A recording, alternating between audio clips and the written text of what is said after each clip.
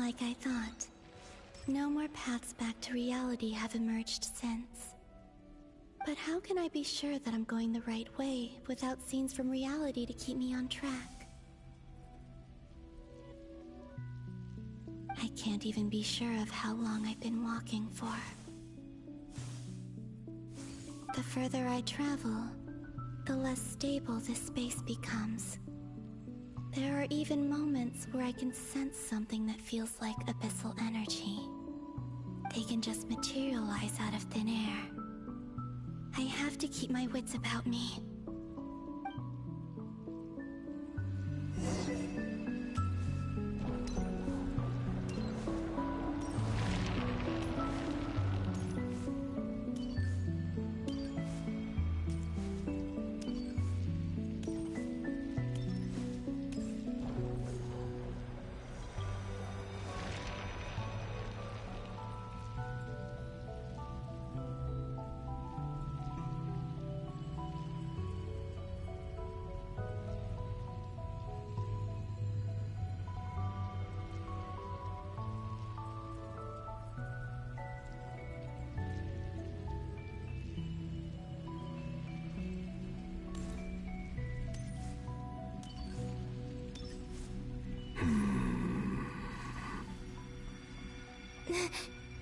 Is that the Ray here of Solnari?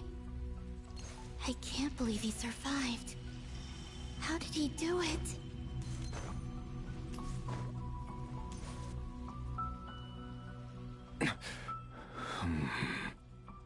You are the moon goddess. But how? Please, there's no need. I'm not interested in fighting anymore. I find that a little difficult to believe. Yeah. Honestly, so do I. The way you used my own power against me was... It was a brilliant strategy. And then, in the final moment before I was thrown into this space, I got to see an old friend.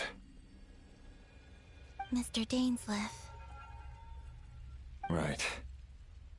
It was so long ago now. But we were friends once. When I first got here, I was filled with hatred, remorse, and rage. How I cursed and devoured. I tore everything here apart. I was consumed by the desire to leave this place and have my vengeance. But to no avail. This is a place with no exit.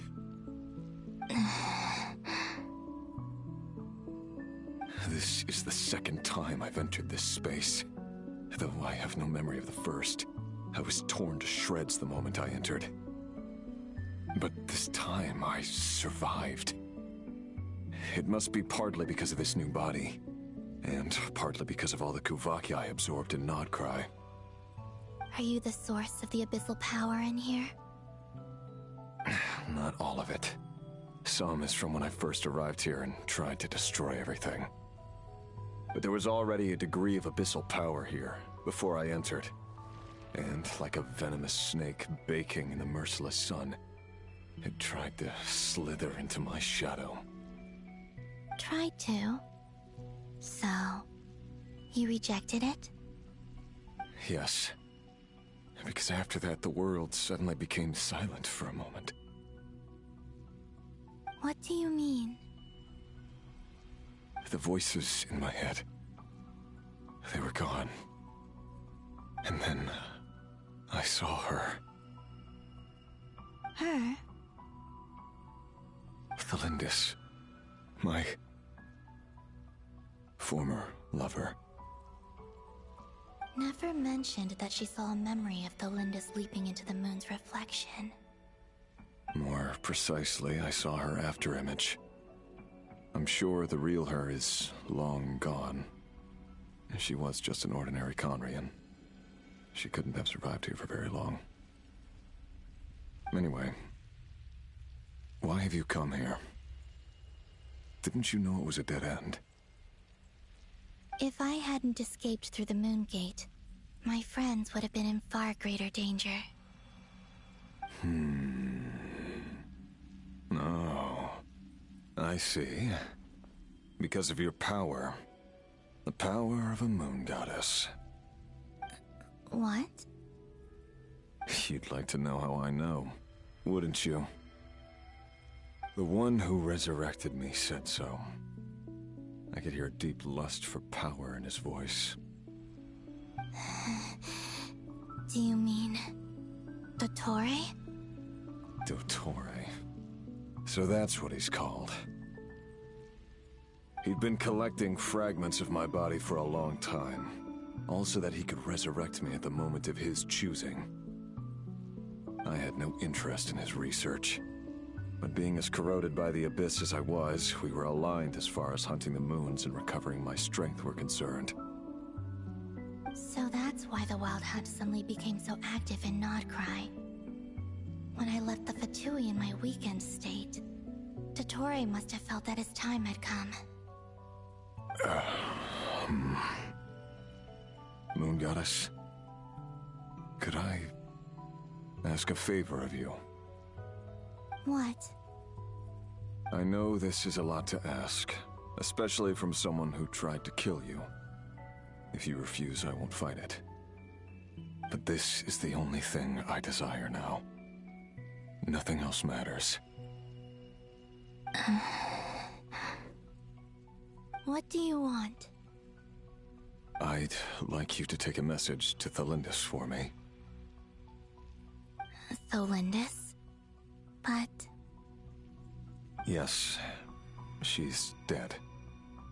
But like I said, I saw her afterimage. I can sense that some part of her soul remains here. Far, far ahead. Why don't you go and speak to her yourself? I can't. I don't know why, but I can't move freely in this space as you can. All I can see is a glimpse of her walking away. Just like the moment when I last saw her in life. In return, I will clear these abyssal obstacles for you. No, not in return. I'll clear them for you, whether you want to help me or not. It feels like something I ought to do. Why? Yeah. Why, indeed. I've been asking myself that question a lot recently. Why did I do the things I did? I'm tired of it all. Tired of the person I became. People used me. And then I turned around and started using others. I hurt a lot of people. I think I grew tired of it long ago. But I wouldn't admit it to myself. And ultimately, that's how I ended up here.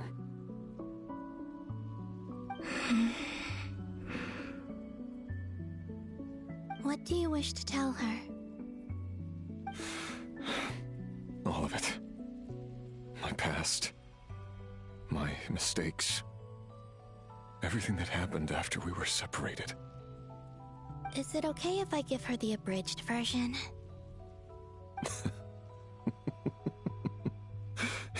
Yeah, I'm sure there's plenty you can skip over. Just tell her the important parts. Whatever you think that means. Like the part where you relentlessly tried to kill us? It's up to you. Love demands honesty. But my relationship with Thelindis was built on lies. We hid too much from each other.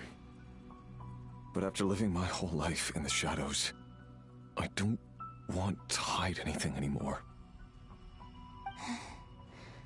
I will do my best.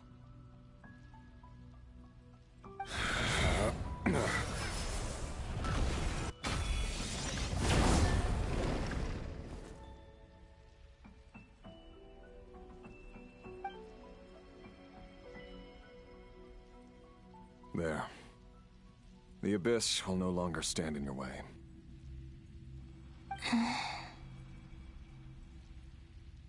Even though Mr. Dainsliff felt he had to fight you, I think he still regarded you as a friend. Dane? He said that you betrayed him, but he also felt great remorse at never having understood what you were truly going through.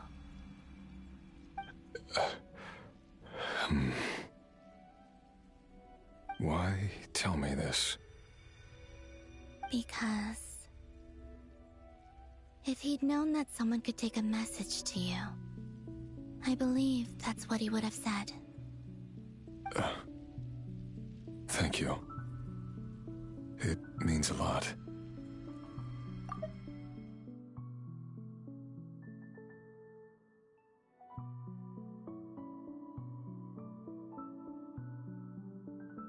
I know this will sound strange coming from me, but don't die, Moon Goddess. I can tell that you're determined to get out of here.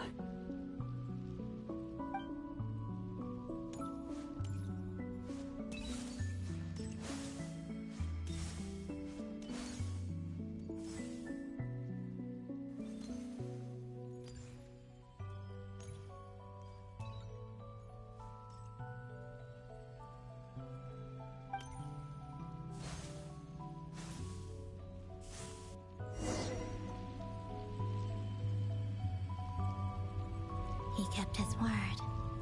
The Abyss is no longer obstructing my path.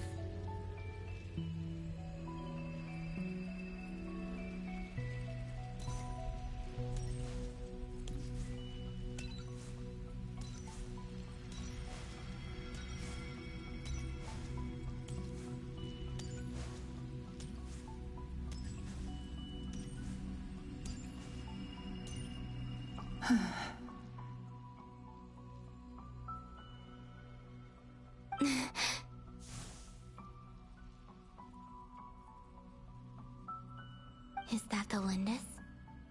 She wasn't far off at all. And yet, they can never meet. Hello, Miss Lindis. Who are you? How do you know my name? I've never seen anyone else here before. You can call me Columbina. I promised Rerir that I'd bring a message to you. Rerir? My Rerir? Is he well? He's doing better than he was. Better than he was, huh? Sounds like he's had a pretty rough time. Others have had a rough time on his account too. In many cases, their time ran out because of him. And I'm not just talking about the children of the Crimson Moon.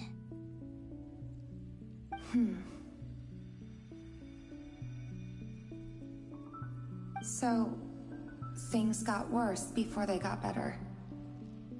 Could you tell me what happened, Miss Columbina? Are you sure you wish to know? Yes. This is my opportunity to learn the truth. No matter how hard it is to hear, I have to know. I admire your courage. However, time is short. I cannot stay here for long.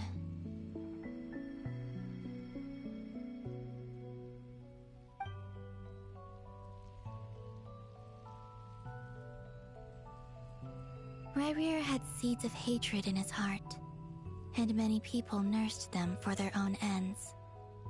On some level, everything he did was to try and find a way to see you again. But in the end, he came to regret his mistakes. He wanted to apologize for hiding his past from you. Beyond that, he did not say specifically what it was he wished to convey to you. But I'm sure that you've always been on his mind. You are what has kept him going over all these years.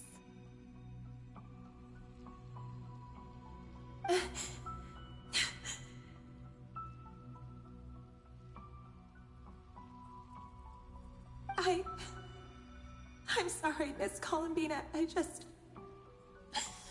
is so upsetting. I'm not sure how to put my feelings into words. It's all right. I understand. Well, that's everything from me. So, I guess I'll be... Wait. One moment. Time flows backwards here. The road ahead only leads further and further into the past. I know. I intend to reach the end of that road. Without a moon marrow, without the 3 moons' power, you won't make it far. Wait, unless... Are you one of the moon goddesses? You could say that. I see. I often think to myself, if life is like a train ride, why haven't I reached the terminus? Where am I even going? And it's not just me, it's this whole place. Wherever it is, it seems like it's existed forever. It's such a mystery. Where is it going? I must seem so ridiculous. I can't answer these basic questions, and yet I jumped right in here without hesitating, only to be torn apart the moment I entered by powerful energy currents. Only my soul remains now. Thinking back, I was suddenly overcome with fear and terror in that moment. Perhaps I too became bewitched by the abyss. I may have been the leverage it needed to control Rayrir. I used to be a researcher at the Universitas Magistrorum in Conria, researching the iridescent moon's marrow. Eventually, I came to the conclusion that time in here flows in reverse. Rayrir was one of the Finster King's retainers. With me, he was in an impossible position. It plagued him constantly. I wanted to help him escape his lot in life. I wanted him to be happy, so I thought I'd use this place to return to the past. At the time, I thought I could just go back to the day that the Finster King first found the princess. It was only after meeting the princess that the Finster King started going too far with his research into the abyss. That was the day all of our woes began. I thought I could stop the king from ever meeting her and solve everything. I couldn't kill the Finster King himself, so I had to find another way to save Rayrir. That's why I wanted to go back, to kill the person who had brought new possibilities to our realm. I'm sure it was a futile endeavor, but the abyss probably enhances the basest human desires.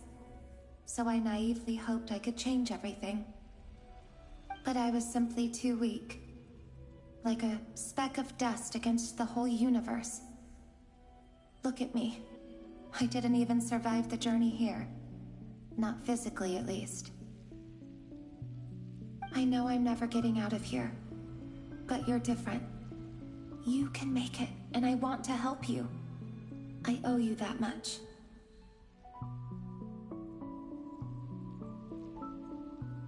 How do you plan to help me?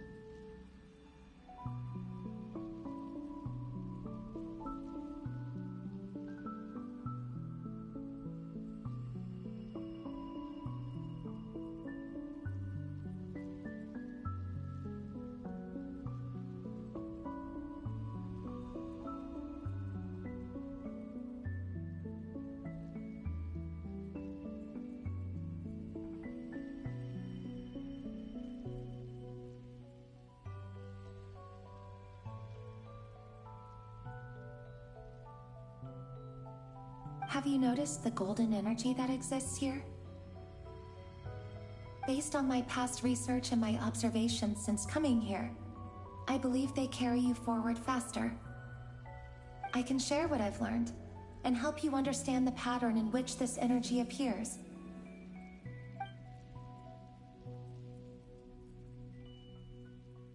I think you just might... Now, I know you will be able to change the past. Also, I've been speculating about where this phase ends. The documentation was scanned, but from what I know of the legends about the moons, the oldest ones seem to begin with Nibelung, king of dragonkind. I have no way of verifying any of it by this point, but if it's true, you might be able to reach that era if you keep walking. Understood. Thank you, Miss Delindis. I'm the one who should be thanking you. If you hadn't entered this realm of everlasting death, what use would my deductions be? Thanks to you, they have some meaning. About Rayrir, I'm so sorry. For everything. It wasn't your fault. That's not true. Because we both feared bringing trouble upon each other, neither of us ever told the truth. And that dishonesty sealed our fates. But enough about that. I wish you a safe journey, Miss Columbina.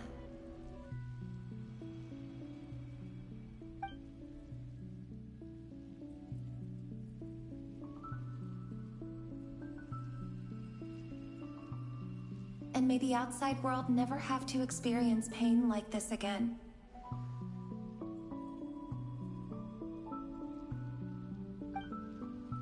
Rayrir, you're there, aren't you? I cannot see you, because you exist in the future. I expect we'll be trapped in this prison of space-time for all eternity.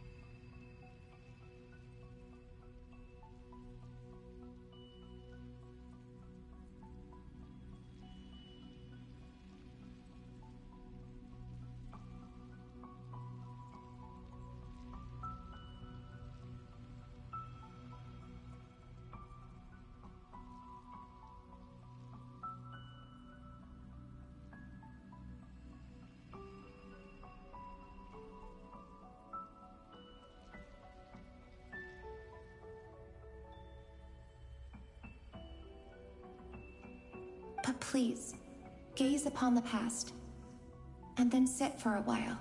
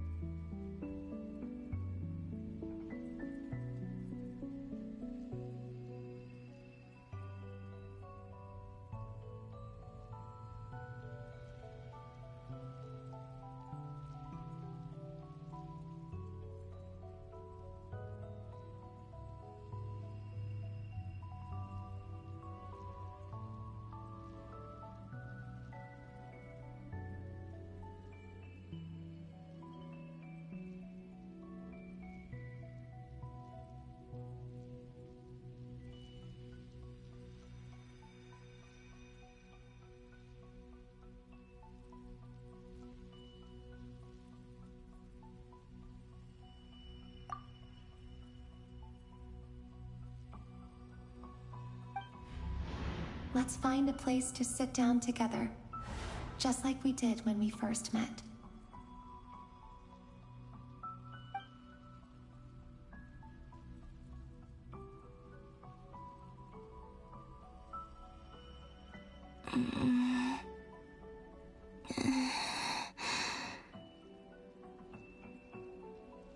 How long have I been walking? How much further till I reach the end? Is there even an end to be found?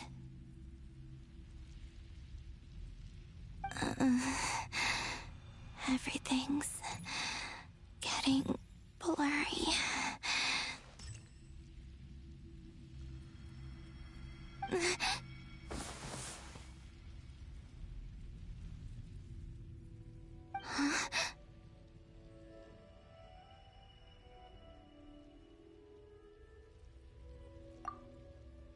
Are you all right, little sister? Have you come from the distant future?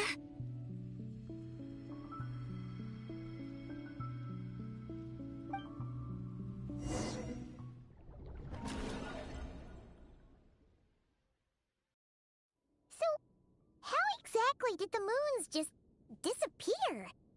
Shouldn't it be a little harder to get rid of major creations like moons? The world is a vast and ancient place. On a certain scale, all life lasts for but a fleeting moment. Miss Nicole explained that the moon goddesses likely perished in the War of Funerary Flame. The moons themselves were also destroyed at that time, save for the Frost Moon, from which a new moon goddess was later born.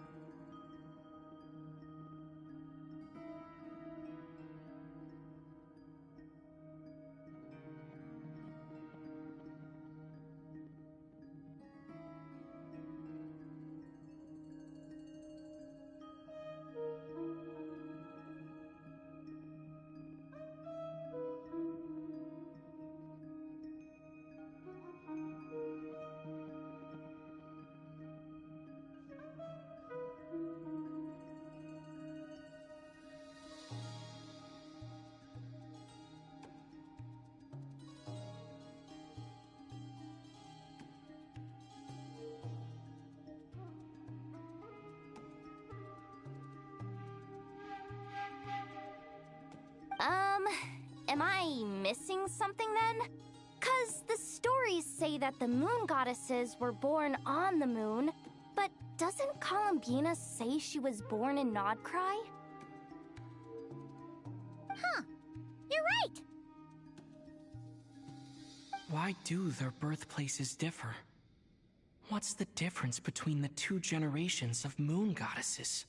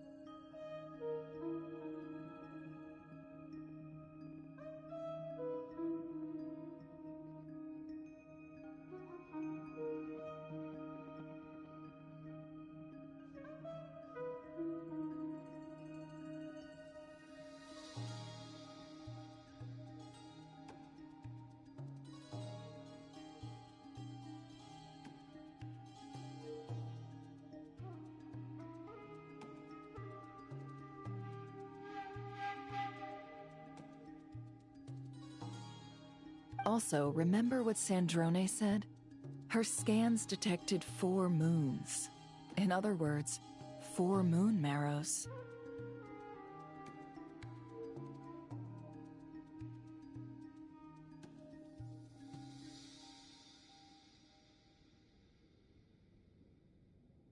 Technically, the result of the scan means that 4 moon marrows were detected and positively identified as moons in that moment. In other words, this piece of information alone isn't enough for us to know how Miss Columbina is doing right now. Yep, we have no way of staying up to date on whether she's dead or alive. She's on her own for now. But at least she's trying her best to get back to us. Yeah, she's a tough cookie, and a sore loser too. We have to trust that she'll find a way, because we really need her power. As much as it pains me to say it, we've got no chance of beating Dottore in a straight-up fight. He's much too powerful. It wouldn't even be close. That maniac is going to devour everything in his path until he reaches us. We need to find someone or something that can stop him before he does anything worse. I'll be frank. Our only hope of defeating this false god is with a real moon goddess on our side. I'm not just saying this because Columbina's a friend and I want her back safe and sound. It's just the truth.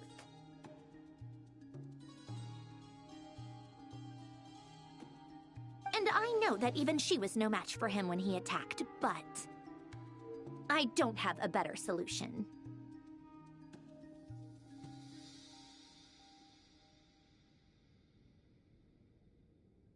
We're not giving up on saving her, whether she can defeat Dottore or not. Right. Don't worry, Miss Sandrone. We're all aligned on saving Columbina.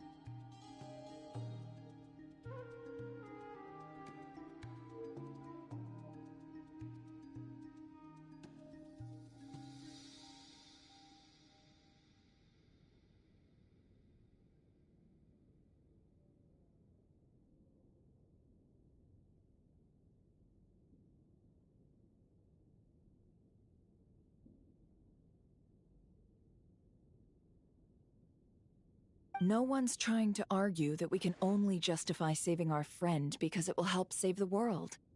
This is about multitasking. We want to save both. So, she's more than just a moon goddess to you guys? Absolutely. Duh! She's part of the gang! And you are too, you know. Yes, I know. You don't need to labor the point. I knew that the moment I came running over with my documents that I was part of the in-group. I mean, if Arlecchino can fit in, I certainly can. Anyway, as for how we get Columbina back, I've been working on it constantly. but I think I'm still lacking certain information about the moon. I'd probably get there if I could continue my calculations, but the problem is, I've run out of computing power. Computing power? You mean you need more energy? No, the issue isn't energy, it's processing power. There's so much data to get through that the whole process has just ground to a halt. That's a tricky problem. René de Petrichor of the Nazissenkreuz Ordo once foretold the fate of the world. But I don't know how he did it. My guess is that he used the primordial sea's power. However, that won't work for me. His methodology was vastly different from my own. What's worse, they're incompatible. And, to top it all off, we can't even leave Nodcry. Ugh, this is so annoying. If I'd known we'd run into a bottleneck like this... Well, no, the design bureau's a bust as well. Curse that Dottore! Couldn't have made this harder for me if he tried. Oh, what do we do then? How about we grab a bite to eat and take a break?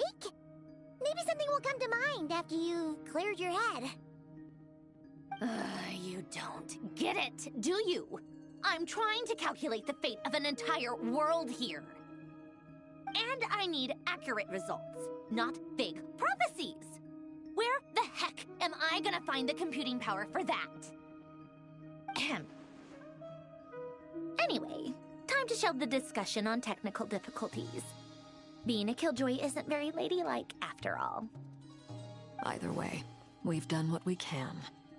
Rest well, everyone. Remember to let us know if anything new comes up.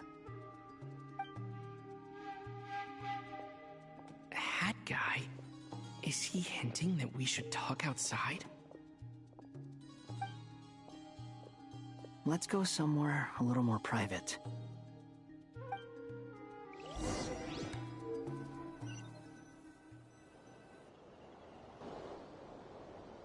You know that Dory went back to Sumeru, right? Yeah, she mentioned she was planning to head back. Things aren't looking good for Nodcry. She's gone to spread the word so that Sumeru has a chance to prepare for the worst.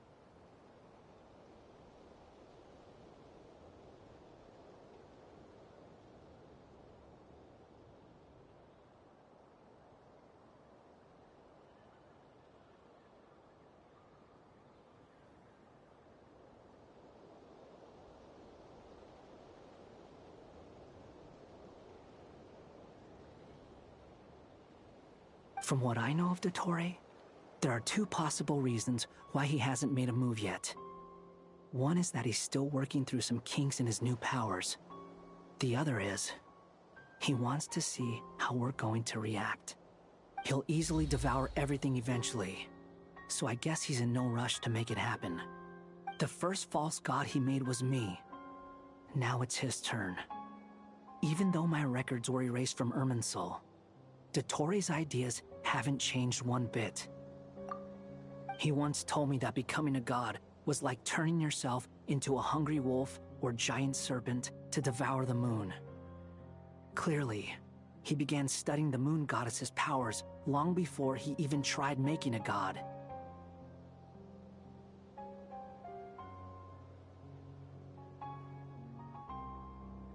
He's always wanted to get his greedy hands on divine authority one way or another. And in the end, he devoured the moon where I failed. In the desert of Sumeru, there is a chessboard built by King Deshret, also known as Al-Ahmar. I don't know if it was a real game, or if he was just trying to challenge his servants and citizens in some way. But creating games and setting rules, gods do that as a matter of course. That's the kind of power Dottore craves.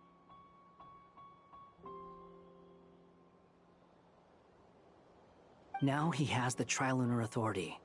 His power is leagues beyond the common people. I don't think there's any point in other nations rushing to the front line.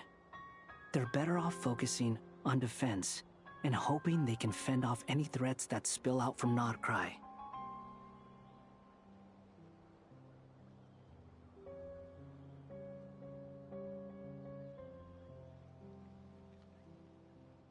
Either way, Dori will inform Lesser Lord Kusanali, and she will contact the other gods in turn. The Seven will have some recourse available. If nothing else, their protection should keep the rest of the world from descending into chaos as quickly as Nordcry has.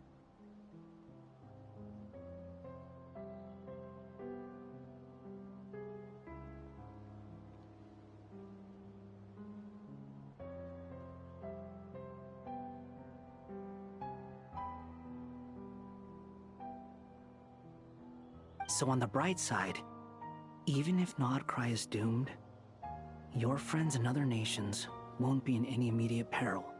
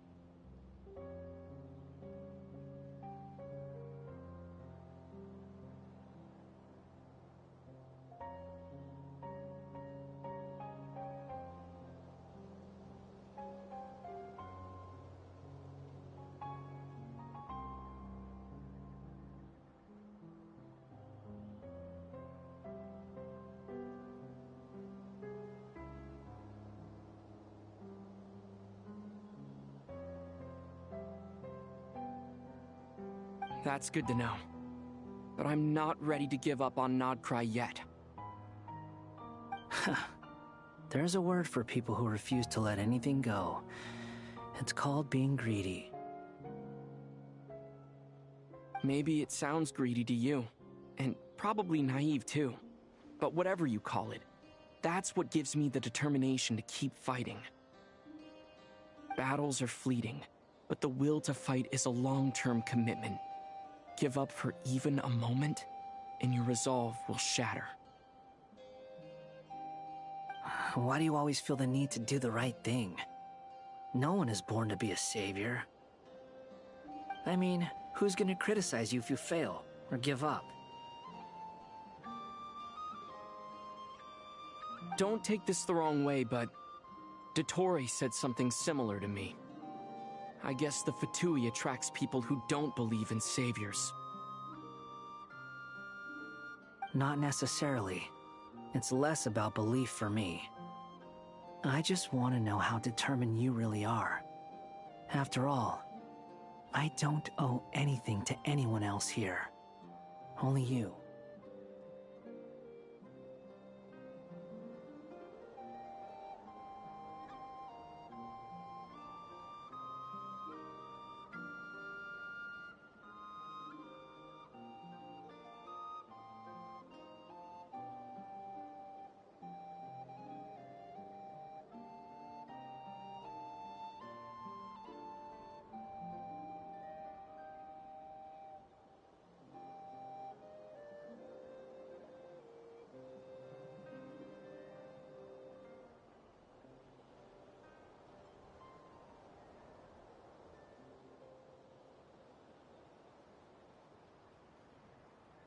You look kinda worried. If your arch-nemesis was about to achieve their ultimate goal, I think you might feel a little worried too. That's true. Dottore is about to become an omniscient, omnipotent deity. That's gotta be a bitter pill to swallow. Still, you're calmer than I expected. Obviously. I have to admit that my past self was a reckless fool who misunderstood not only the point of revenge, but how to achieve it. And as much as I want my vengeance, I know I'm not gonna get it by acting alone. If the world's taught me anything, it's to think before I act. Too bad it never taught me any other virtues, though. So, I am going to destroy Dottore, no matter what it takes. So, what's your plan? I'll get to that. First, tell me, what do you think of Sandrone? Just like Paimon said, she's a friend, part of the gang. How much do you trust her? This is a serious question. Think carefully before you answer.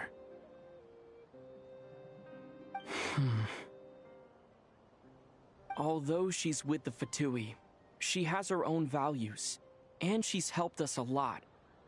If nothing else, she's clearly going the extra mile for Columbina.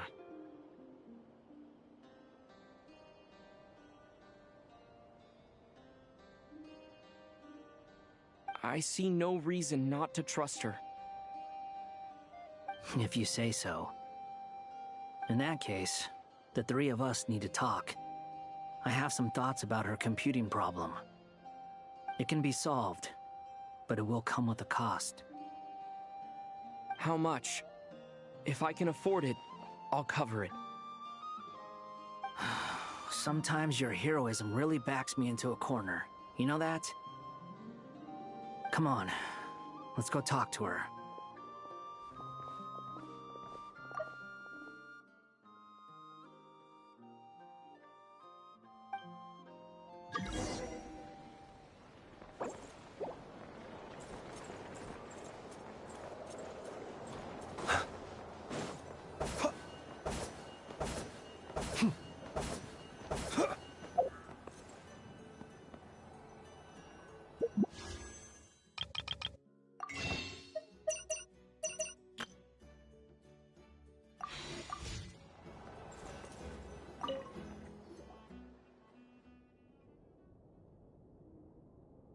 Miss Androne, Traveler. Hey there. Paimon's here too! She was just helping them sort through their things. How did your chat go? That was fast. The call only just ended. Well, you said it was urgent, so we got here as quickly as we could.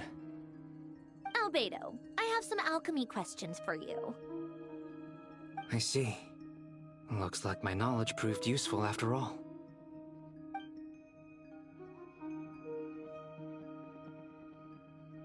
If I might ask, what is the end goal for the modified formula you'll be using?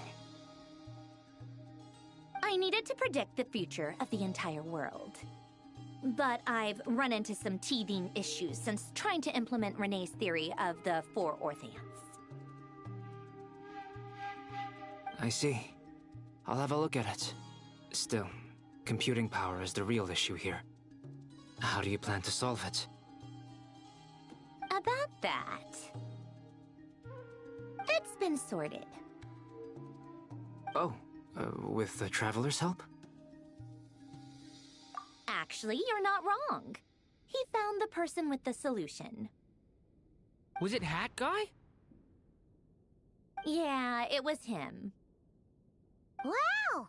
Go Hat Guy! Seems like all that time studying at the Academia is paying off big time. But where is he?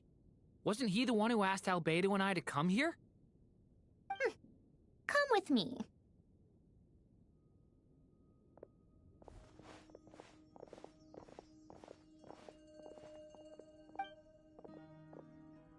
Hat Guy? What's happened to him? Hat Guy! Can you hear us? No response. I guess he's in hibernation. Hat Guy mentioned that he was a puppet. It seems that his functions are currently shut down.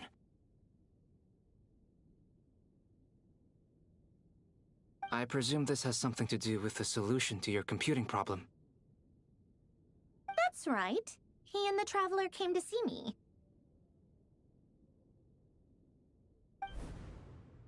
Wait, what? You have a solution? Would you calm down? Why do you always react so hysterically to everything? Excuse me? How would you know? You shouldn't be so quick to judge complete strangers. It's very bad manners. Oh, please. It doesn't take that long to figure out that you have a temper. Where does a mere student get that kind of confidence? I've actually published more papers than you. Not that status counts for much. Even Paimon's applied for academia admission. Huh? Are you serious? See? This is why I can't be bothered to explain myself. She recognizes no one's skills but her own. Okay, fine. I'll hear you out. So, tell me, how do you propose to solve my computing power problem? This world itself is constantly processing all kinds of information. If it's the world's future you're trying to calculate, you need a processing device that's designed to cope with that volume. Easier said than done. Only Irminsul can handle that kind of... Wait, is that what you're suggesting? But surely we can't just plug my formula directly into the ley lines. You should be able to tell that I'm not human, right? Yeah, I noticed. The technology, though, seems pretty ancient. Very different from Fontaine's. It's a completely different system. Conrian, to be precise. I'm what they would have called a puppet.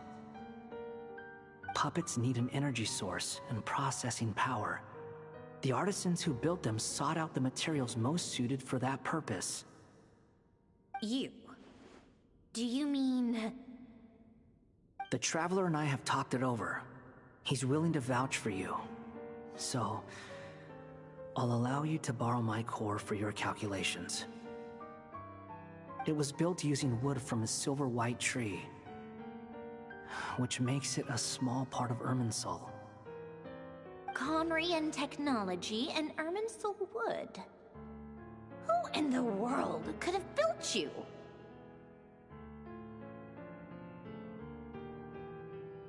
Are you sure about this? A puppet without its core will cease functioning completely. And if it's left in that state for too long, it might not recover. You could die if you do this. You do realize that, don't you? I can put 2 and 2 together, yes. No need to rub it in.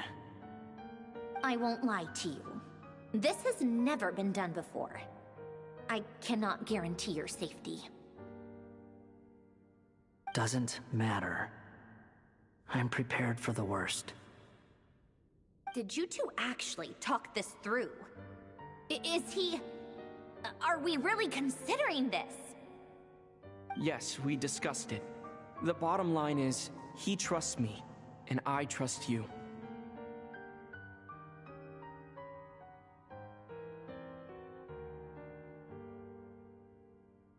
Let's give it a shot, shall we? Honestly, I have no clue where this kid even came from. But for whatever reason, he lent me his core to use in my formula. I'm very close to finishing my calculations now, and the core is currently in use. So I'm sorry, but I can only show you a sketch right now. This is what the core looks like. A silver white branch. It certainly matches the legends told about Irminsul. Is Hat Guy gonna be okay? He's not gonna die, right? Right? In theory, he should be fine. As long as we put his core back in time. Beyond that, all I can say is that I'll try my best to avoid risk and make sure the core doesn't sustain any damage. I think I know why you called us here now. Someone needs to watch over his body and make sure it's protected until the process completes. Correct. He said that the only ones he trusts here are you two, and the Traveler. And the Traveler will have other work to do. He will have our undivided attention. Aww, Hat Guy. On a more positive note, things are progressing steadily on my end. I'll call everyone in for a meeting once the results are out.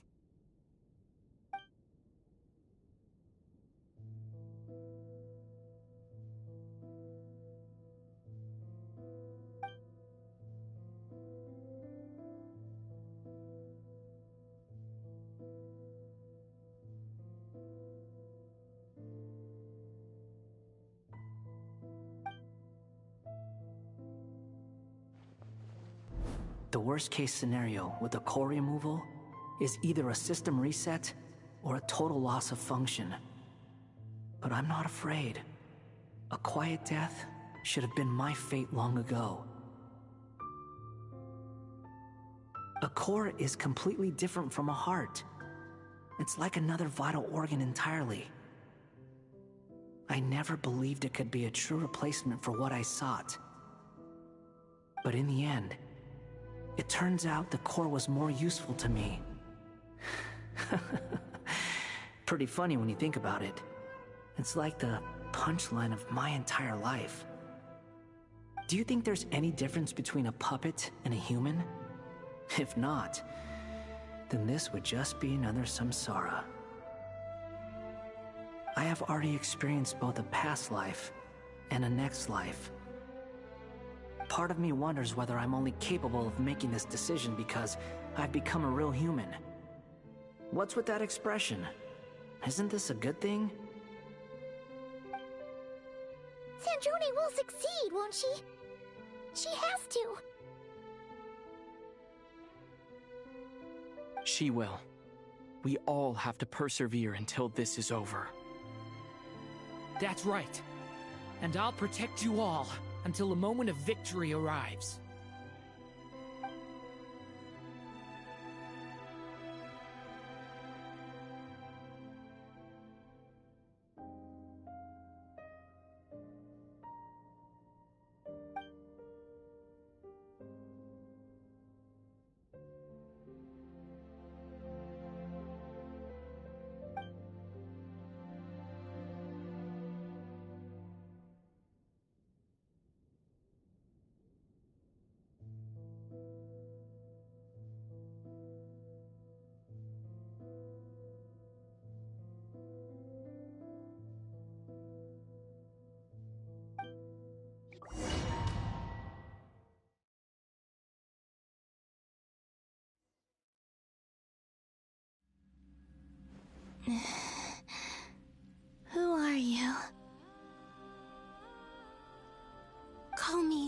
Sonnet.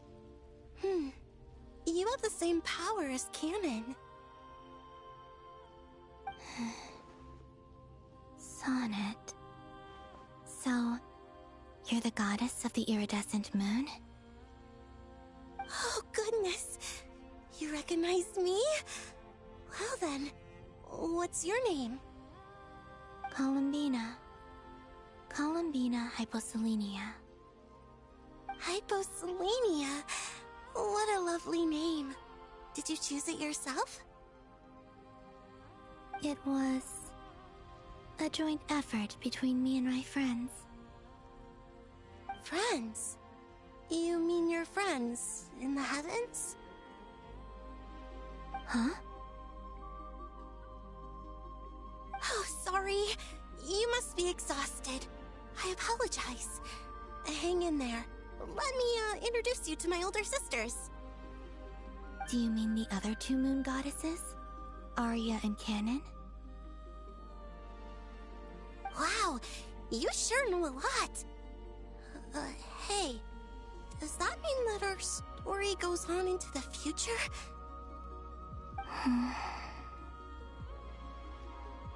Oh, I guess that wasn't the best question to ask. It's alright. We were prepared for that possibility. You could say we were too prepared. I can't even remember how long my sisters and I have been here by this point. When did you get here? How long has it been?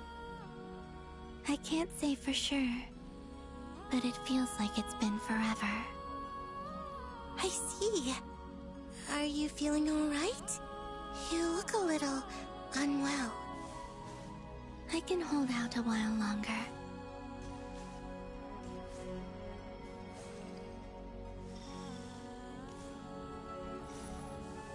We don't have far to go. The place where my sisters and I are based is just up ahead. Don't worry, they're both really nice. I'll introduce you.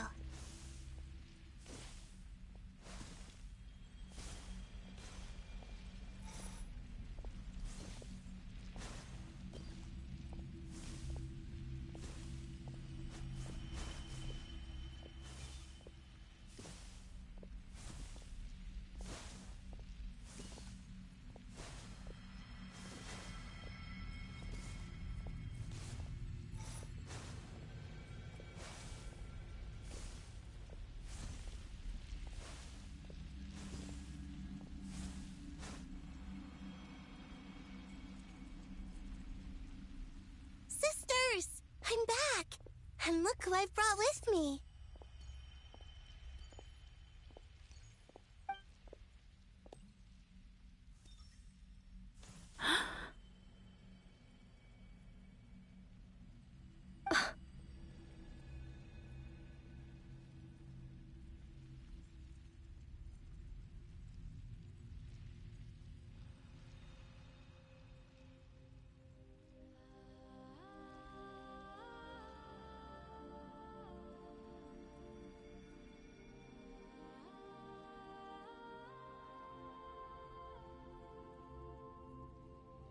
It's our lovely little sister, born in the far future.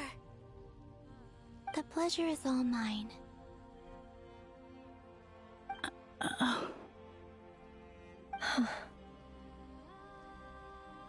Allow me to introduce you to Columbina Hyposelenia. This is Arya, the goddess of the eternal moon. And this is Canon, goddess of the frost moon. Canon, don't you think Hyposelenia's power is similar to yours? Hello, Columbina. I apologize for our startled reaction just now. And please, forgive our little sister if she's been annoying you. She tends to talk a lot. It's fine. You seem shy. Don't worry, Columbina Hyposelenia. No one can hurt you here. Could you tell me where here is?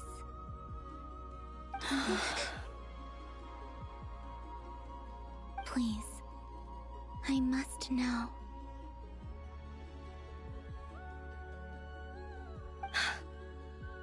My dear sister, this is where Tevat's original ruler, the Dragon King Nibelung, imprisoned the moon goddesses.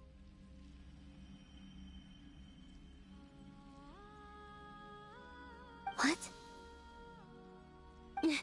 You're scaring her, Canon. No, I'm fine.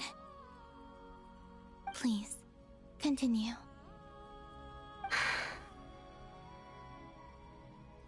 Nibelung, our original master, created us in the distant past to maintain Tevat. But he left this world and traveled into the dark universe beyond, to explore worlds vaster still. Day and night, we fulfilled our duty in the heavens, until the day that the first Descender arrived. The great ruler of the firmament. The heavenly principles. Is that what later generations call them? I see. But we did not reject them at first, nor did they seem to harbor ill intent towards this world. We coexisted in peace. They were like a guest in our home. Slowly, however, we came to realize that our guest had a growing desire to change and dominate the world. And you didn't stop it? No. There was an order to the rules they set up that Nibelung never taught us. We wanted to know if this order would bode good or ill for Tevat.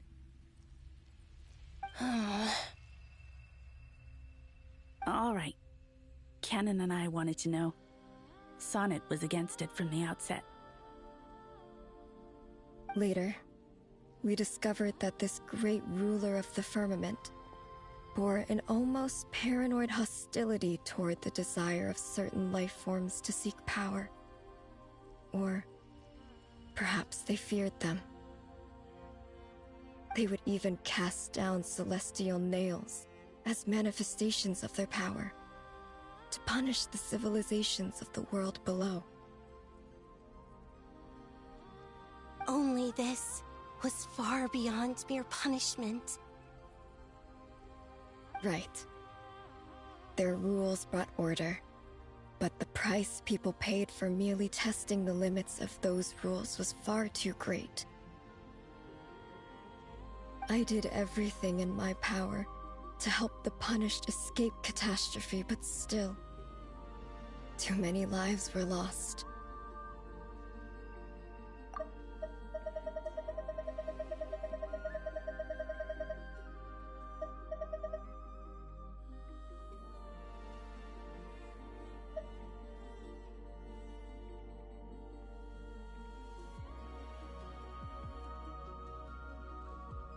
The ancestors of the Frost Moon Scions were some of the ones you helped. But just when we had decided to take countermeasures, the Dragon King, Nibelung, returned. And so began the War of Funerary Flame. So, that's the name the world gave that war in the future. Well, who won in the end? As far as I know, the Heavenly Principles won, although it came at a great cost. They remained in Tevat, where they continue to rule to this day. And the world's original master, the Dragon King Nibelung, was destroyed. And what of the moons? Are there still 3 moons in Tevat's skies? You can tell us the truth, Columbina. We know we are but remnants of a bygone age. We are prepared for the answer. Only the Frost Moon remains. But it has been cast beyond the false firmament by the Heavenly Principles. The eternal and iridescent moons were both shattered during the war.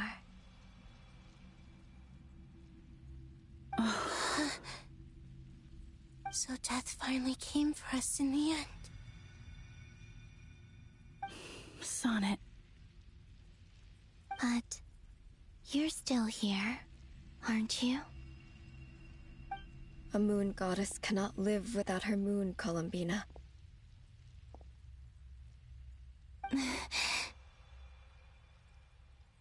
She's right. That's why I began to disappear. Because the frost moon is cut off by the false sky. How much worse it would have been if it were outright destroyed.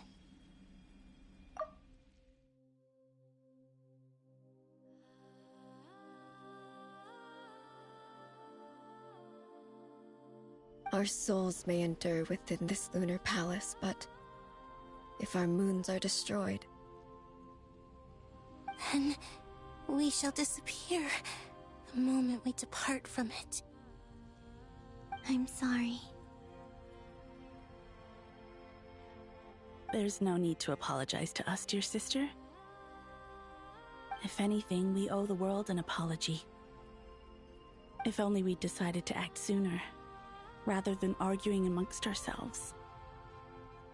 all the more reason not to spend this time in regret and repentance. Instead, we should focus our efforts on how we might help our future sister. Sorry? Don't you see, Columbina, your story is not yet over. Is that not why you are here?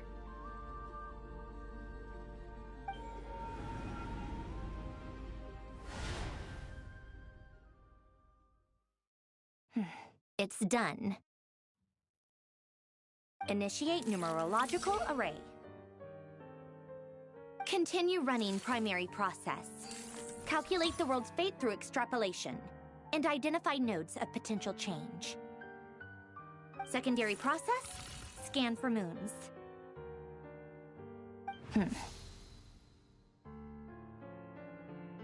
Still 4. The number of moon marrows hasn't changed. Wait, let me think. Is it possible that there's something I've been misunderstanding about the moons all along?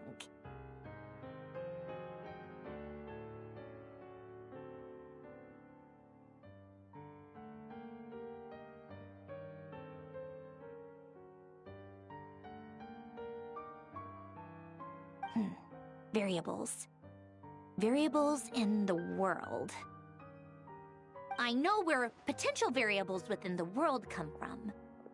So what about the moons? Are there any variables there? Like their life or death, for instance. What if being alive or dead makes no difference to a moon? But that's so strange. Even immortal gods can die. Why would the moons alone be? Wait! Wait! I've got it! I've got it! If alive or dead is considered a variable, we might have had this wrong the whole time. No one ever said that a moon marrow equals a living moon. We just made that assumption ourselves. Initiate secondary process. Scan again. This time filtering out interfering perimeter. Moon marrow.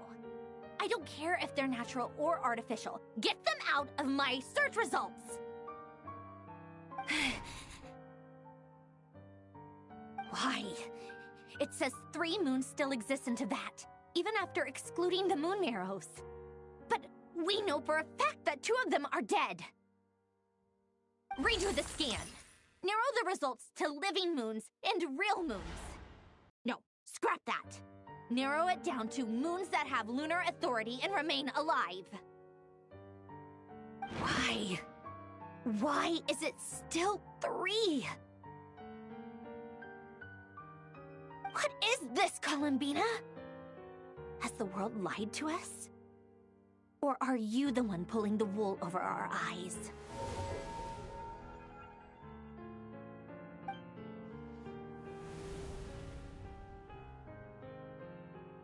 So, You think that the moon's reflection might be where Nibelung imprisoned the three moon sisters?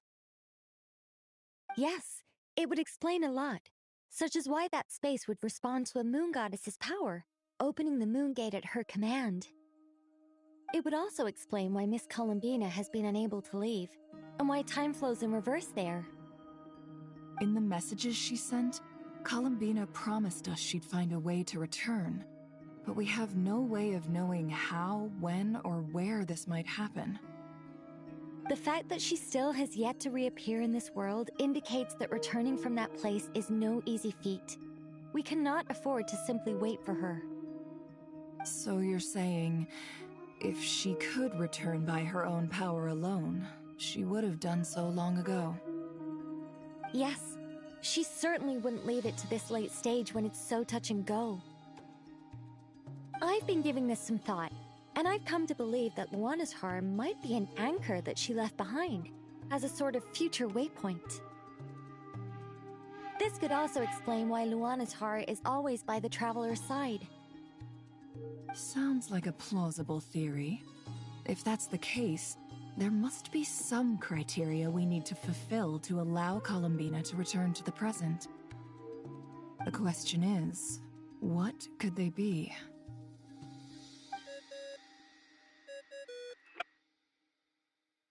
Hello? Listen up! This is extremely important!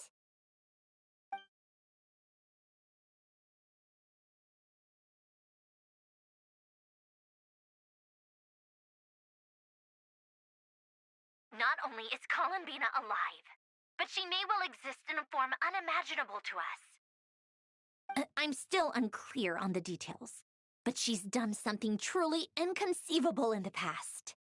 And the clue to what she's done lies in the moon and Tevat sky. Truly amazing. Oh, I'm so delighted for her. I'm sure we all feel the same. And I'm sure Columbina is ready to get back here and fight by our side. I'll keep my calculations going and try to find some way of coordinating with her. But that's not an excuse for everyone else to slack off, okay? All of you had better keep trying to think of solutions. How can the dead moon still live? And Luanatar...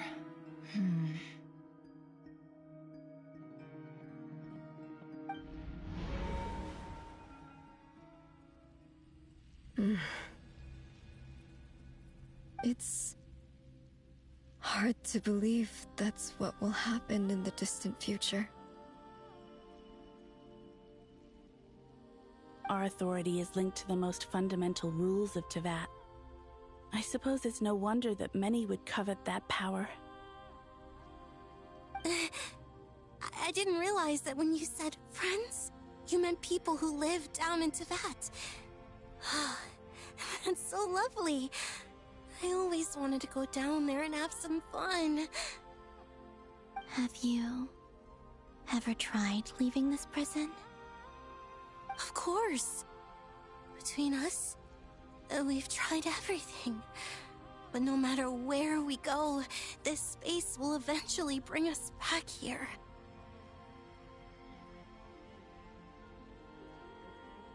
It's like the center of a whirlpool. Everything ultimately converges here, at the moment when Nibelung imprisoned us.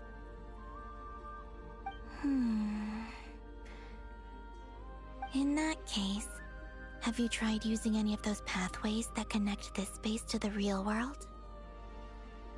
Sorry? What are those? They're passages through which you can make small-scale changes to reality by using Kuvaki. Or am I the only one who can use those passages? Because part of my soul remains in reality. Kuvaki. What is that? You don't know? It's a unique kind of elemental energy found only in Nodcry, the land from which the moons arose. Oh. Well, it's true that the moons first rose up from the part of Tevat you say is called Nodcry. But there is no difference in the elemental energy between there and anywhere else. What? Could you show us some of this Kuvaki hyposelenia? Maybe if we see it, it'll make more sense. Okay.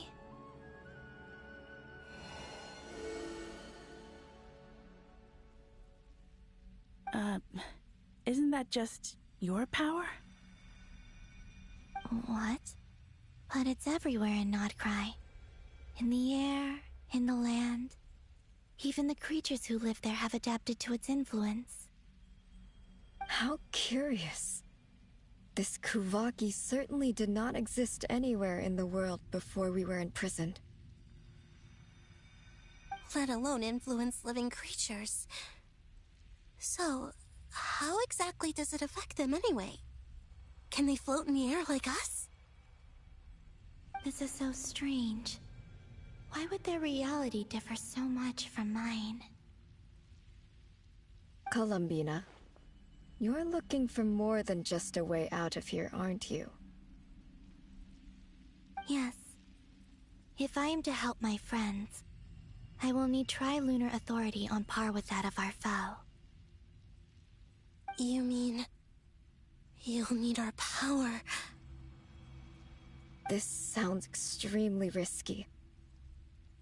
The Three Moons' powers are not mutually compatible. Concentrating them into one goddess would be a very painful process. And if anything goes wrong, it could tear you to pieces. I know. But I'm willing to take that risk. Even so, let's say we successfully transfer our authority to you. How will you take it outside this prison? Nibelung constructed this realm specifically to prevent us from using our powers to interfere in his war. No moon goddess can leave this place alive.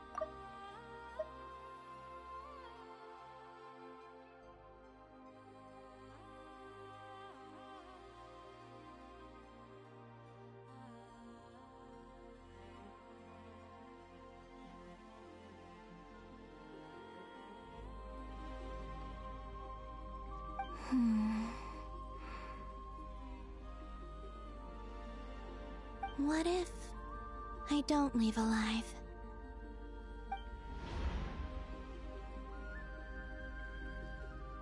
Where do we even start? How are we supposed to figure out what we're meant to do to help Columbina?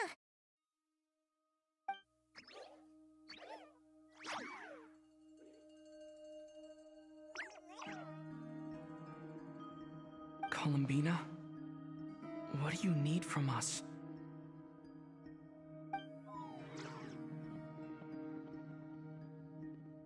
If she really got to the beginning of time in there, how do you think she'd leave us a message?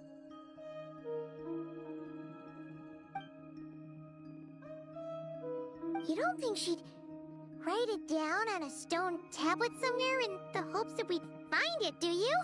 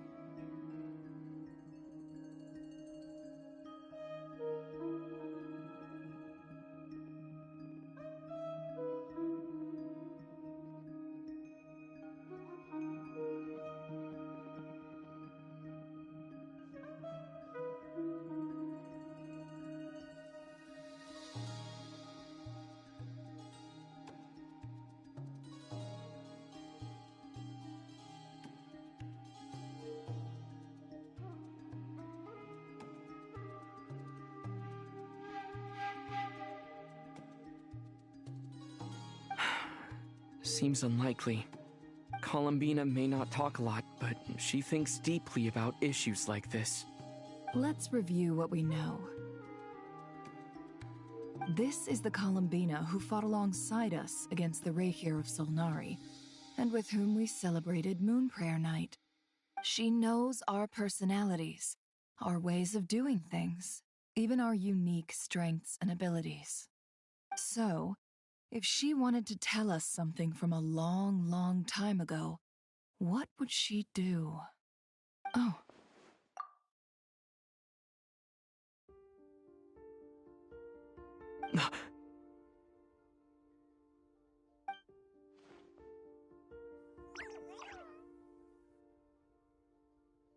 Traveler, you once said that those golden ripples also appeared when Luonatar was born. What if Columbina left Luonatar here, not just as an anchor to the real world, but for some other purpose? If she is part of Columbina, and Columbina knows that I can see past events through her...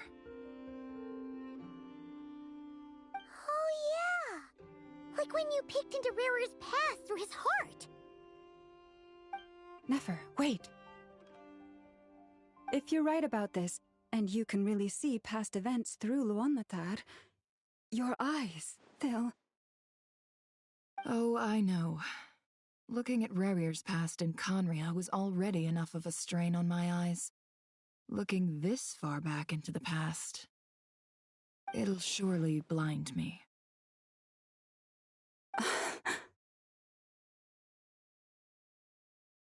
But it's our only chance. This is the only way.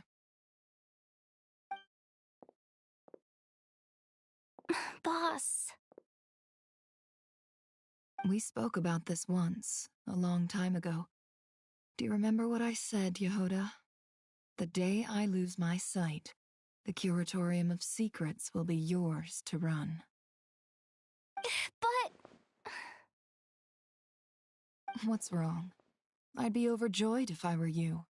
This day's come a lot earlier than either of us expected.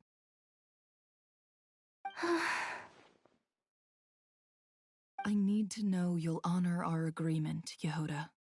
Promise me. Yes, Boss Neff. I promise. Are you sure you don't want some time to think this through?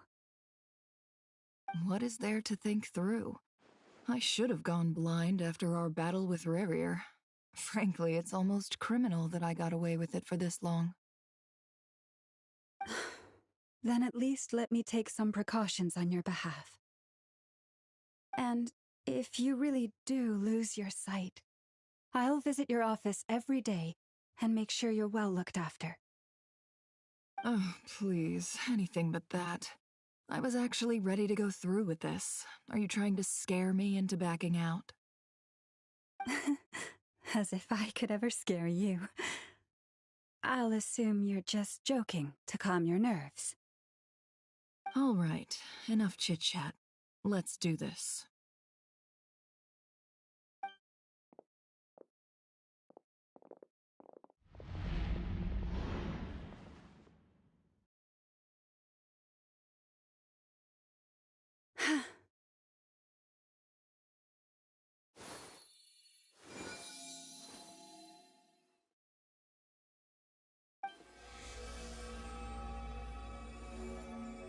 All done. Good. Now give me some space.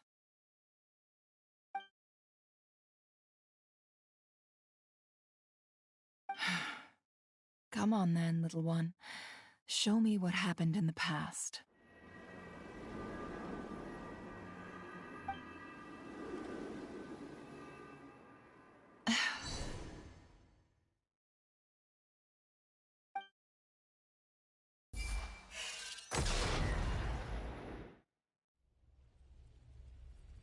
Between the Trilunar Authority, Kuvaki, and the sole-surviving moon, the Frost Moon, I think I might know how to get back. But I will need my sister's help. Time to go talk it over with them.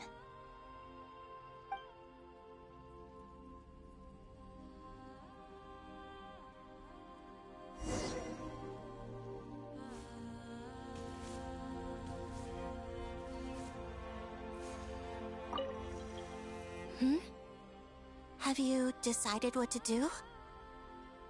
I hope it's not too dangerous. You really scared me when you said that thing about not leaving here alive.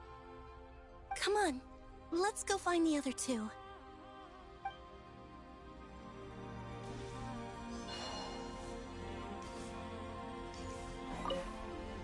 It seems you have reached a decision. I'm all ears. What do you propose?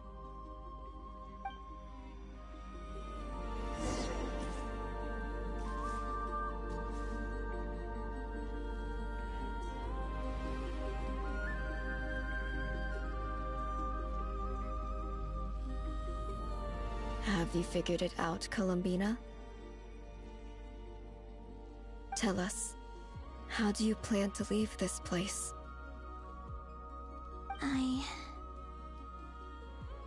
I intend to die here, in this moment, and then be reborn in the future with the help of my friends.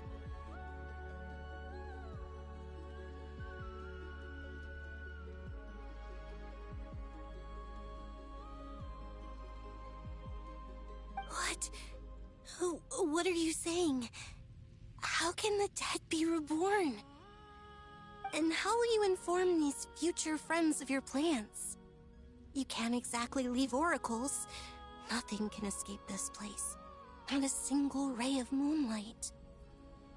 And even if you found a way, what if they never find the message you left for them? You'll... No, that won't happen. Come again? They will find my message. I'm sure of it. I'm not following. How exactly will you achieve this? It's quite simple, really. First, I will leave my soul here.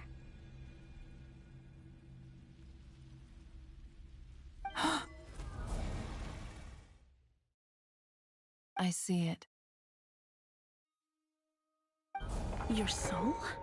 You mean you're a divinity? Yes. I once left a portion of my soul in the future. One so small that this prison barely noticed anything. In this very moment, she can resonate with my soul across time.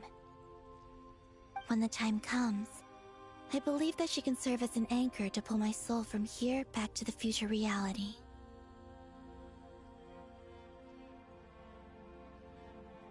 Just as gravity connects the world to the moon. Exactly.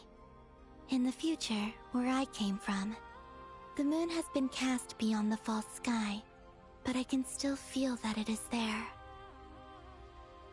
In a similar way, I can feel a connection to the soul fragment I left behind even now. My friends can use it to detect my presence. But how do you just leave your soul here? Is that even possible? On my way here, I met an ordinary mortal who entered this place long before I did. Her body is long gone, but her soul remains. And before that, I encountered an old enemy whose entire soul survives here intact, while the power that once corrupted his body has faded away. So, perhaps this space is specifically designed to imprison divinity and authority, but not the physical body. Still, even if your body can escape, would it not just be a lifeless husk without the soul inside? Wait, is that what you meant when you said you wouldn't leave alive? Yes. I shall turn my body into moonlight and pour it over Nodcry.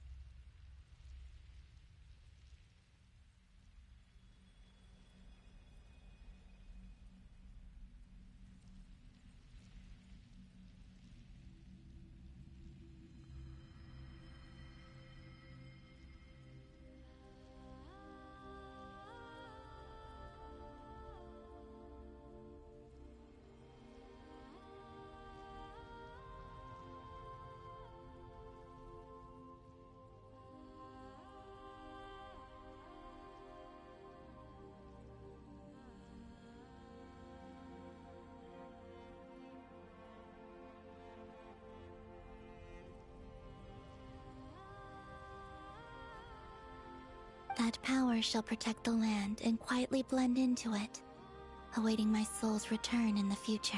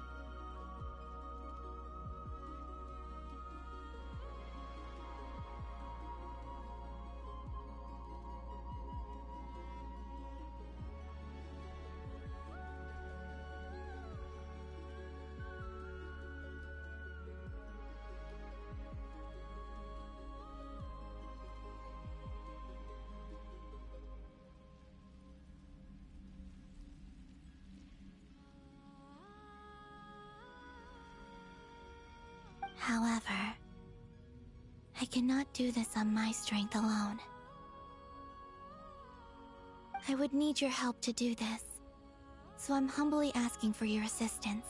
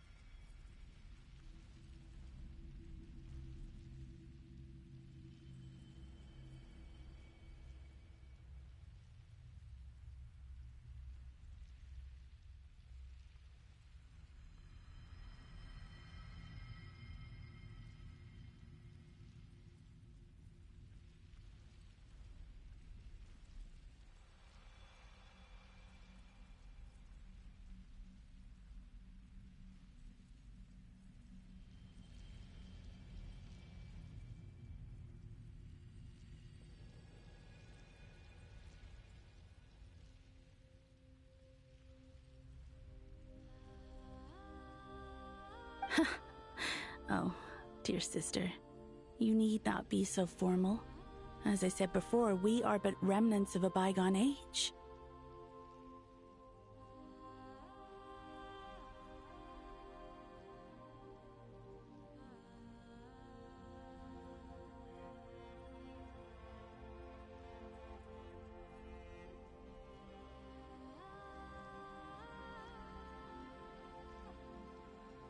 You, on the other hand, were born alone in that distant future, and you have walked a long and lonesome road since then.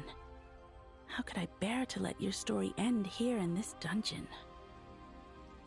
Don't forget, we are your sisters, your family.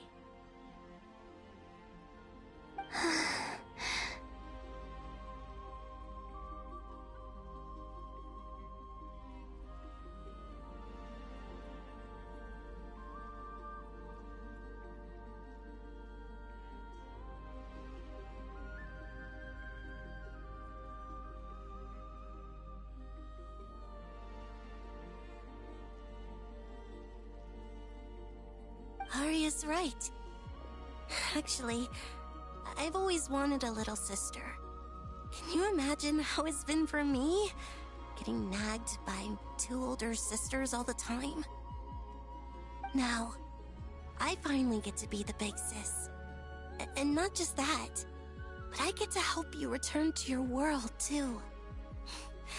How could I say no to that?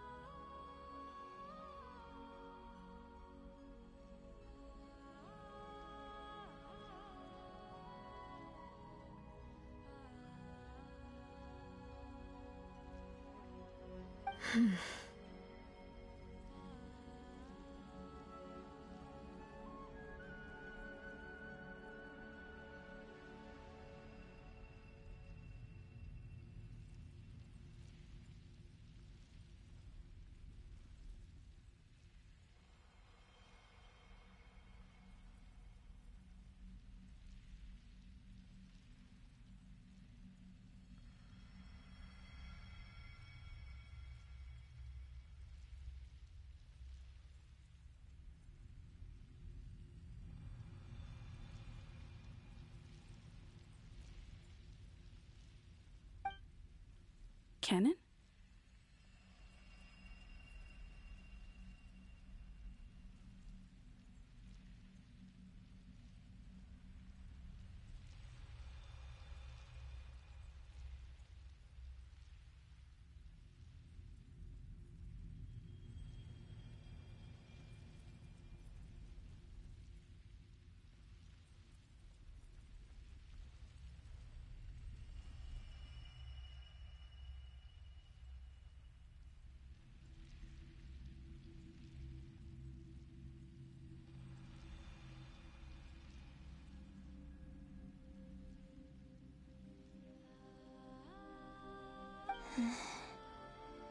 I'm sorry. I know this is a bold request. The Frost Moon is rightfully yours, and it remains intact. Oh, no, please. Don't misunderstand me, Columbina.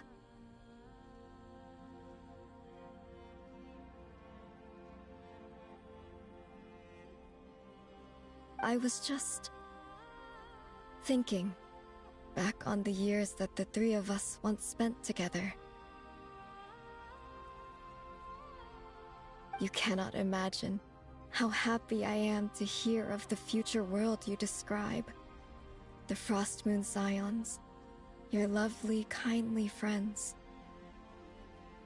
For the three of us, whose purpose in life was to maintain the peace in Teyvat, it is a great relief to know that the people of this world live in such an abundant future.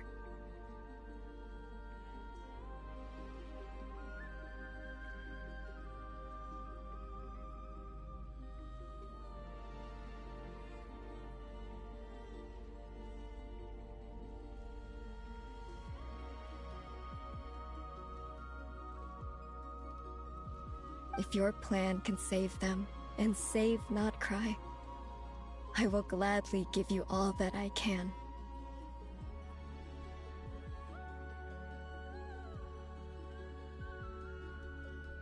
Besides, the three of us have been together since the day we were born.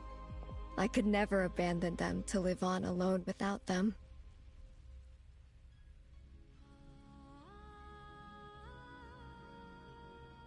Cannon.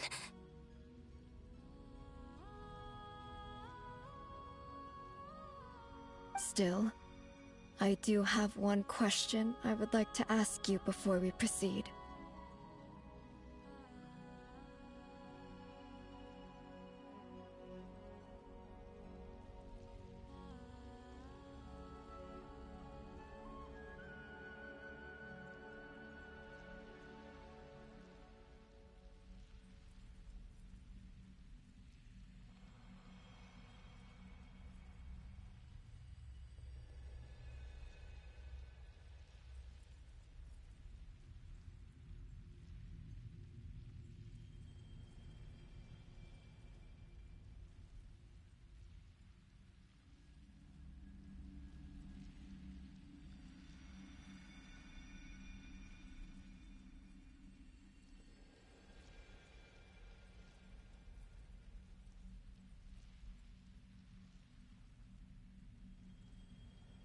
Certainly.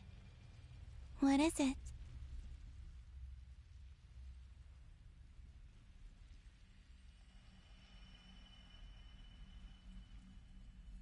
Why do you cover your eyes?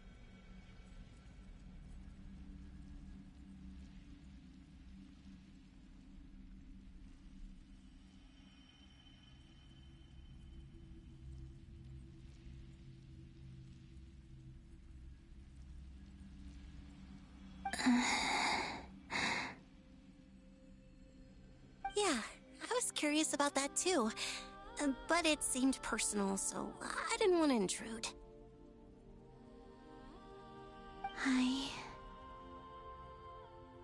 There was a time when I refused to look upon the world. I believed it was full of nothing but lies and falsehoods. I wished to hide my feelings, seal my heart, until I could return to my true home. I see. Perhaps that decision saved you from ever having to see the false sky again. But at the same time, you likely missed out on many true and precious things, like the smiles on your friends' faces. Promise me this, Columbina. When you return to the future, open your eyes, take a look at the world around you, and see your friends.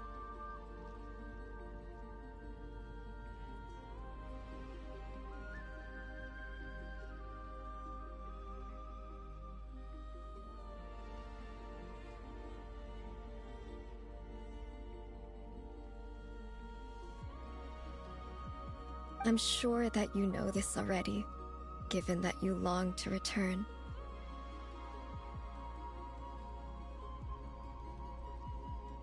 But that is your true home.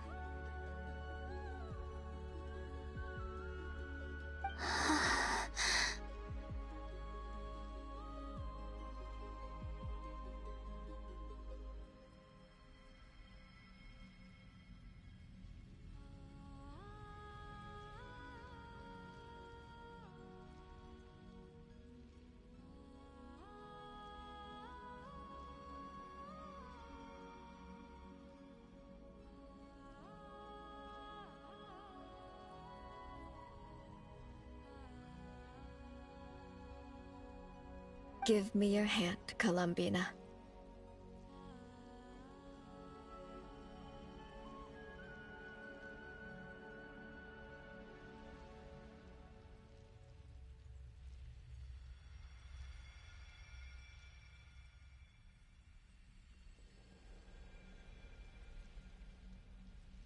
Arya, Sonnet, you too.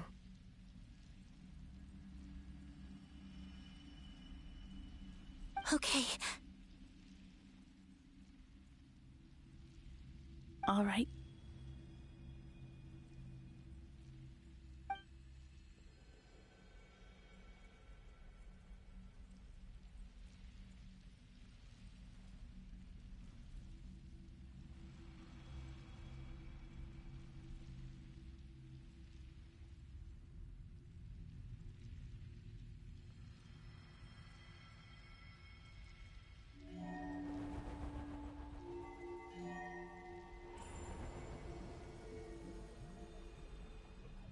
We once were the songs sung for eternity, but now it is you who must continue to sing.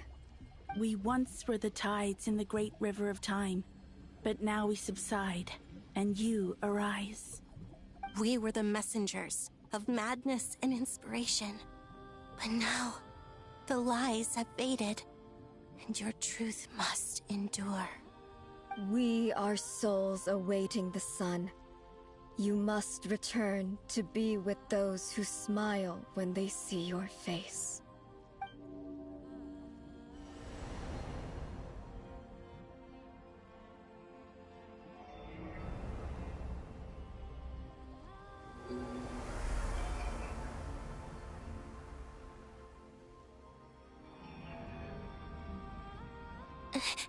Is it done? Yes. We have transferred the authority over all 3 moons to Columbina Hyposelenia. From this moment on, she is the Tri-Lune Goddess, the one and only moon goddess of this world.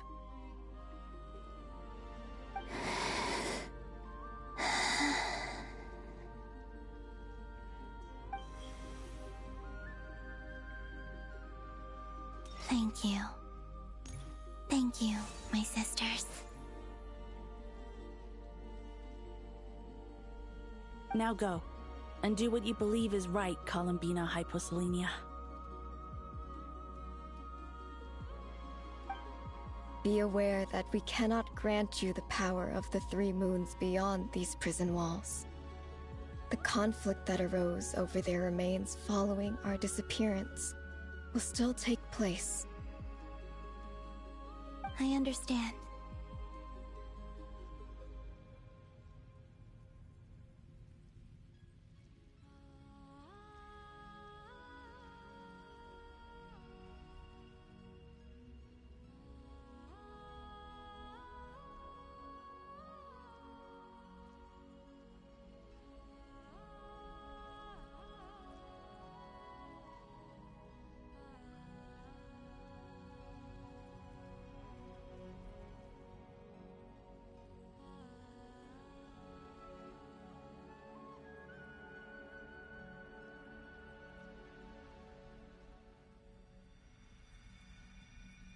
Sisters, oh, my body, it feels...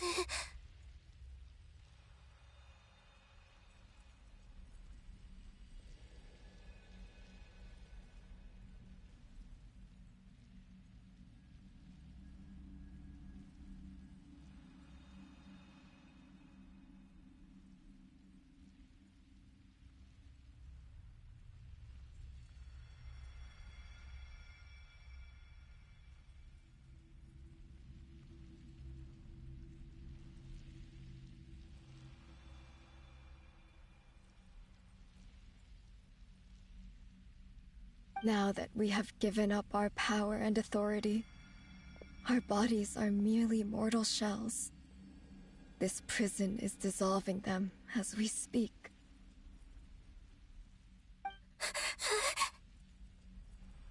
It's okay, Sonnet. The end must come for every god, just as it does for every human. That's all this is. The final destination of our lives. Canon and I will be by your side the whole way. We have one final request, Columbina.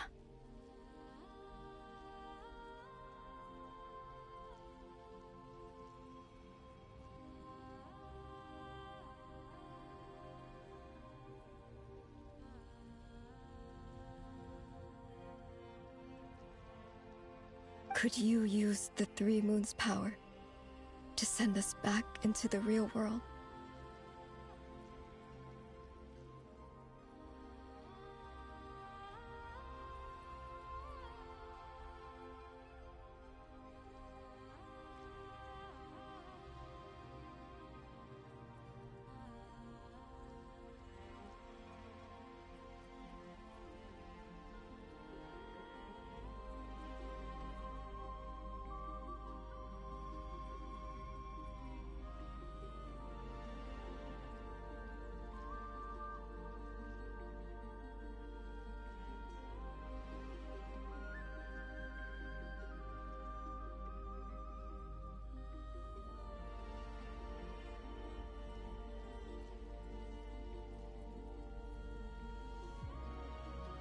Now that we have lost our powers, I doubt this space will seek to hold us further.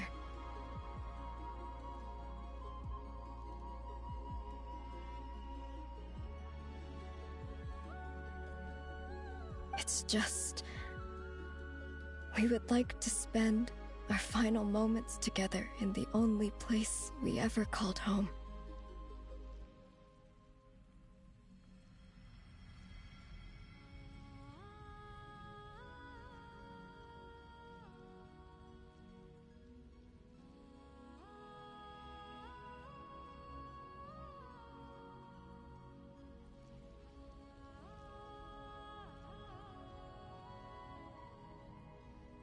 Of course. Gladly.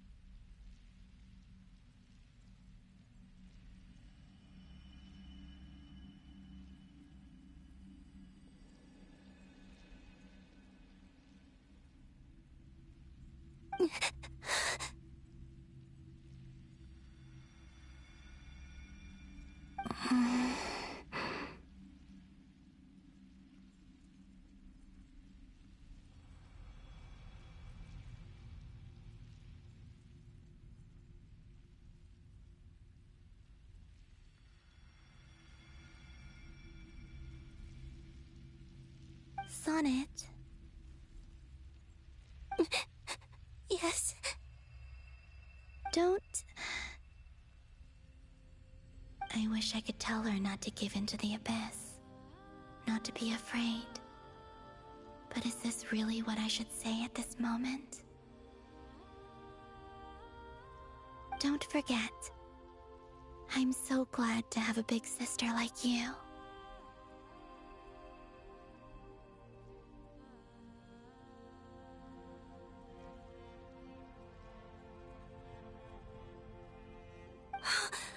No, Hypo.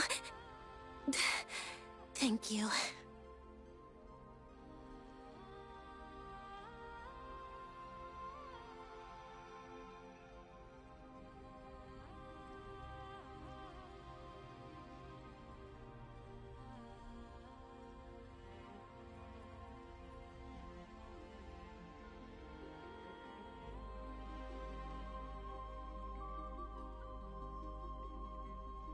I'm okay. I'm not afraid. As long as my sisters are with me, I won't be afraid.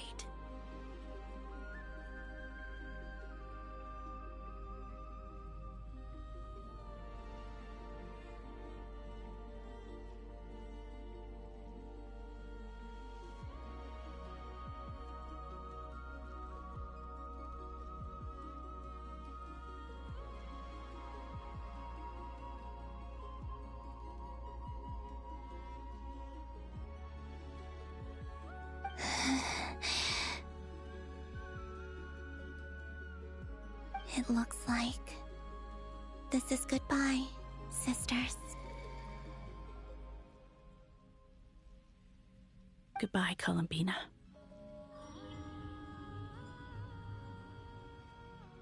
Take care of this world in our stead. I will.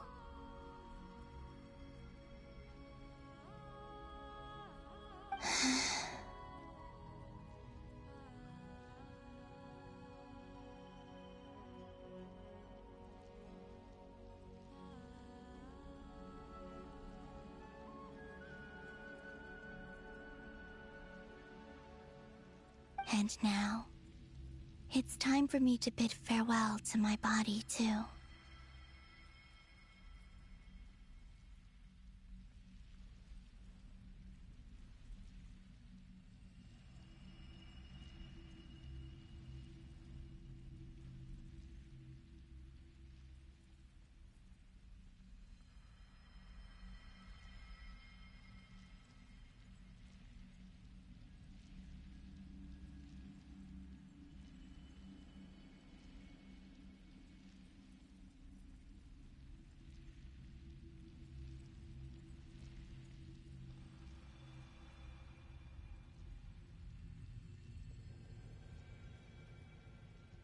May it become the moonlight that keeps Nodcry company through the long years ahead. So this is why Nodcry was not always home to Kuvaki.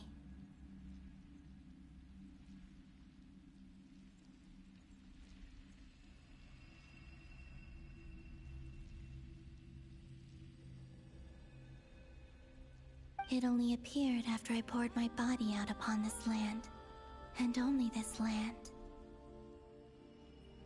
Kuvaki responds to me because it is me, my body, answering the call of my soul. And the golden energy I've encountered on my way here was, in fact, that very soul, which I am about to leave here to guide me.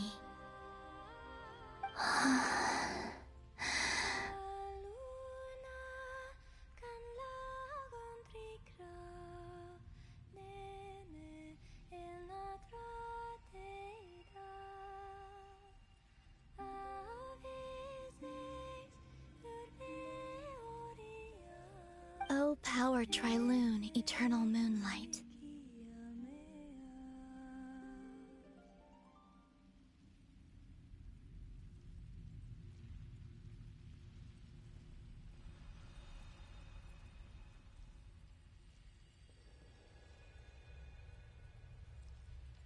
I, Columbina Hyposelenia, lay aside my body.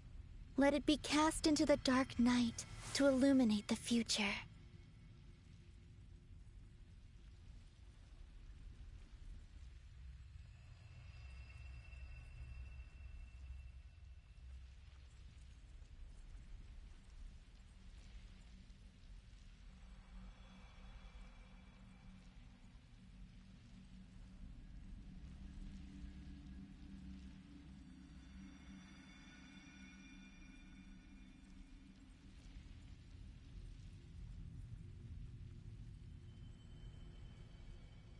May it be a companion to all who dwell beneath the moon.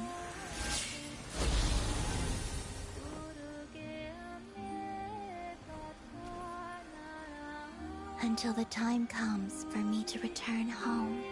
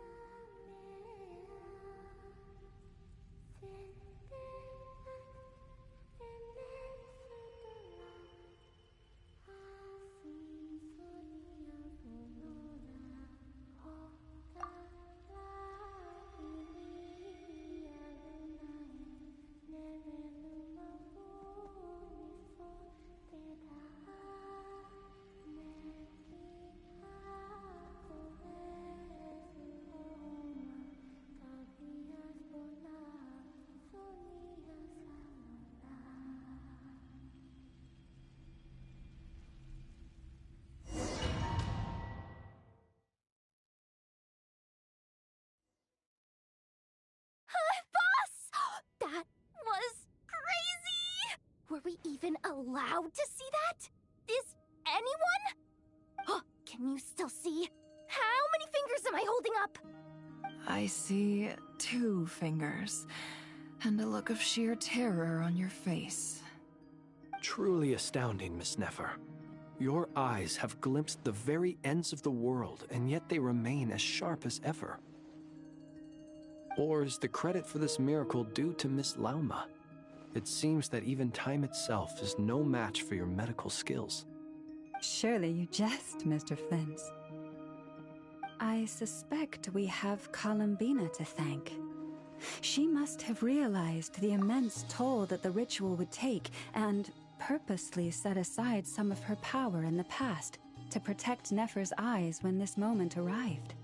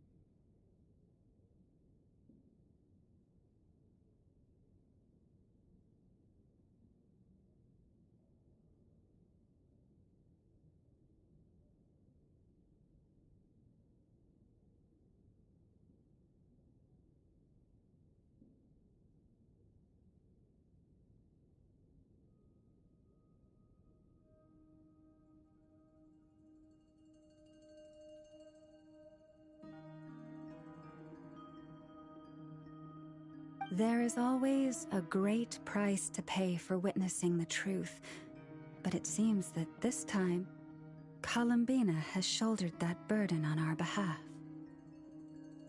She chose the perfect method of getting a message to us. Though her eyes were always shut, she was clearly so perceptive. She knows us well. She knew exactly how we would think and what we would try.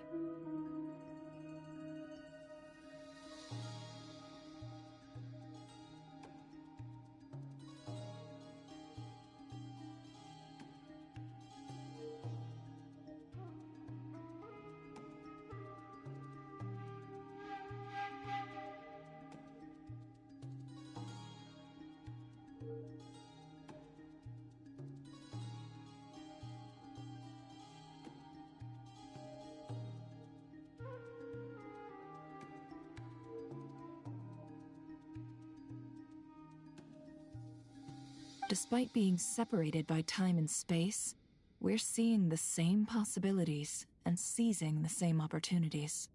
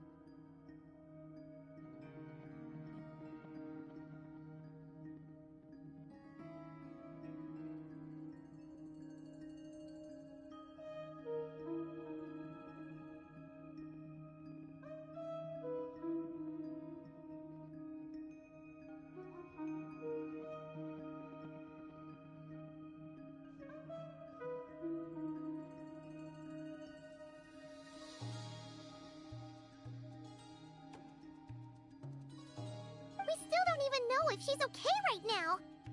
But as long as there's a chance we can do something, we'll fight to make it happen. We'll get you back somehow, Columbina.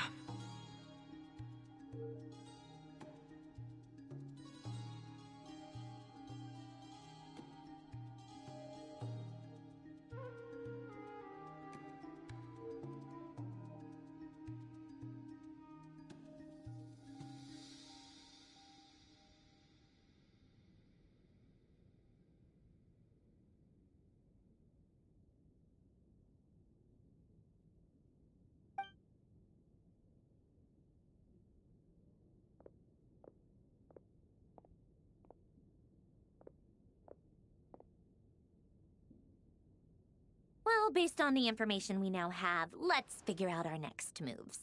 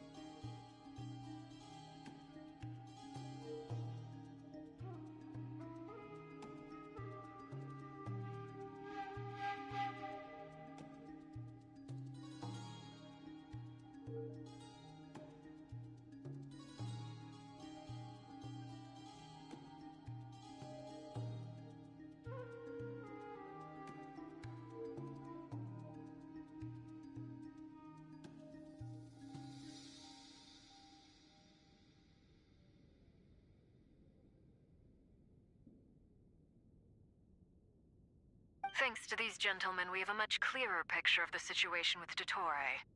The civilian population has been moved to safety, so we no longer need to hold back. Miss Androne, how are the calculations going? So far, so good. I'll keep seeing how far I can push the system, though. Can't have Hatman being powered down for nothing. There's still a long road ahead. Where should we begin?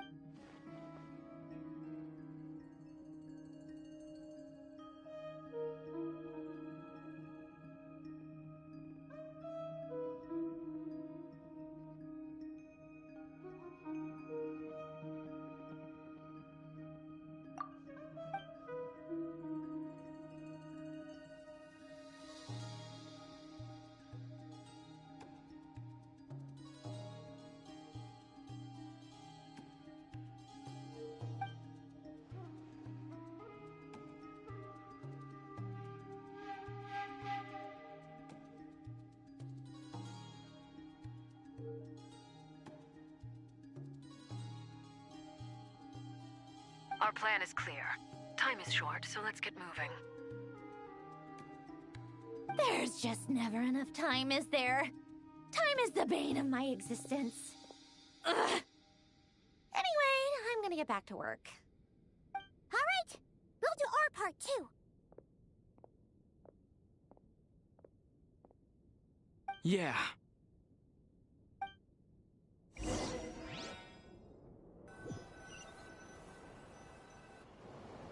Albedo's theory says that elemental energy can dilute the light realm's power, but I'm no expert in building elemental defenses. Sounds like something out of the advanced elemental theory section of the library. Whew.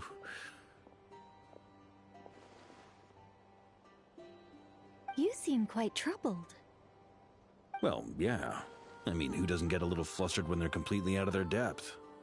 You were the very picture of confidence back when you approached the Hexen Circle.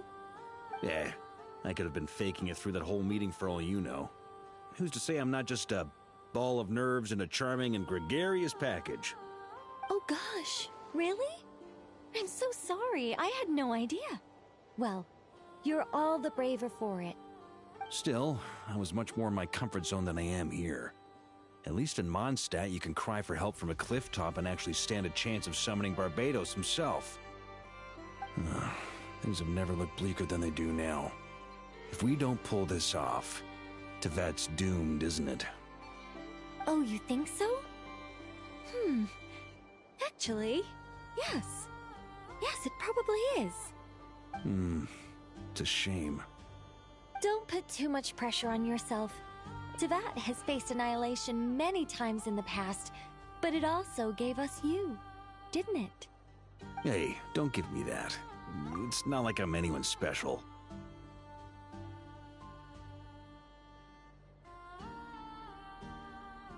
I disagree. Every human born in this world is special. We angels have always believed that. In that case, this humble human being has a big favor to ask of you. I thought you might say that. I'm sure Alice, in her great wisdom, sent you here precisely to help us in this difficult time, yes? Well, that has less to do with her wisdom, and more to do with my power. Of course, of course. Well, the thing is, these elemental defenses we're about to build, I don't think it's a question of if they'll fail, but when. Durin's findings from his patrols make it clear that Dottore is constantly expanding his territory. First it was his lab, then the design bureau, and now this. It's not realistic to completely stop him encroaching on the rest of Nagcry. Rather, our goal should be to stall him for as long as possible. If Miss Sandroni's calculations are correct, well, they're the closest thing to certainty we have in this situation, so let's assume they are. Anyway, her calculations suggest that our best hope for victory lies in Miss Columbina's return. It's up to us to slow Dottore's advance and buy time for her to make a return. Are you asking me to help you with building the defenses? No. I'd like you to prepare for what comes next. When he eventually reaches us, we will have to fight him. You were an angel once and a mage now. I'm asking you to lend us your protection. Oh.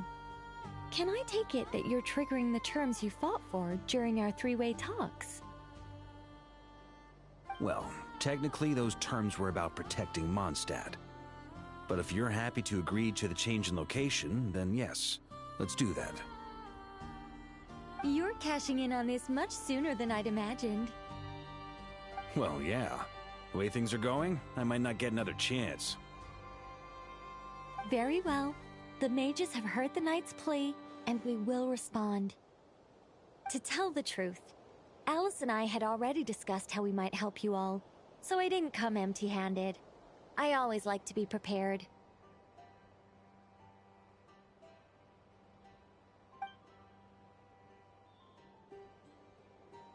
This is... wow. Yeah. This is great. Seriously, thank you.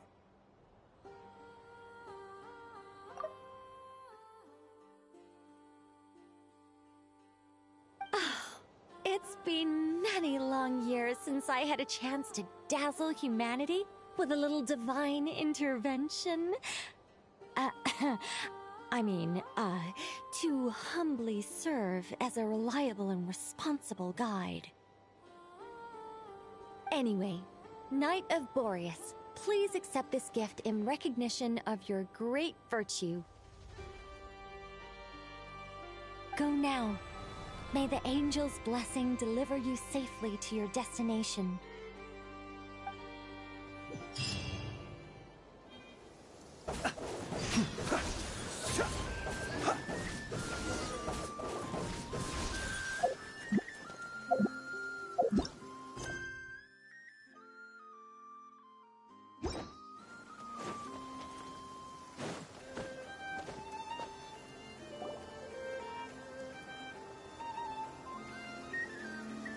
You're here. Sandrone! How are things going? Glad you asked. You two are about to become the first people to lay eyes upon my masterpiece. Or should that be the first person and the first, specter? Hey! Whatever. Come, feast your eyes on this. Wow! We've never seen something like this before! This meter displays the progress of my formula. Currently, it's still making the most important connections. Once it's finished running, I'll deliver it right to your side. And then, we can finally bring Columbina back. What do you mean, deliver it? Can't you just tell us over the Dodo communication device? It'll just be some numbers, right? Ugh, you're such a greenhorn. This isn't the kind of formula you solve in math class. It's a highly complex algorithm capable of constructing a framework of rules. Ugh, whatever. We'll be here all day if I start trying to explain it. All you need to know is the formula must be completed before we can bring Columbina back. I'll share the data with you. Nicole's agreed to let me use her information channel, so we just need to use the Dodo communication device like so. And... there. Now you can check in on my progress. Wow! Look at that! You're amazing, Sandrone! About time you recognized my genius. Took you long enough.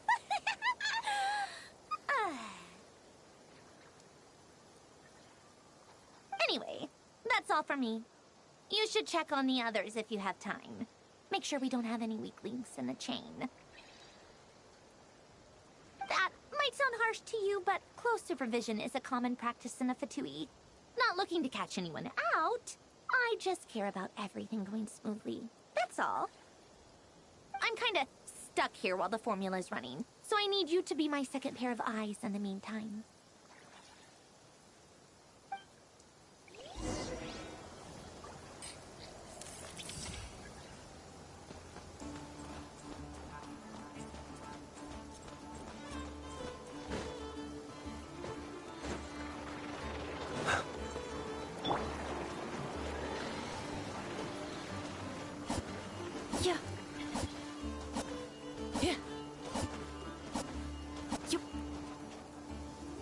Thankfully, Miss Nicole has come to our aid. Nasha Town is now looking very well defended. Golden Flame. Yes, that's Nicole's power, all right. Based on the latest message from Grandmaster Varka, it sounds like they've reached an agreement. The situation should be more stable with her assistance. Everyone will have at least some degree of protection. Albedo! Durin! Hello there, you two. Are you well rested? That's good to hear. As per the plan, Albedo and I will be in charge of Nasha Town. As Dottoro's energy field expands, it's creeping ever closer in that direction. But we will do our best to hold our position. We fought side by side many times before, and always with great success. I believe this time will be no different. So don't worry about us. Focus on fighting Dottore.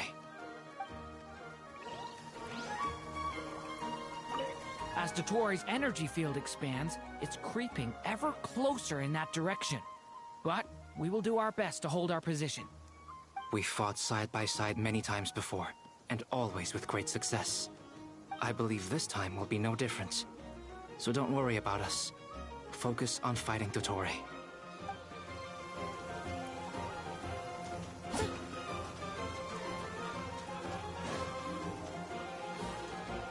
Yes, Miss Moonchanter? What are you staring at? You always address me in the strangest ways. Lady Moonchanter one minute, Miss Moonchanter the next. Yes, and? Are either of those incorrect? Not as such. It's just that I simply call you Nefer nowadays. Uh-huh. That's my name. What's your point? The point is I don't add any honorifics or titles. Meaning what? That maybe we're on friendlier terms now than we used to be. Is that how you see it? And I thought I was the one with eye damage. Never! Wilma! Paimon, traveler. Just swinging by to check in on you. How are things going? Did you manage to get some rest? Don't worry about me. I won't slow us down. And I give my all to ensure our victory. Ah, yes. Allow me to give you two a quick checkup. All done. You're both in good shape.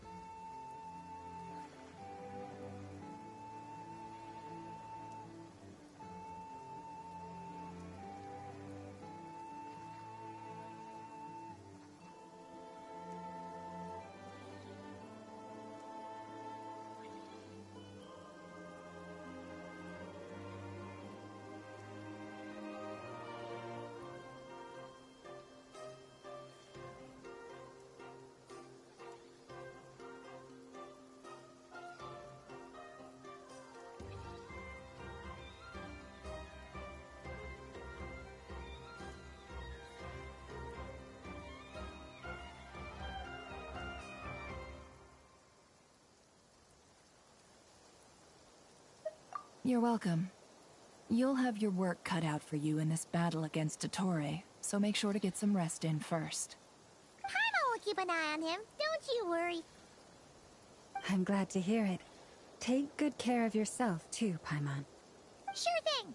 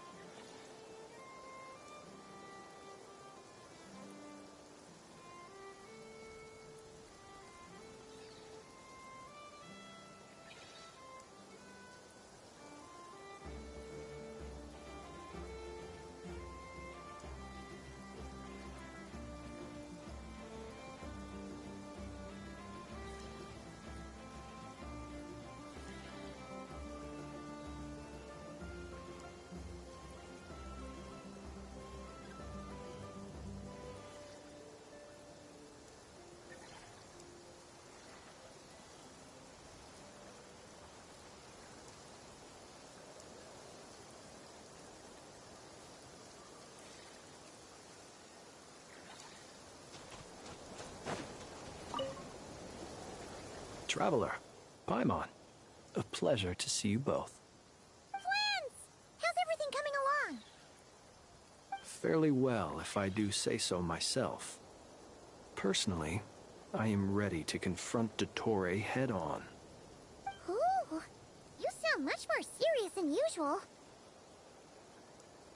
To be honest, I am not usually fond of exercising my full strength.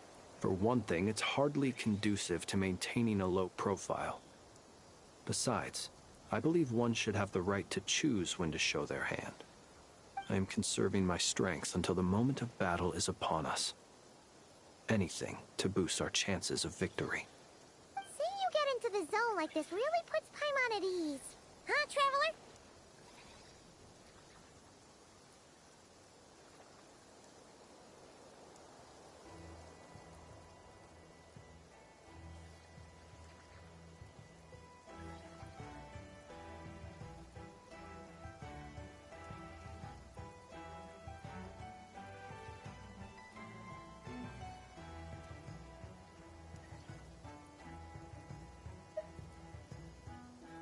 I consider it an honor to have your trust.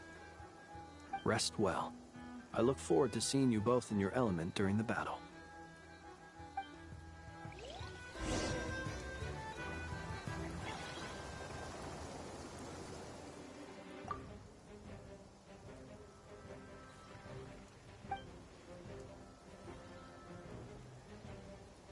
Here they come.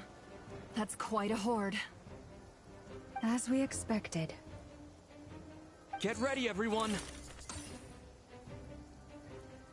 Take your positions, and prepare to engage. Let's begin.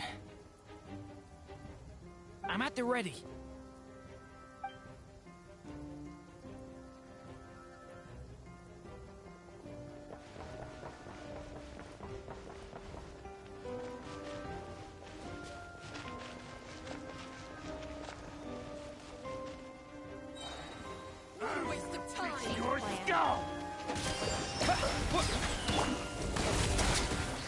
Are you quite finished?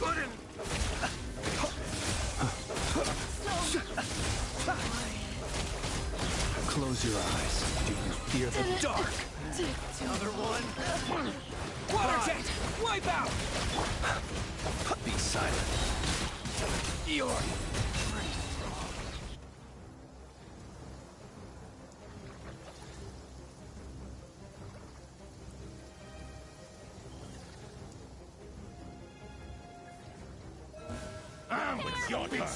Forest, protect us. By the frost. These creatures cannot stand against us. Oh, fighting tough. Just don't let your guard down. That goes without saying. I'm hardly the risk taker in this group.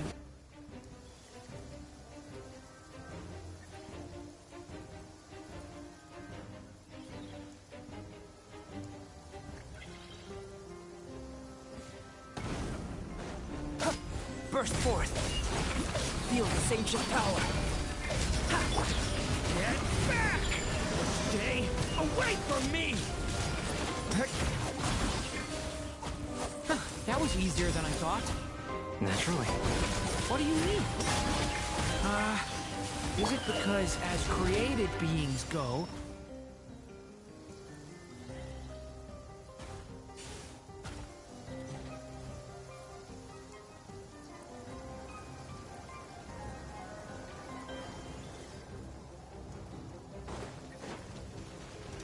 You poor lost lamb. For the ever... go! Observe. Be silent. People have always used fire to drive away wild beasts. Wouldn't a lantern work just as well? You read my mind, my dear friend. I was just about to say that. All right then, dear friend. Bring the light. Seek within.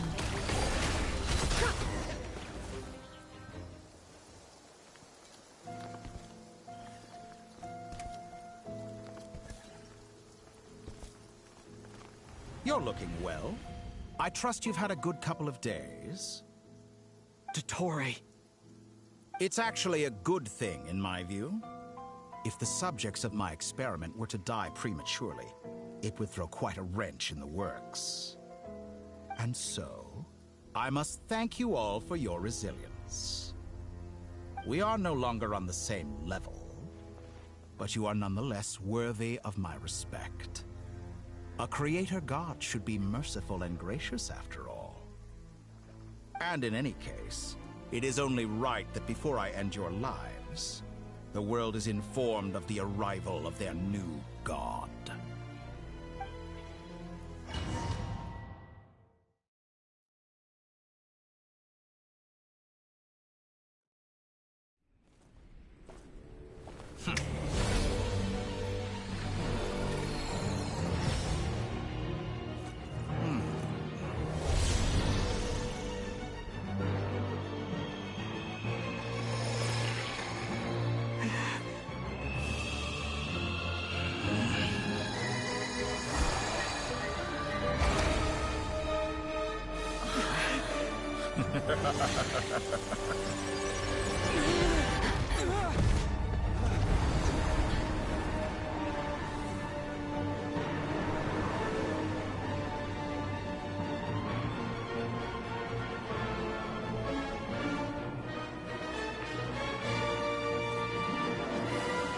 The experiment begins.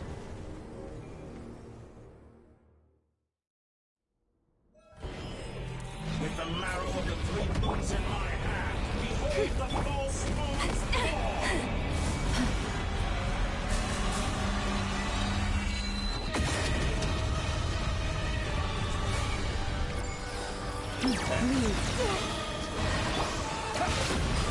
By the frost moon of old.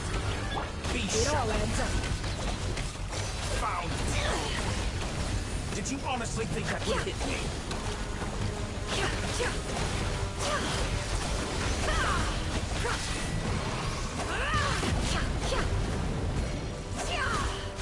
How dull!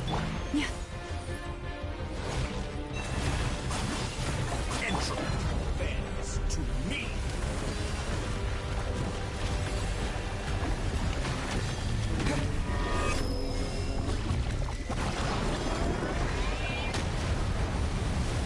Did you honestly think that would hit me? Observe. Close your eyes. Burst like an ant in my palm! Are you... Oh. I've been moved inside another space. And it's sealed off. Looking at the structure of it, it seems like the Torre intends to trap us here. There's no exit. Our endurance is about to be put to the test.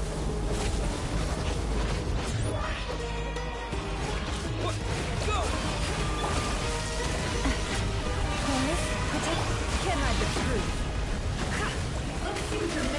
How dull!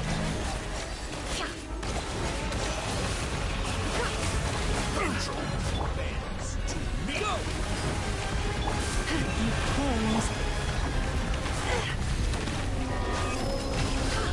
Good, keep it up. I'm still collecting. The mystery unravels. Be shut up. Found Moon's remnants. Protect. Go! It all adds up. Did you honestly think?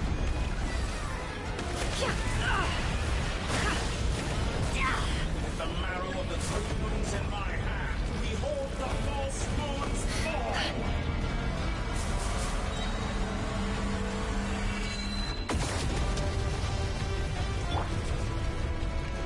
Tell me, where will you try scurrying off to next? Looks like the Torre has opted for a divide and conquer strategy. But we will not allow him to triumph. Now, I shall pray for our victory. The poor lost lamb. Entry bends to me! Can't hide the truth.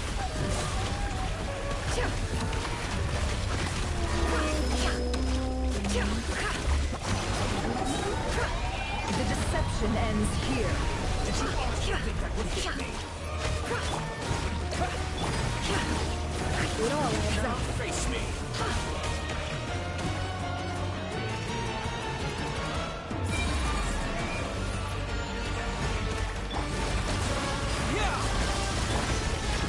The mystery unravels.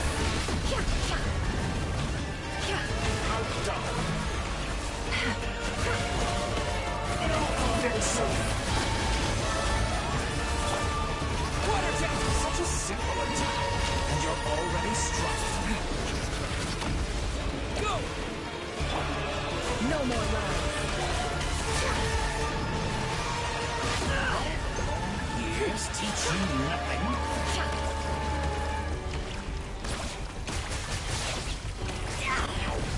What's this supposed to be?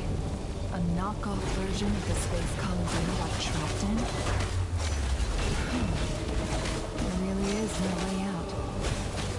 We'll see about that, Dottore.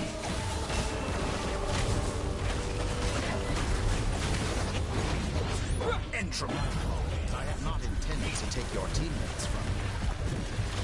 But you have a choice then. Obey, and I can release them. An excellent deal if you ask me. Won't you consider? Did you honestly think that would hit me? Reverse.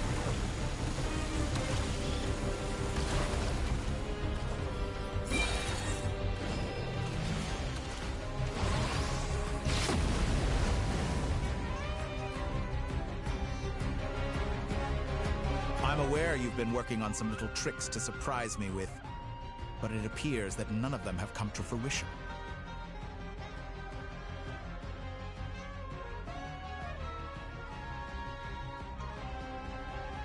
My guess would be that you're trying to bring Columbina back. But then, where is Sandrone? Or are you trying to buy time for her?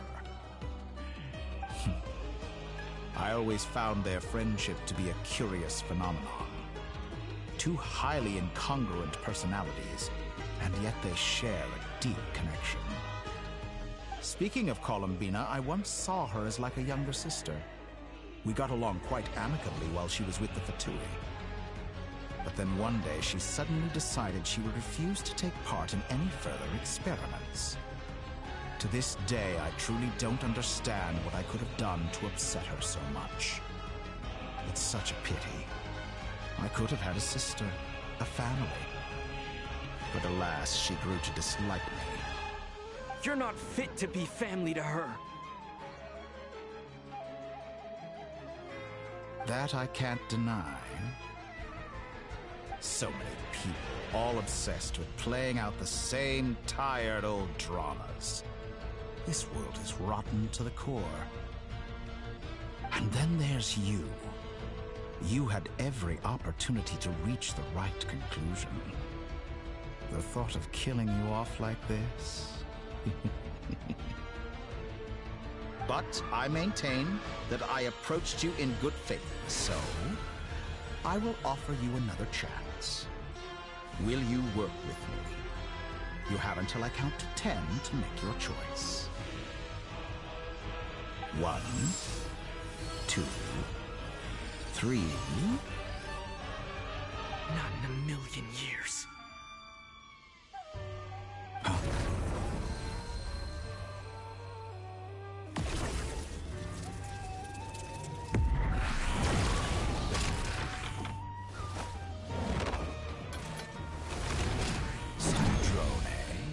What a pleasant surprise. I didn't think you'd join us all the way up here. You're as sick and twisted as ever. Don't fool yourself into thinking anyone's grateful for the chances you're offering them. Sandrone?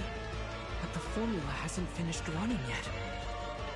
Funnily enough, I was just discussing a collaboration opportunity with the Traveler, and then I see you, who I must say is a good example of an opportunity gone to waste. Gone to waste? I said that everyone would get one chance, and you've used yours to march right back into the lion's den. So yes, it's an utterly wasted opportunity. And what makes you think I believe a word that comes out of your mouth? I was planning on disposing of your little formula after wrapping up more urgent business here.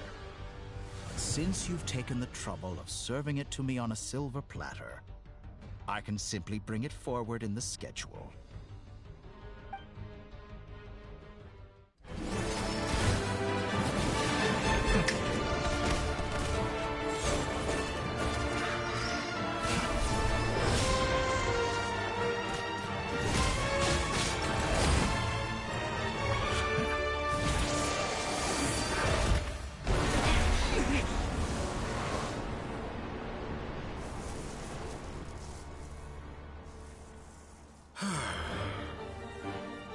Is this your life's work? This piece of trash?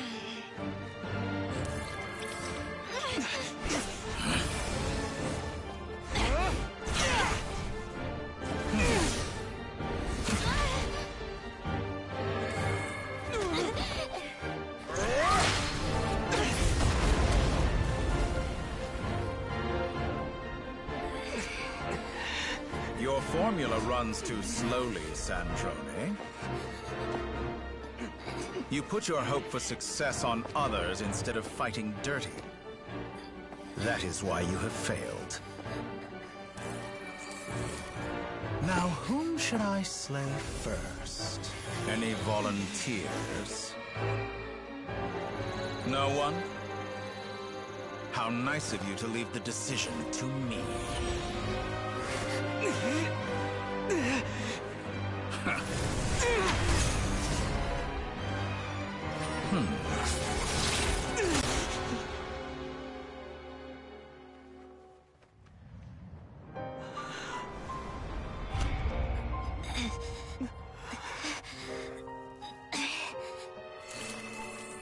Oh, how unexpected.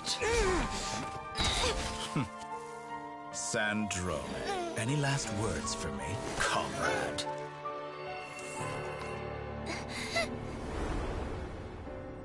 Is there anything you wish for?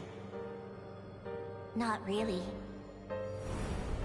But I've always known what I don't want. Go to hell, Dottore.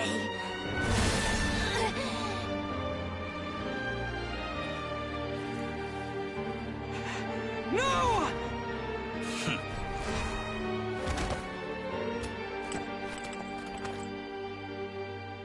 And now, you have failed.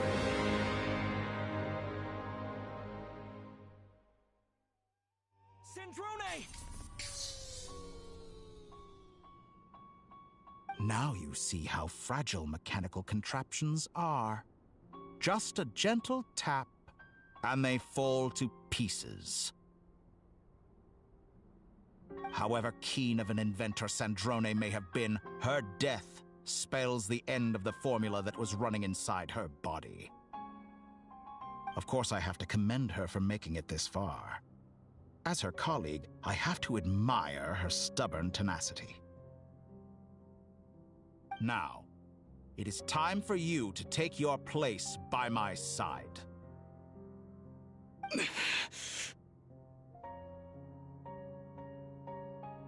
My count was interrupted, but the second chance I extended to you still stands.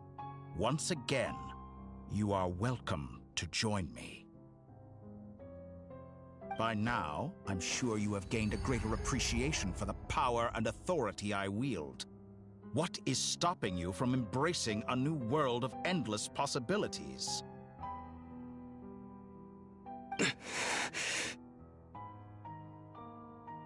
Not in the mood to talk? As you wish. You seem less talkative than usual today. I'll change the topic to something more apropos. Sandrone was always like this, never trusting anyone, always so reluctant to share her research with them. Objectively speaking, she had her strengths. It is remarkable how she extracted and even optimized the world formula from so much data. But her inability to trust was her undoing. Had she allowed someone else to monitor or run the formula for her, you might still have a chance at victory even now. But regrettably, she was a stubborn fool. As much as it pains me, she had to go. Dottore!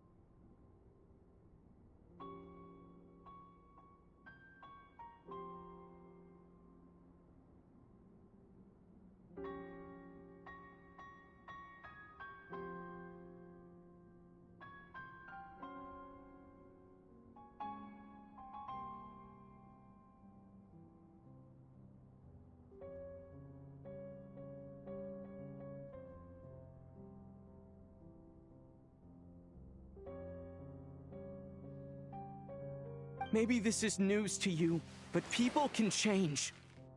Columbina surprised you when she escaped. And I think Sandrone would surprise you too. Change?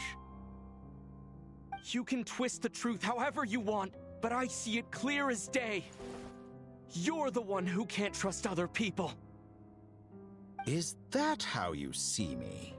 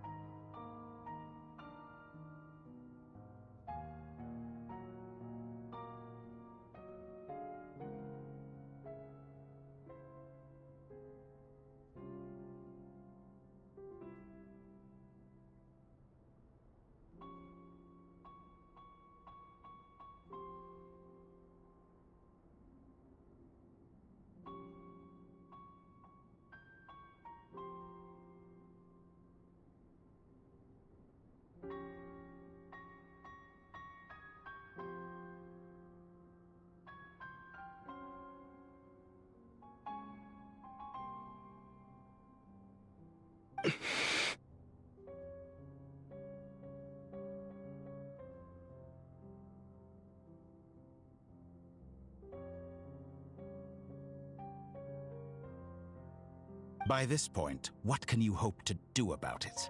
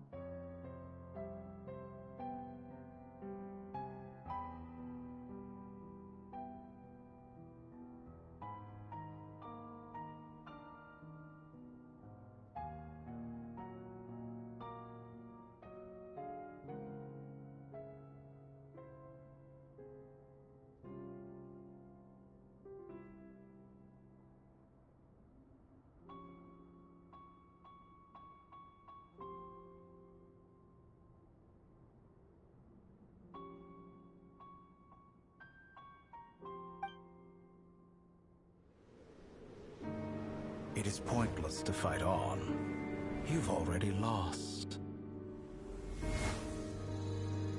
Wrong. You can't win this, Dottore.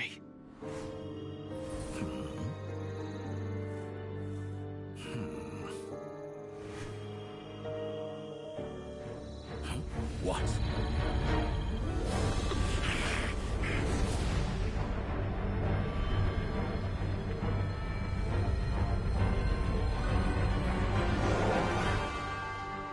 My formula can get us 90% of the way. It will connect you to Columbina. Then, I will bring the formula's output to the Traveler's side. For the last 10%, do whatever it takes.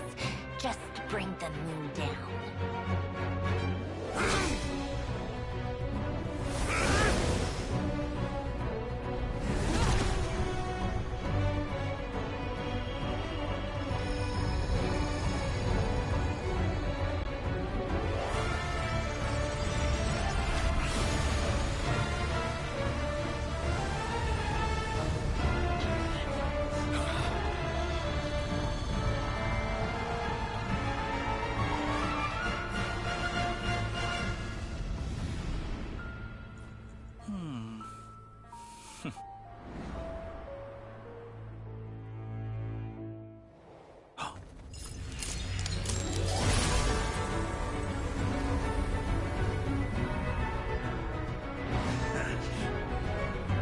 The moon will never be yours!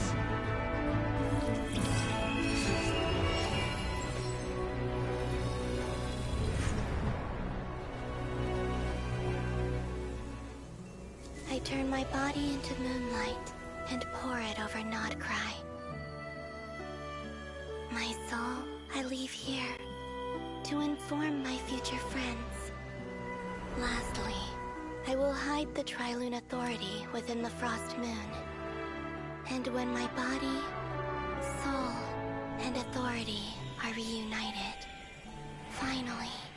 Columbina!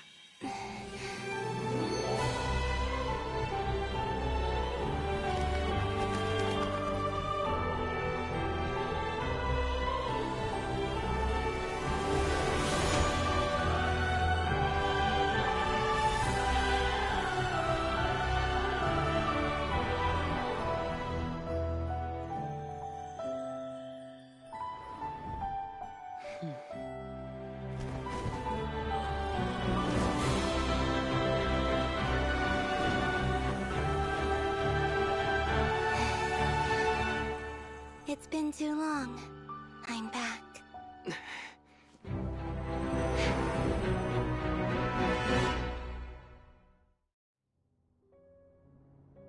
Stay focused on the battle, Traveler.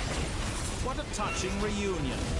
Though I personally find myself repulsed by the sight of weaklings huddled together for war. Leaving openings up now. Quite finished patting yourselves on the back. Show me how long you can survive. Or you drown! Watch out, Columbina! He can manipulate space itself! I know. Wait for the right moment. We'll strike together.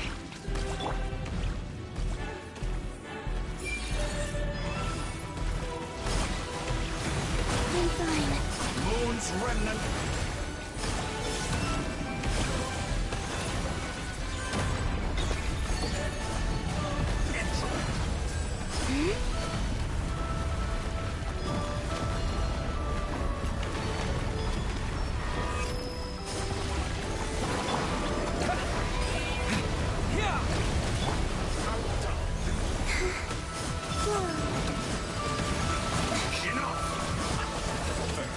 Like an ant in my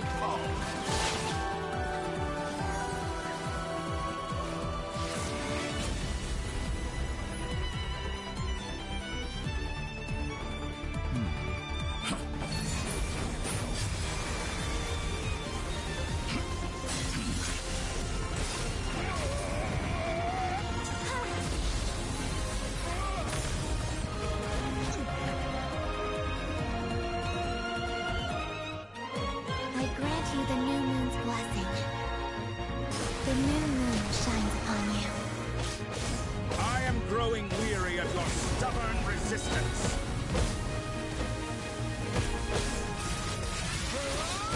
It's over, Dottore!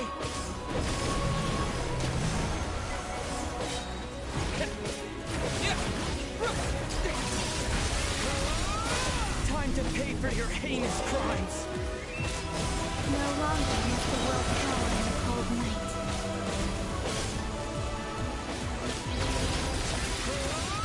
Our future is not yours to command! Let the moonlight dispel the darkness. Decaying world!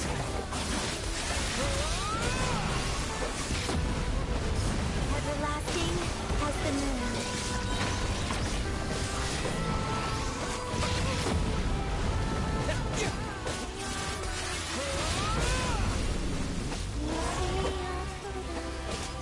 Such a rather wallow in this rotten, decaying world!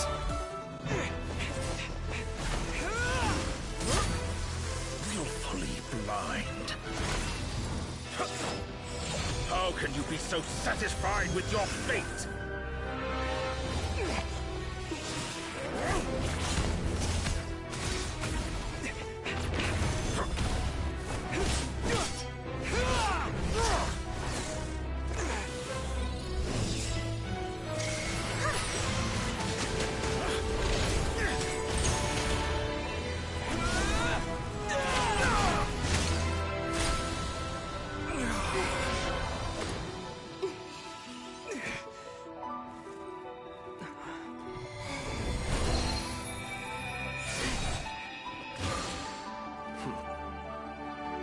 This battle was never about fate. It's about friends, family, and the home you stole from them. So dull. Only the weak rely on each other for comfort. You shall see. Once I transcend fate, you will be nothing but fodder for my grand experiment! That will never happen.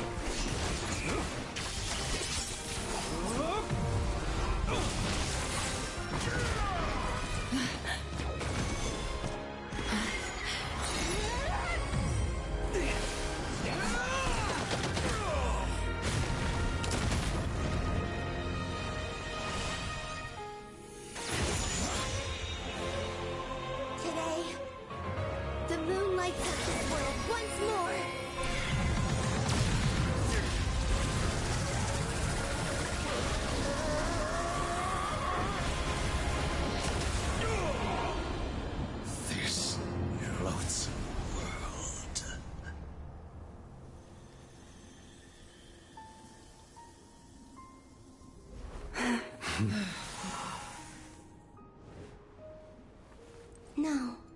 This world is our home.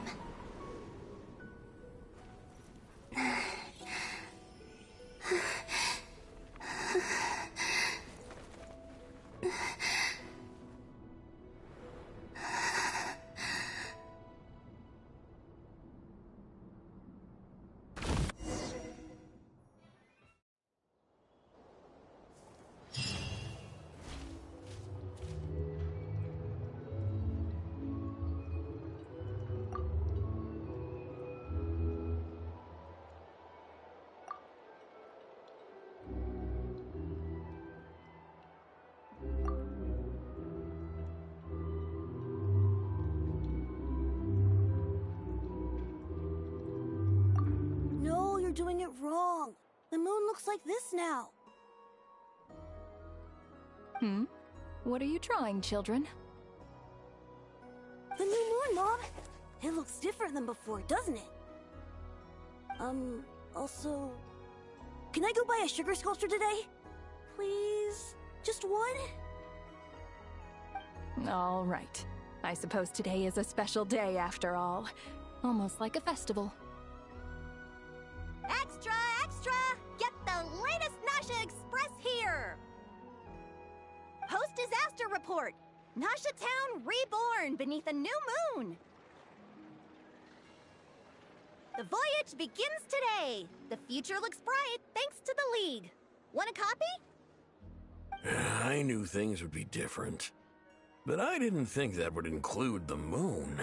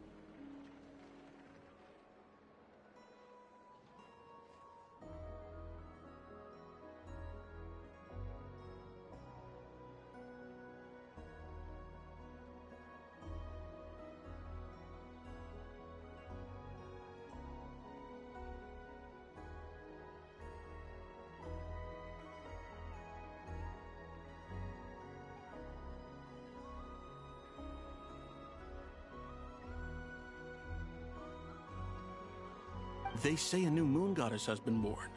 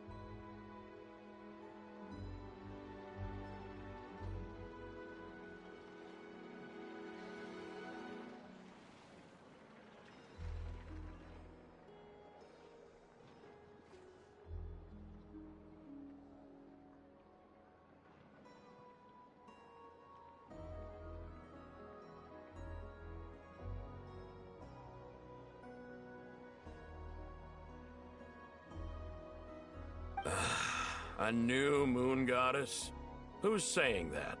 The Frost Moon Scions?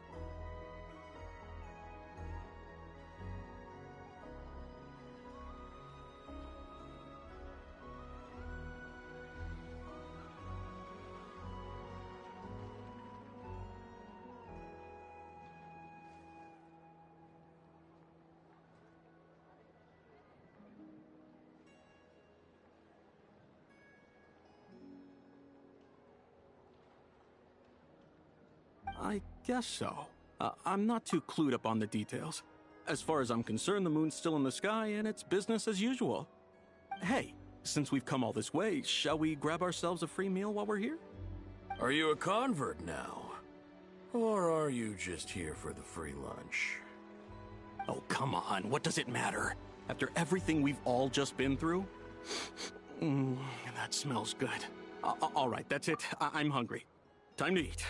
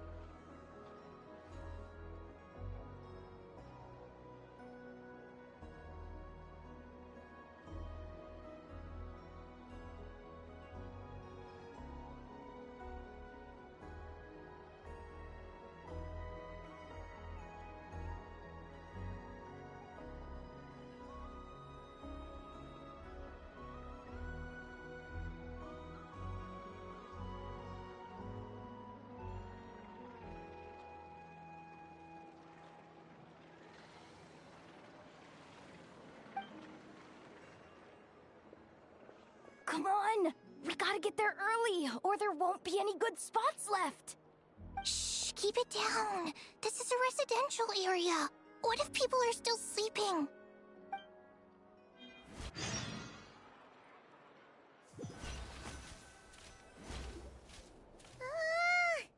Why is it so noisy outside?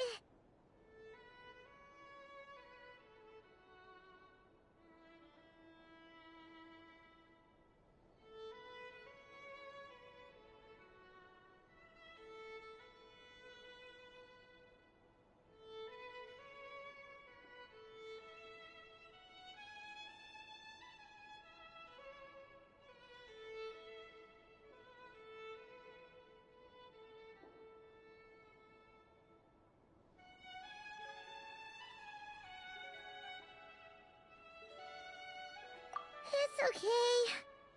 Paimon was pretty much awake anyway. It's been so long since we last had a chance to relax, huh? Feels like time is moving slower than usual. What about you? Did you rest well?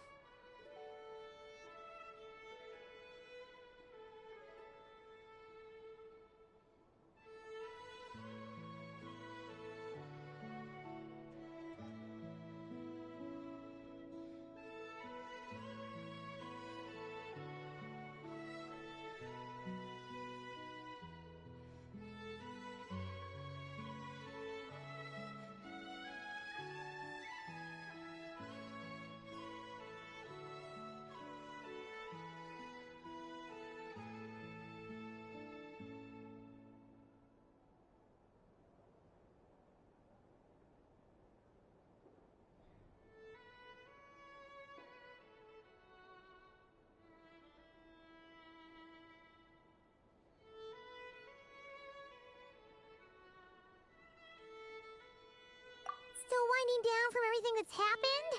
Or are you wondering how our friends are doing? Or is it about what Dotori said to you?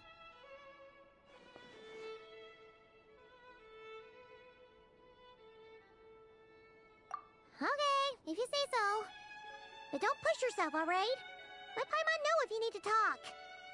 What we just went through was a lot.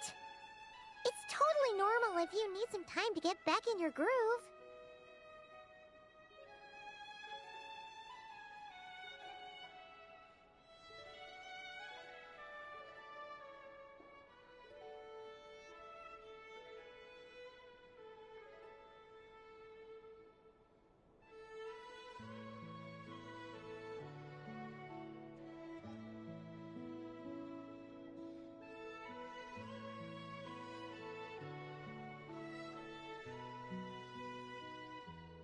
Luanatar disappeared after Columbina came back.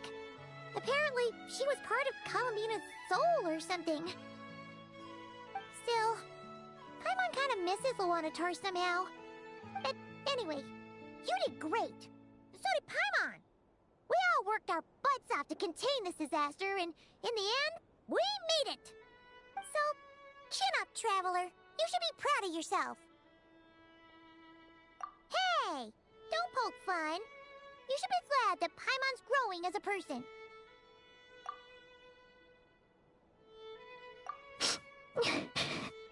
Paimon didn't think you'd mention it.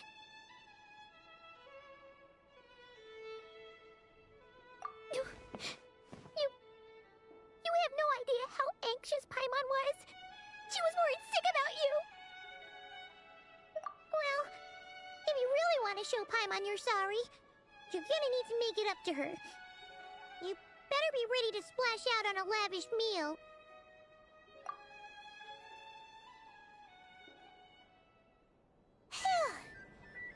Okay. Paimon's full now. Huh? Oh, well... Hey there, Traveler and Paimon. Good morning. Morning, Yehuda. Here for some breakfast? Oh, I've already eaten. Just need some water. I was mostly worried you might forget what day it was today. So, I came over to remind you. Careful there, Paimon. Too much food will make you drowsy. don't let anyone catch you hiding at the back and nodding off during the League meeting. You should probably be saying that to Aino. She's the baby of the group, if anyone. True.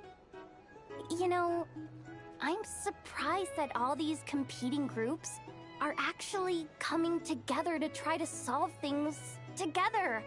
Definitely a first for Nodcry. Well, nothing like a region-wide calamity to bring people together. After that, surely even the most self-interested people have to realize that going it alone isn't worth the risk, right? Try telling Boss Neff that. She's not exactly convinced that people are gonna get with the program. Really? But if she's so pessimistic about it, why'd she agree to be the Curatorium's representative in the League? Probably 'cause even though Unity sounds like a pretty far-fetched idea, the benefits it would bring make it worth a shot. I think things will work out, though. I swear, Nodcry feels like one big family now with everything that's happened. More than it used to, anyway. Paimon's with you on that one. And it seems like plenty of other people agree, too. Just listen to the bustling streets! All right. Everyone's been rebuilding these last 2 weeks, and the evacuees have been coming back in droves. Life's slowly returning back to normal. Which means my workload's probably gonna shoot back up. Were you about to head out? There's still some time before the ceremony begins, you know. Yeah, we were gonna take a stroll around the square and say hi to some friends first. Sounds good. See you later then.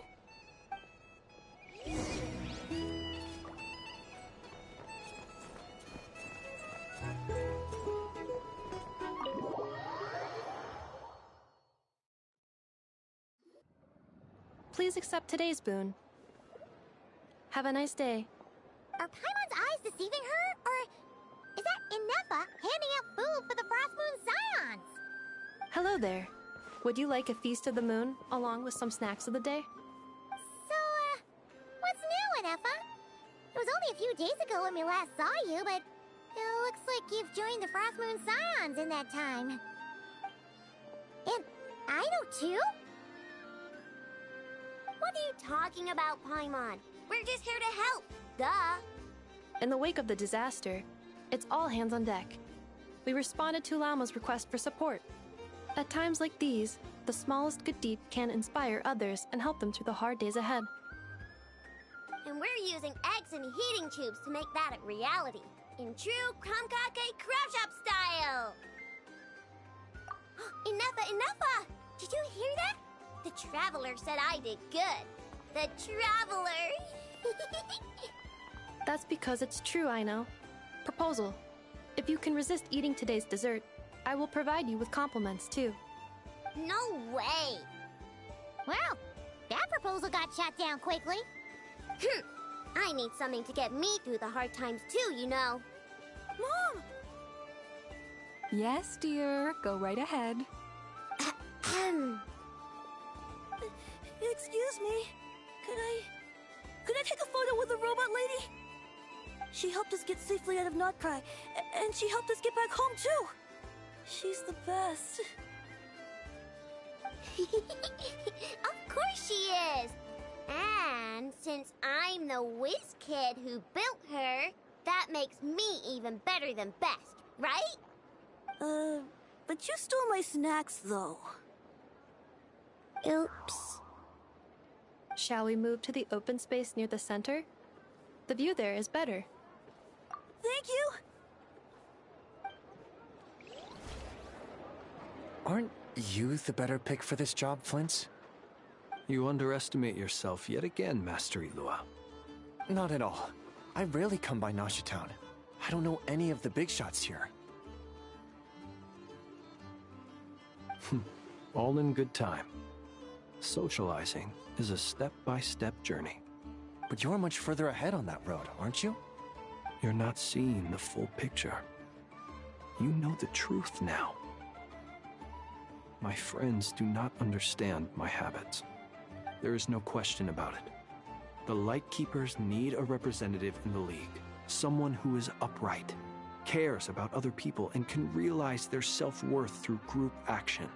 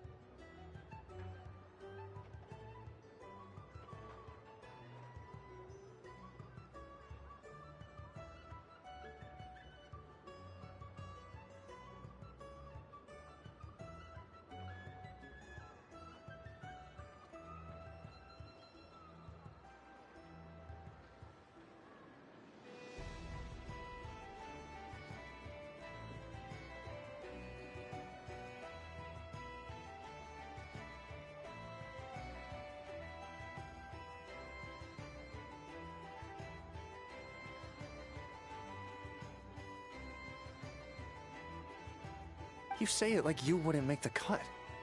I am most flattered that you think I would. Sigh a little less, Master Ilua, and have more faith in yourself. All the Lightkeepers agree that you're a very promising young man. That is precisely why Starshina and Nikita felt safe delegating such important work to you. I'm sure we all also agree that we would sooner die of dehydration than manage to wrangle anything out of you in a discussion. My apologies. I am not in the habit of bringing water with me when I go out. Whatever. I'll take the job.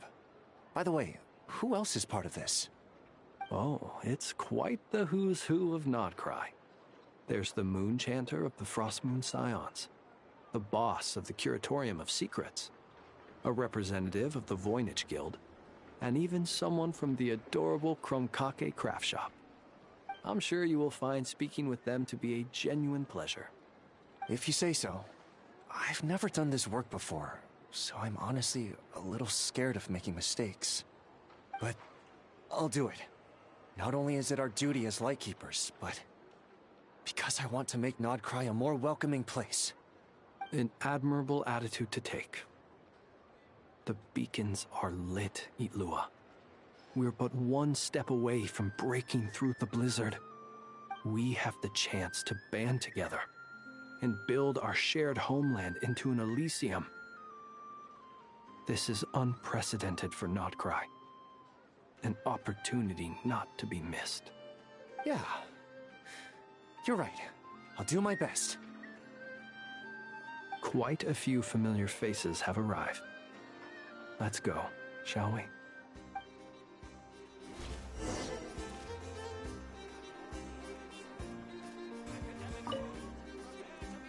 You look so cool when you fly, Miss Robot, and when you use your spear, too! And even though you took my snacks, it's pretty cool that you can build stuff like this. You've got so many inventions. It's amazing! Also... Micah, we need to go now. 1 second! Please take this Feast of the Moon, as well as some snacks. Share them with your mother and your lovely family.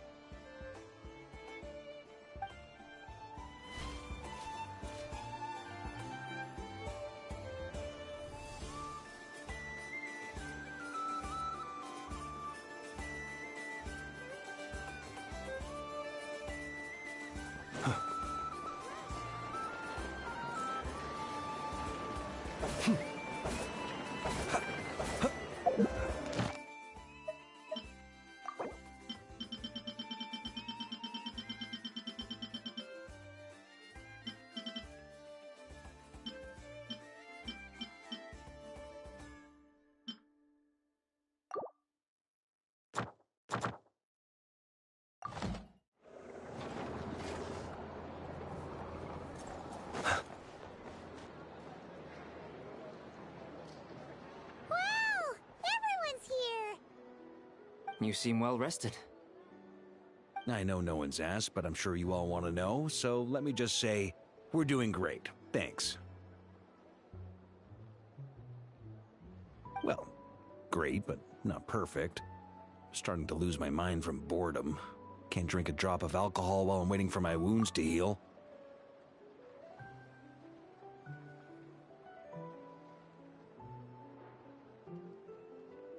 I'm sure you had a sneaky swig or two. Wait, how'd you find out? I'm sure you must be missing Mondstadt after all these years away, Grandmaster.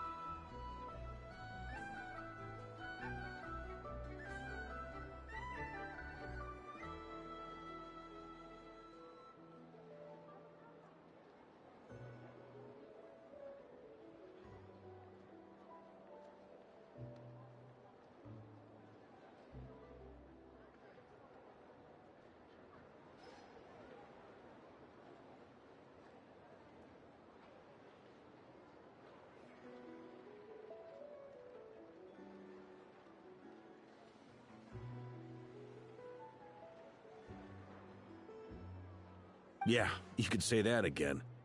Every time I get news from Mondstadt, it makes me want to go back and see the place for myself.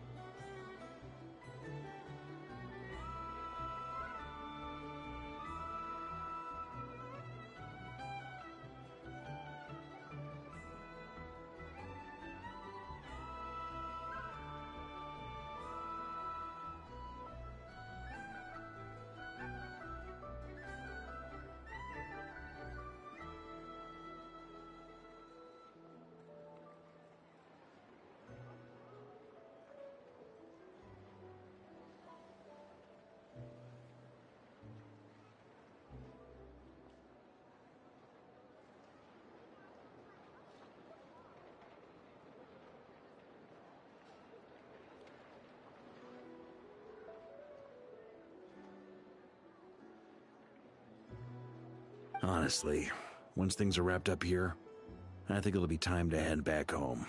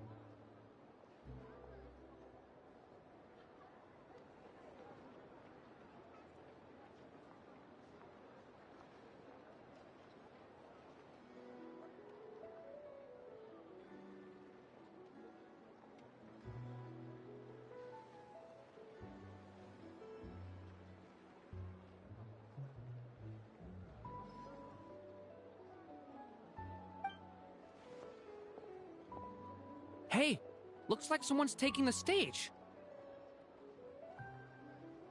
Can everyone see okay? Anyone need a boost? I'll just listen from the back. It's fine. You're taking this pretty seriously, huh, Durin? Well, it's not every day that I get the chance to see how people speak in official settings. Soak it up like a sponge. I'll make sure you get a chance to practice for yourself later down the line. Actually, I know just the thing. You can debrief the Knights of Favonius for me. Mr. Varka, are you forgetting that I'm not a Knight of Favonius?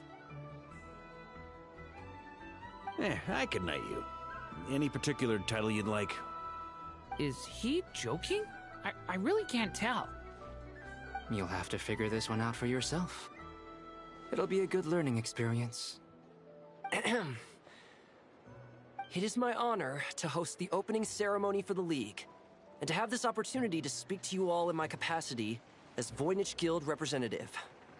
Could this person also have been pushed onto the big stage by the real big shots? Guess I'm not the only one then. We come here today, having weathered the trials and hardships of yesterday, and having learned from them the importance of unity and cooperation.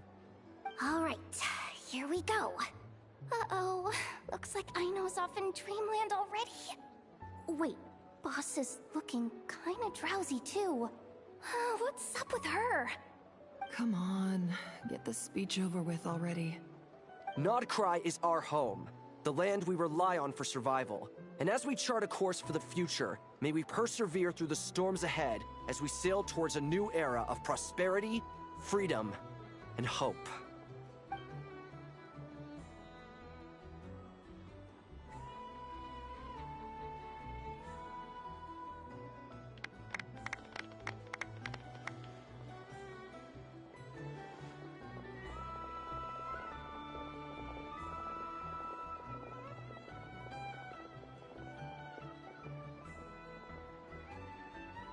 Looks like we'll have more opportunities to travel in the future. I'm sure you'll cope, Lady Moonchanter, given how fleet of foot you are. Unfortunately, I suspect I'll be too busy at the Curatorium to act as your host. We have a busy schedule, not to mention an international network of contacts to manage. Once they've hauled everything over to Snezhnaya, they can make a little extra by selling their wool. It'll be all right. I'll just check your schedule with Yehoda well in advance. And if she's not available, I can simply ask Ashru.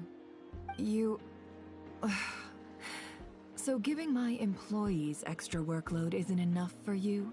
You're really going to drag my cat into this too? I thought you'd approve. Aren't you forever increasing your employees' workloads? That's a bold statement.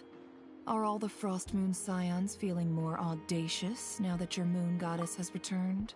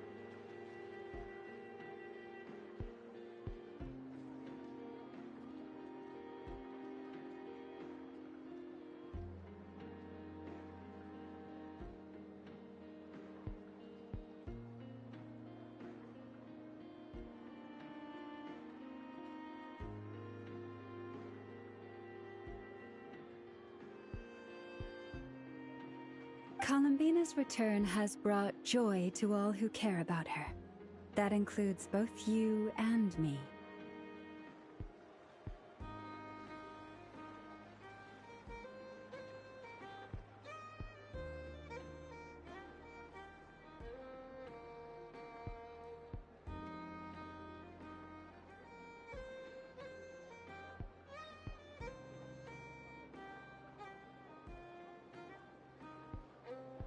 As for the Frostmoon Scions, we are learning how to thrive independently, without relying on the Moon Goddess.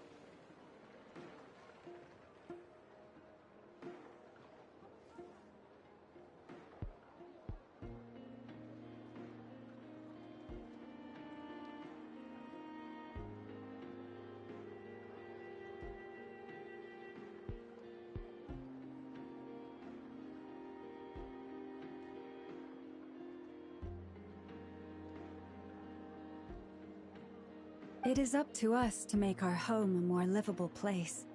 Joining the League is one of the steps we are trying towards that end.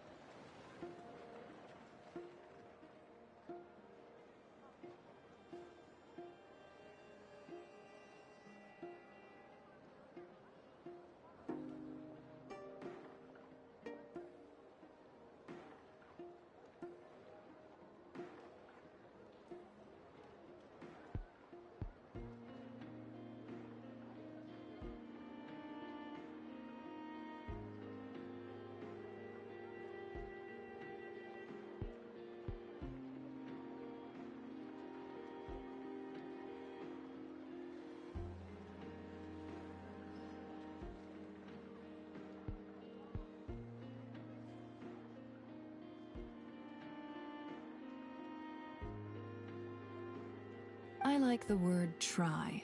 It's nice and non-committal. You can opt out at any time and still say you tried. You don't see a bright future for the Frost Moon Scions? Or did you mean the League? I'm just not as optimistic as you. The Frost Moon Scions should count themselves lucky that they have a leader as stubborn and enterprising as you. But Nodcry's a big place, with all kinds of people. Most of them don't enjoy answering to a leader, or even listening to reason. Well, that's where you and your methods come in. Unless the Curatorium of Secrets is only here for appearances.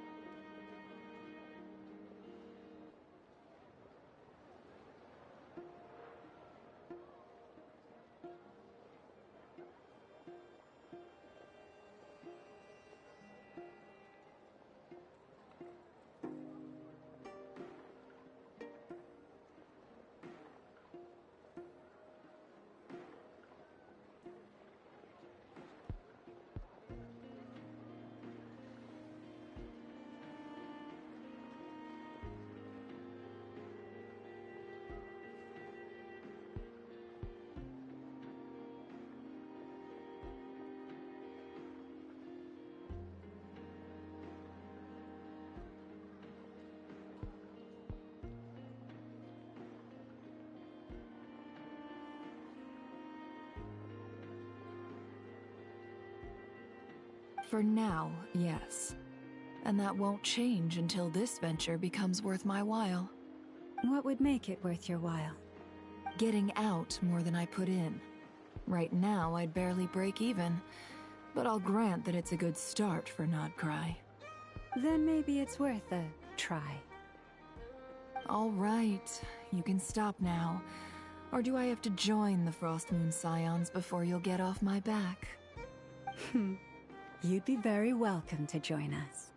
Hey, you two! Congrats on all your hard work! What are you chatting about?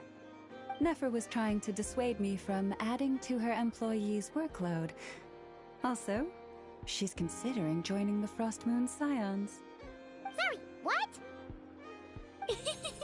Your conversations are always the most interesting. Would you two care to join me for some tea before heading to your next destination?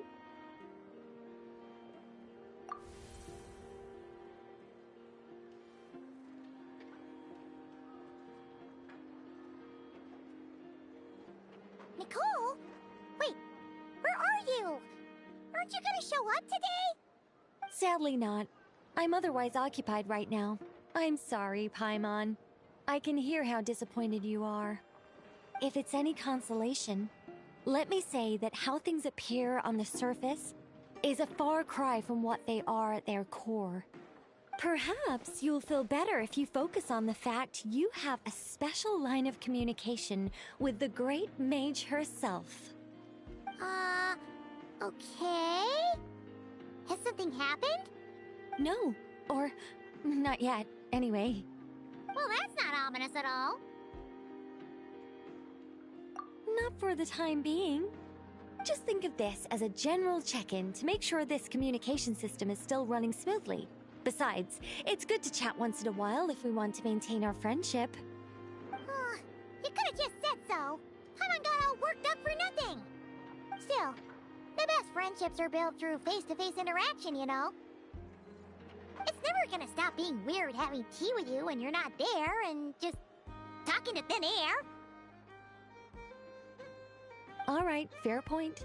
I'll bear that in mind for next time. Yeah. Any update on that crisis at the world's borders?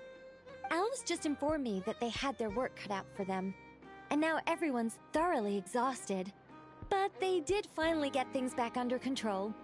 Still, we can't let our guard down yet. The disruption caused by this disaster has made Teyvat easier to detect from the outside universe. She plans to wait for things to stabilize, then reschedule her Mondstadt vacation plans. As for me, I agree with Hat Guy's perspective. This is a time when many new variables are emerging, and the situation is changing constantly. Plus, most of this change is for the worse. We have to remain vigilant and ensure that the embers of chaos are not rekindled. I did notice that the energy in Nodcry changed somewhat after the War of Funerary Flame. But since it was still aligned with the Light Realm, I never gave it a second thought. It looks like I'll have to examine the connections between phenomena I observe more closely in the future. Just doing my duty. It's more or less second nature by now. Of course. To give you the full picture, I'd have to start with the substance from which angels were formed. Never mind. Paimon's right. Showing off my knowledge would be much more satisfying in person. By the way, you did receive the gifts from the Hexen Circle, yes? I'm not trying to claim credit or anything, but my pride demands that I at least mention it. They're quite similar to the protective talisman that Alice gave Dory, but with some very special enhancements. Oh! So that's what kept our friends safe when Dotori trapped them. Indeed. We went to great lengths to make sure they were invisible to his eyes.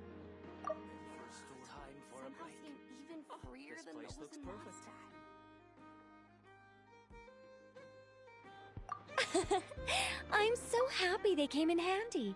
Still, not fishing for gratitude, by the way. I just want you to be aware that sometimes your friends may be protecting you in ways you cannot perceive. Anyway, I'll contact you if anything else crops up. If not, you know what they say, no news is good news. Oh, my angelic instincts are tingling. They say you should head to the docks next. Your friends are about to board their ship home.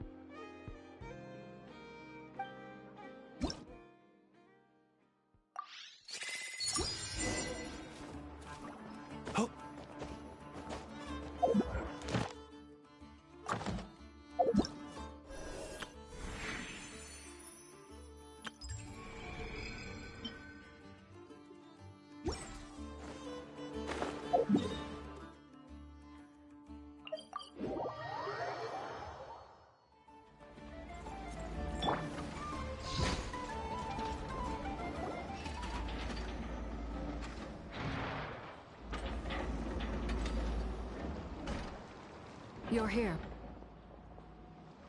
You're here too, Hat Guy! Are you heading back together? No. I'm bound for Sumeru, and she for Fontaine. We just happened to cross paths at the harbor.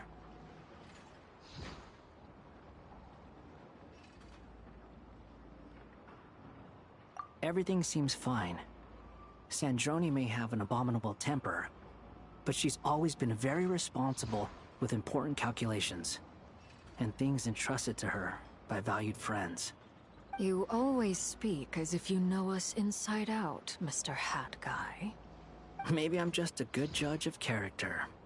I certainly hope that's all there is to it. Regardless, you have been a significant help in this matter. For that, you have my gratitude. I didn't do anything special. Sandrone's the one who completed a seemingly impossible formula and turned the tide of the entire battle, even giving her life in the process. She's the one we should be thanking.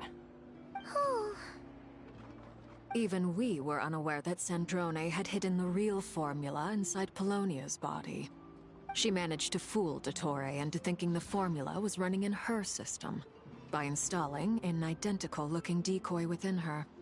She probably realized that she didn't have the strength to stop Dottore. But this way, she could at least get him to lower his guard.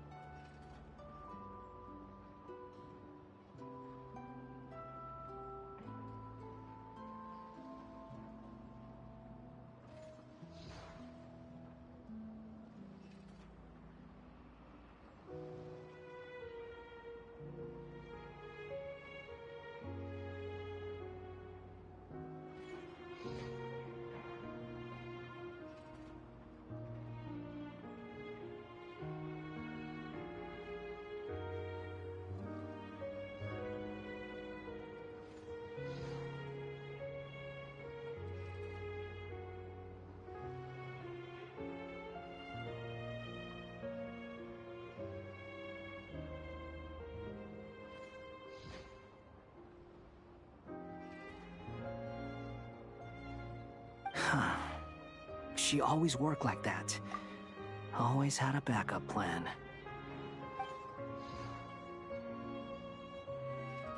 Well, that's why I'm traveling to Fontaine.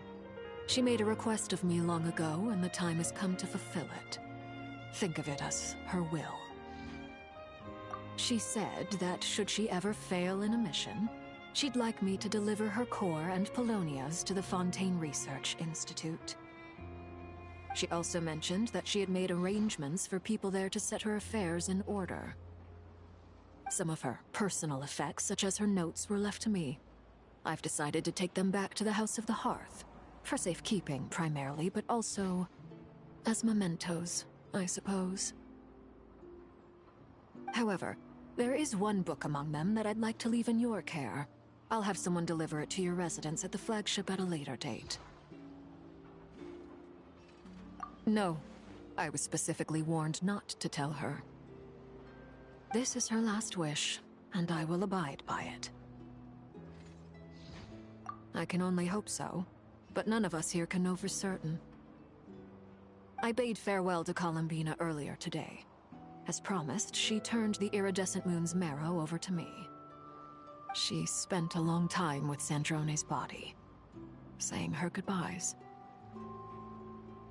Oh, is she all right?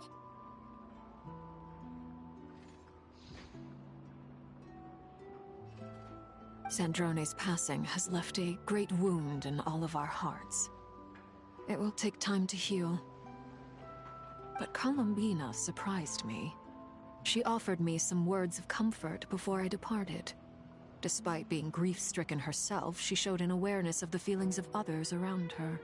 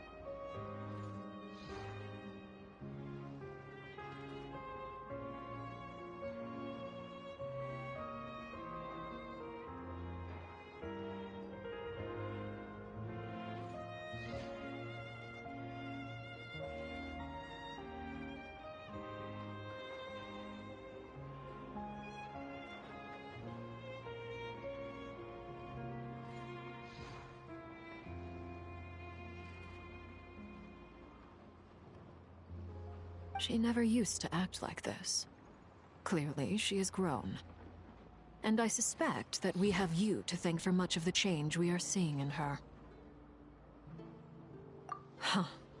After these recent events, the Tsaritsa has revoked the Pale Star Edict.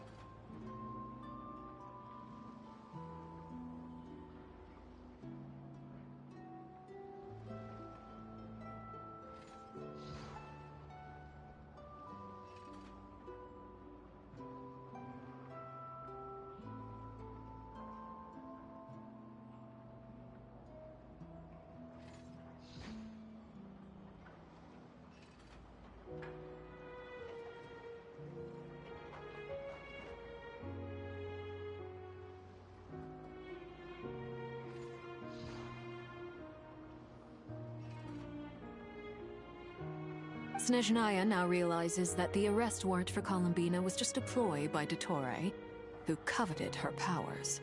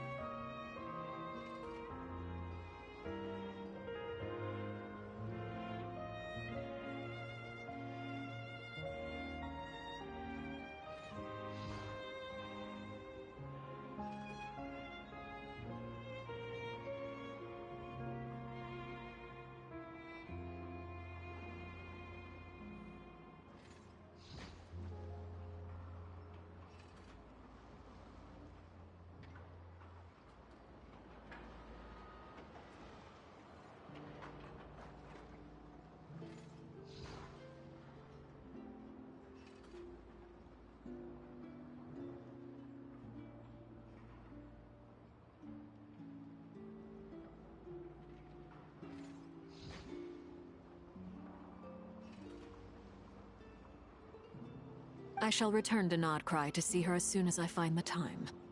I hope that from now on, she too will explore more of the world.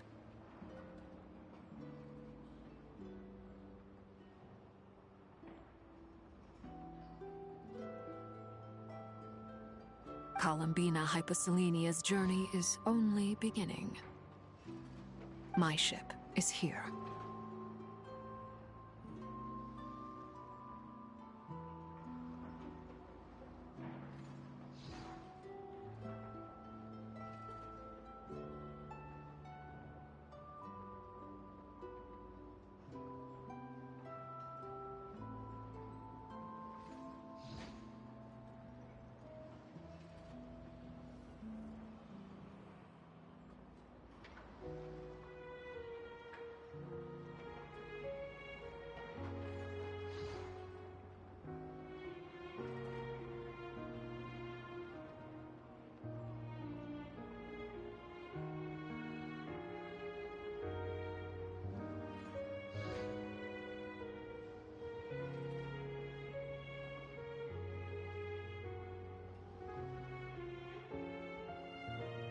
Traveler, Paimon, we shall meet again.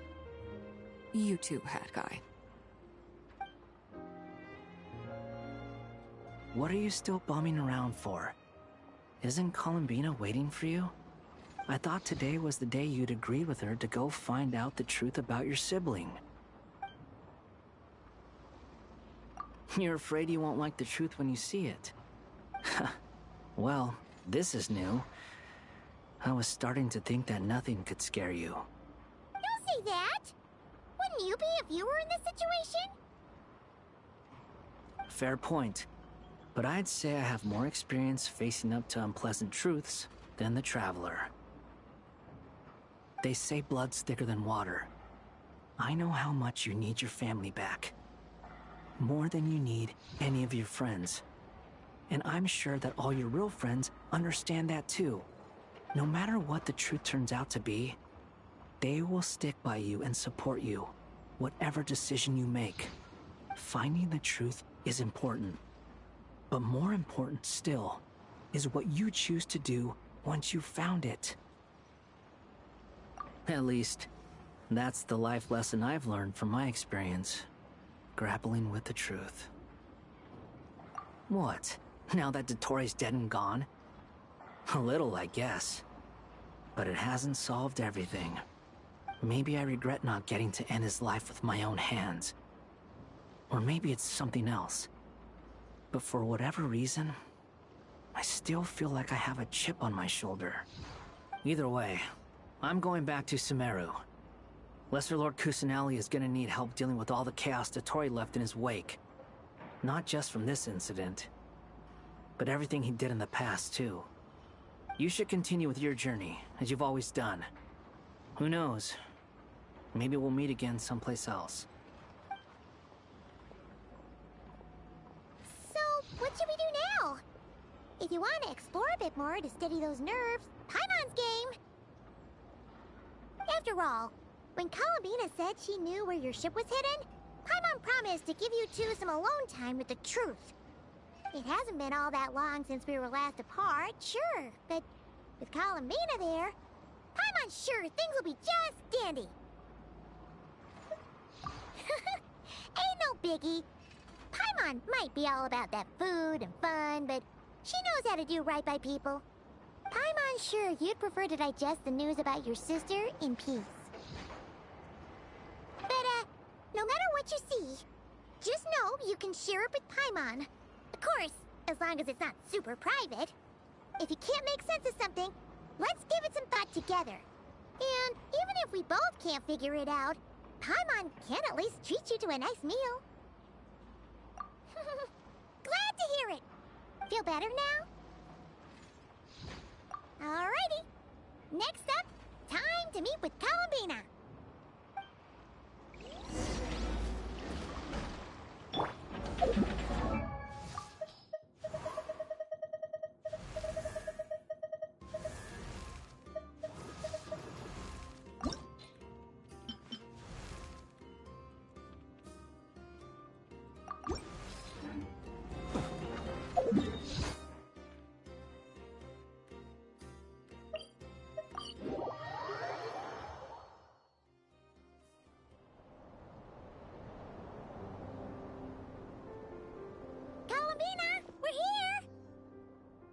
can't quite believe we're meeting out here. We've gotten used to walking over to Silver Moon Hall whenever we go see you. Well, you're still welcome to go there whenever you want to see me. It's just, now that it's all over, I've decided to make some changes. Try and fit in with the Frost Moon Scions, like Llama suggested.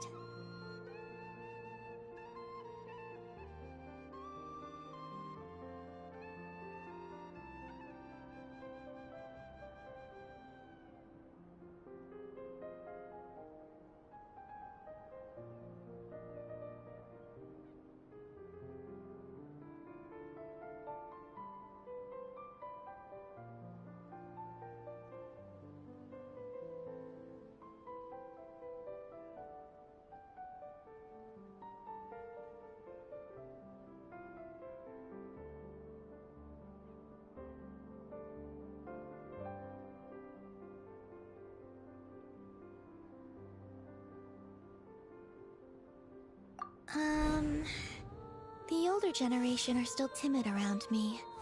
They don't dare get too close, and they bow their heads when I walk by. But things are much better with the children. I see more curiosity in their eyes. Hopefully, by the time the next Moon Prayer night comes around, I can enjoy the festival with them as myself, without having to pretend that I'm only dressed up as the Moon Goddess. You'll do fine, Columbina. Paimon's sure they'll realize you're super nice once they get to know you better. You really think so? When we first met, you thought I was a little up in the clouds. We were just starting out then, come on! So Llama told you, huh? I'm only teasing. I know that I have you to thank for pulling me back down to solid ground. It feels good to finally stand firm on the earth where I was born. Oh, that's great!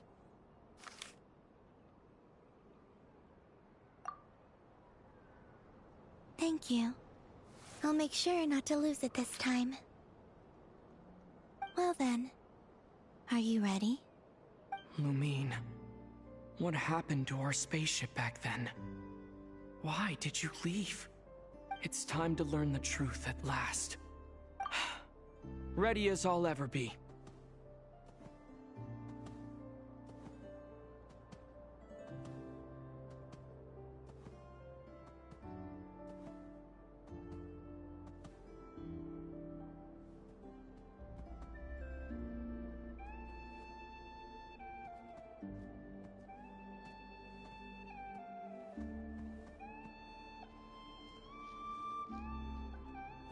Good. Then let me open the way for you.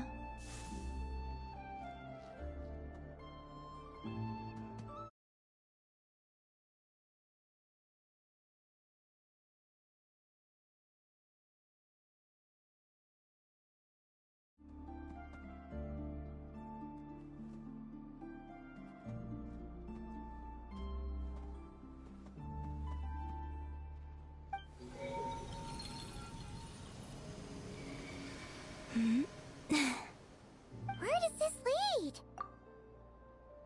To our shared destination. Huh? Do you remember me telling you about my missing prologue back when we just met? I said that my story began on the moon. But while I was inside the moon's reflection, I realized that my prologue was really hidden in the future. I just had yet to discover it at that point. The story of the time before I was born was in fact the story of my distant future. It's truly fascinating. But when I obtained the Trilunar Authority and returned to our present reality, I sensed something I hadn't expected. Your prologue. So you mean... Yes, your spaceship. All this time, it has been hidden on the Frost Moon, which lay beyond the sky. The great ruler of the firmament, the heavenly principles.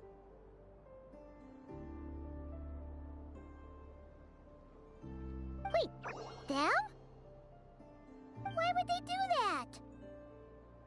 I don't know. Perhaps your ship contains that, or something that cannot be known.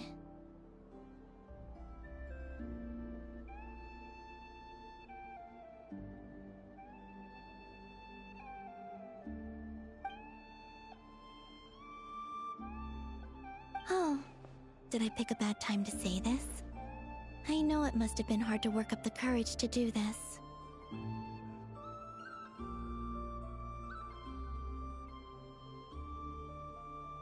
Maybe I should have waited until you were on the moon, with no chance to back out. That would have been kind of mean, you know.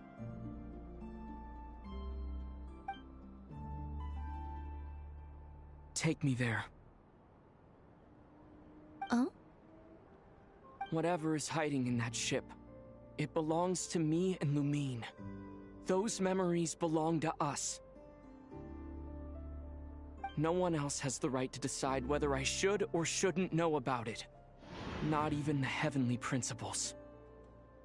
Very well. Then let's go. You two take care, alright?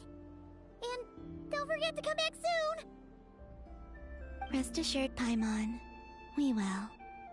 Traveler, after you. Thinking about the story that we'll find hidden on the moon? Yes. And hoping that it has a happy ending. Stories like that don't exist, you know? You don't believe in happy endings? I don't believe in endings.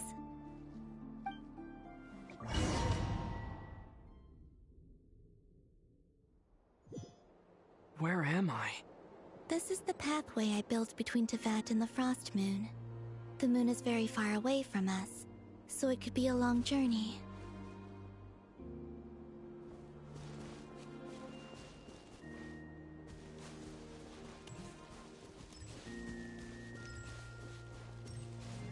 After I obtained the Trilunar Authority, I unwittingly saw past events from many of my friends' lives. One was Lauma. She was so young when they chose her to be the Moon Chanter. From then on, the Frost Moon Scions looked to her to bring messages from their goddess. But, for better or worse, I had left Hisi Island before she was ever born. It was not until much, much later that she met me. I think it's for the best. Because of the way things turned out, you had the opportunity to become friends. You're right. In that sense, I think we were both very lucky.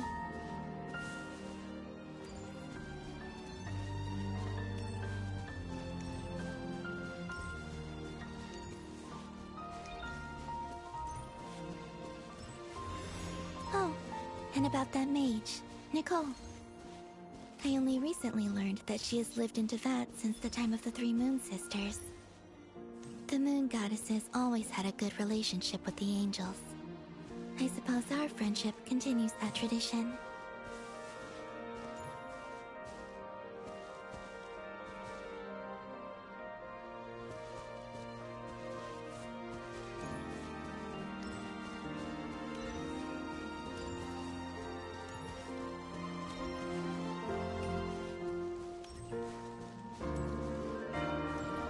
And then, there's Sandrone. I never knew that much about her, beyond the fact that she was created by someone called the Lord Artificer. She, too, suffered for a long time before joining the Fatui.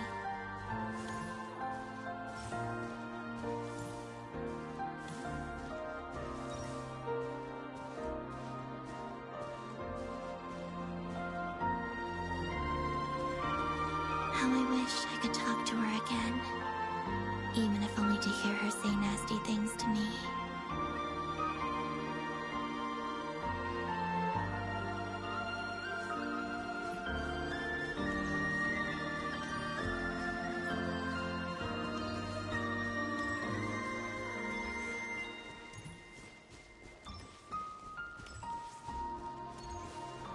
Also, I saw your sibling's story. I'm afraid I didn't see much. It seems that she rarely came to the surface, where the moonlight shines. But I did notice that back when you first set out on your journey, she would often appear nearby, gazing at you from afar with a guilty look in her eyes. Lumine. Let us speak no more of the past. I probably shouldn't reveal so much about my friends. It's not my place. Let the moonlight carry us forth. We are very close now.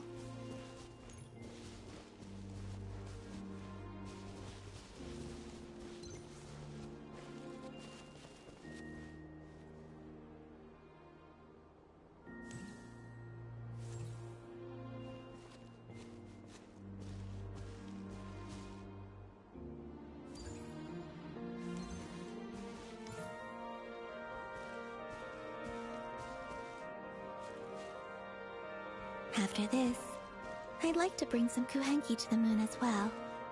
If they're willing, of course. What about your other friends? Will you bring them to visit too? Certainly. But I'll need to tidy the place up first. This home hasn't received any guests in a long, long time.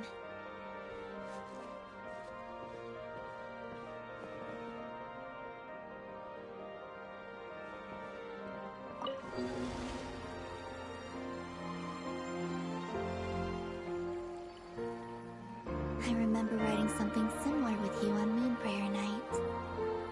I believe it was called... Dodoko's Whirligig. Yes, that was it. You asked me if I was afraid to return to the moon, and I said that I was. The idea that I had gained something precious, only to lose it so quickly. That frightened me. But I'm not afraid anymore. Besides, this time, we're traveling together.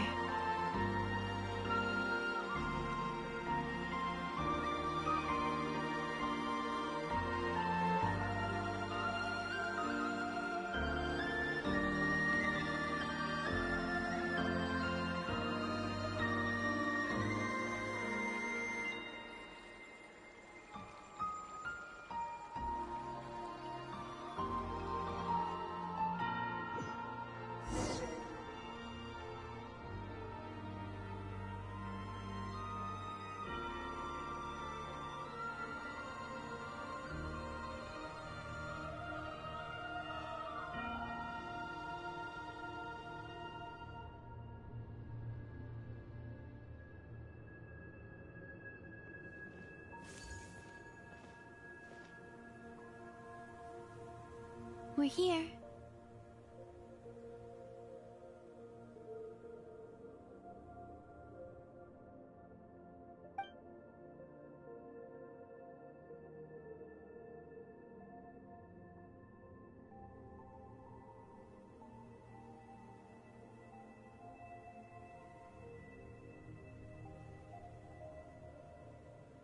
Over there.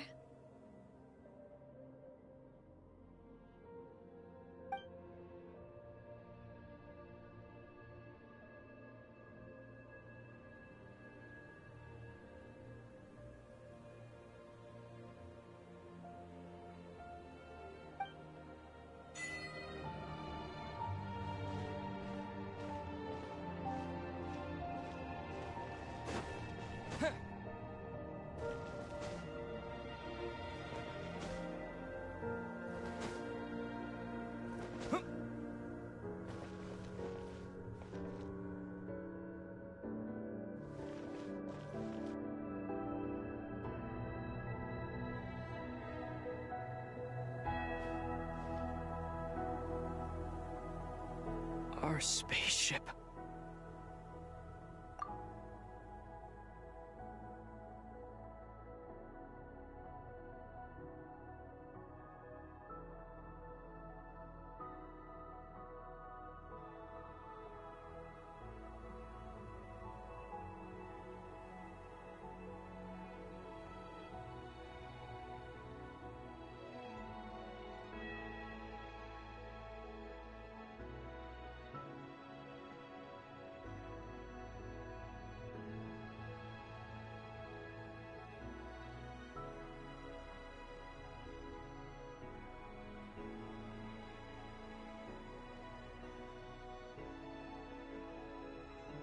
It's huge. I suppose that the moon is the only place one could hide it.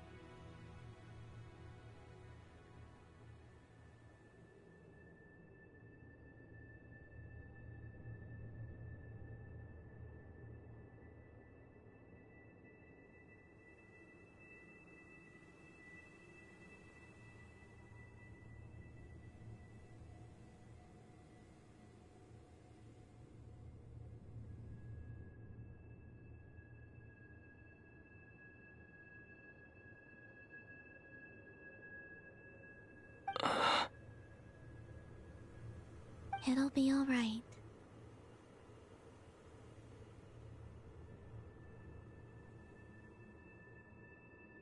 Huh? The way you feel in this moment, I went through it too, on Moon Prayer Night. The door was right in front of me, but I struggled to find the courage to step through.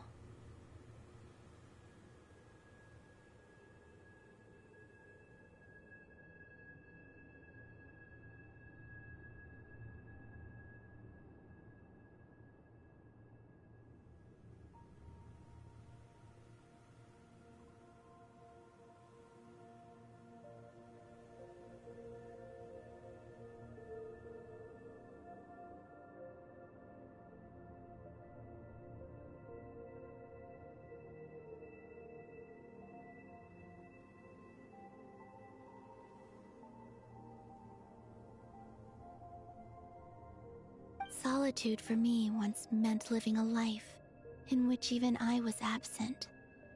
Before I met you, that was the only life I knew. But that night, solitude meant throwing away the life I had gained after meeting all of you. Columbina. Go. Retrieve the part of your life that was once lost. Trust me, you will lose nothing by doing so. Look, Teyvat is right there. All of our friends are down there, waiting for us.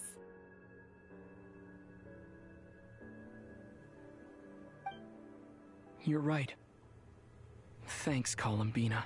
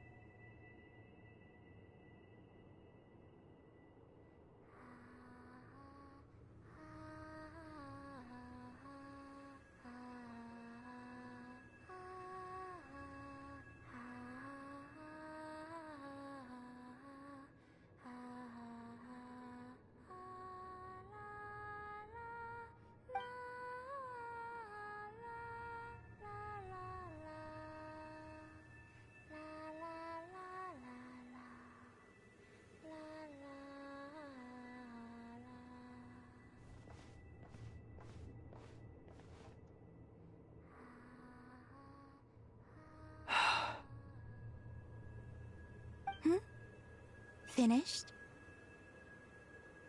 Yeah. Why did you take your eye mask off? Well, since my return, I've decided to take more opportunities to see the world with my own eyes. Besides, I've always wondered how Teyvat looks from the moon.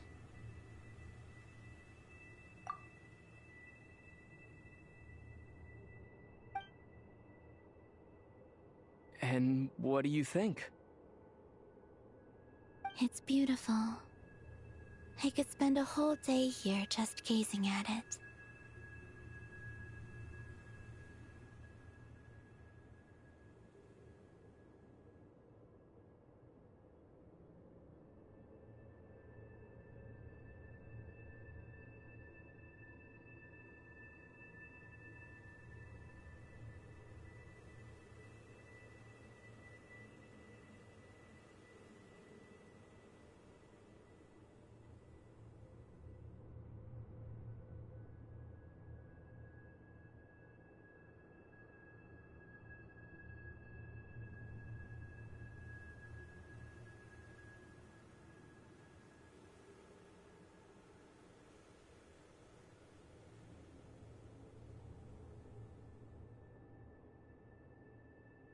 What about you? What do you think of the truth you found?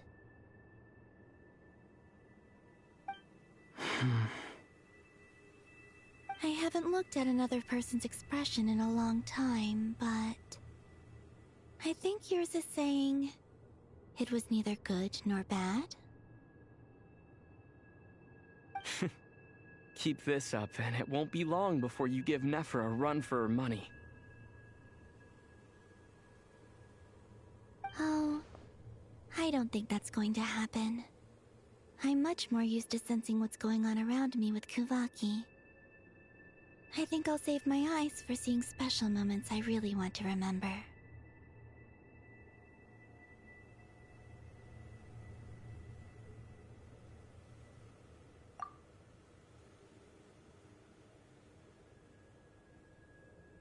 I read the spaceship's flight logs. I always assumed that this was my first time in Teyvat. I thought that Lumine and I must have been hibernating in space for centuries on end. But the logs show that our spaceship flew over the skies of Teyvat once before. A long, long time ago. Flew over? So you didn't land? No, the ship barely came to a stop before flying on again.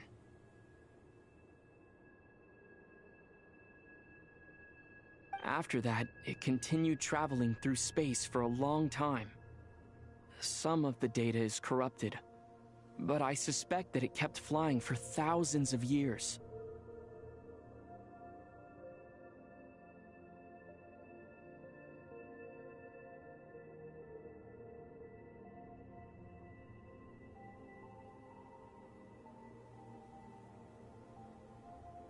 It was only after that that the ship made a forced landing in Nodcry.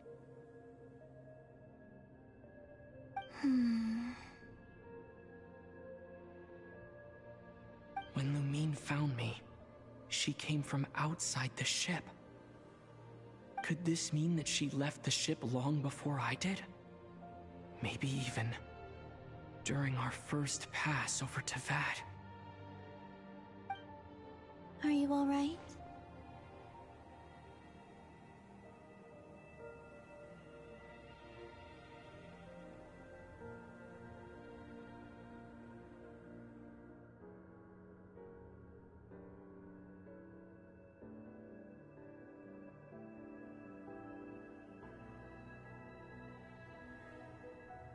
Yes, I can feel that the truth is coming together, one small piece at a time. I remember Lumine telling me that when she first arrived in Conria, she could not recall the past.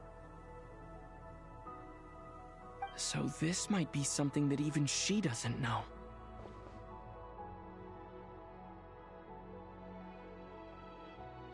Here, I made some space for you.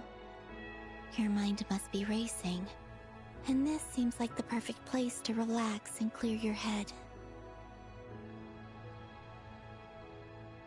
Oh, wait, there's one more thing.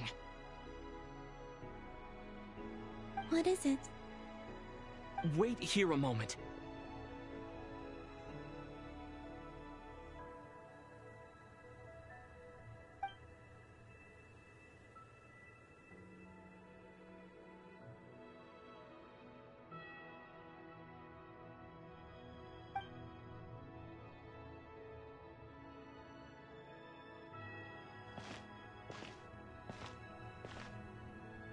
Hey, Columbina.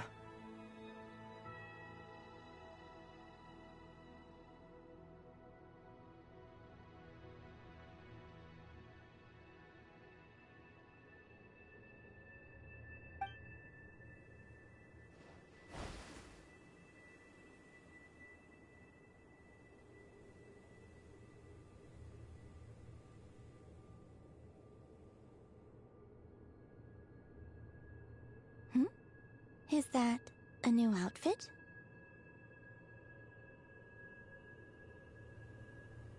An old one, technically. It's been in a cabinet inside the ship this whole time.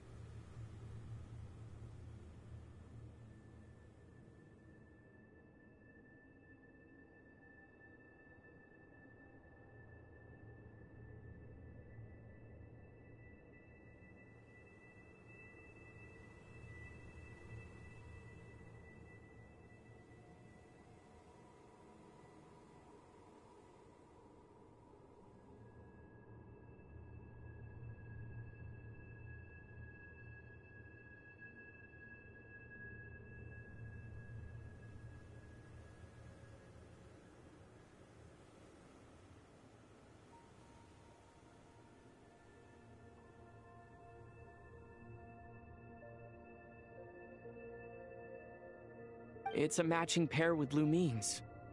She always liked this set more.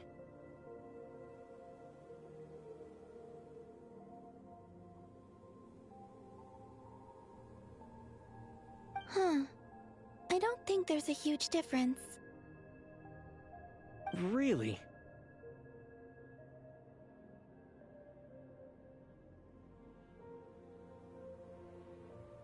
Yes, it's still the same you.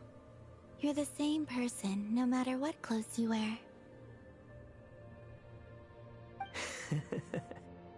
Only Columbina would make an observation like that.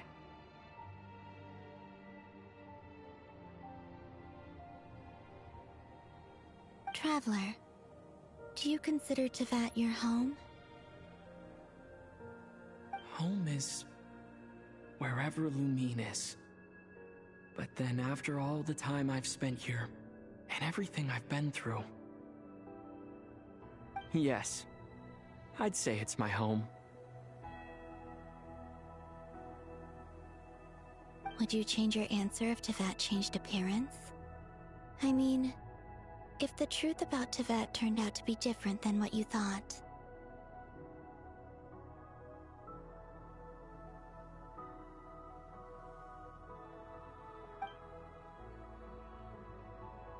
I don't know, but I don't think so.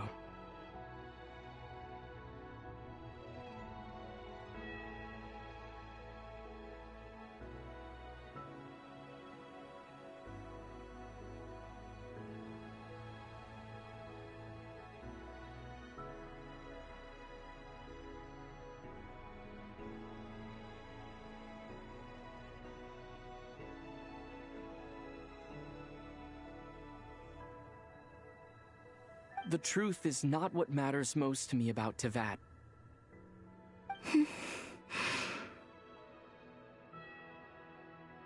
When I was first born, I longed for a home. And when you get something before you're mature enough to understand the world, you just take it at face value. I thought that a home was a transaction. You give me what I want, and I'll do the same for you. But you and your friends taught me what a true home should look like. You never asked for anything, yet you gave so generously to me. That's because your friendship matters to us. It was worth it.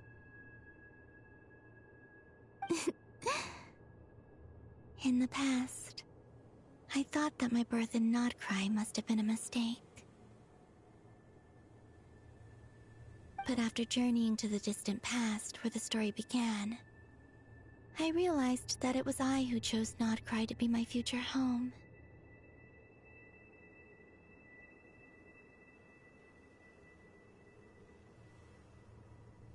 Now, I am glad that I made that choice. I'm sure your friends are just as glad. In fact, I intend to make the same choice today as I did back then. What do you mean? Well, I've given the Eternal Moon's Marrow to Lauma, and the Iridescent Moon's Marrow to Arlecchino.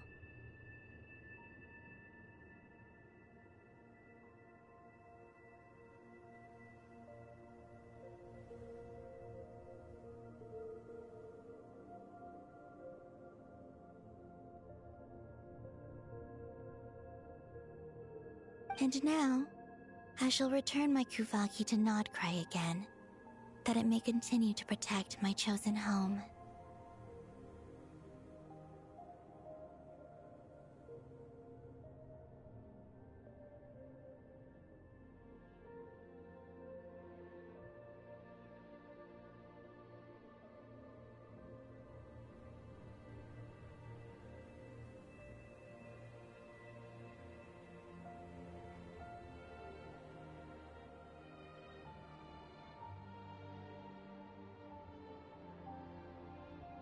Wait, but what about your body?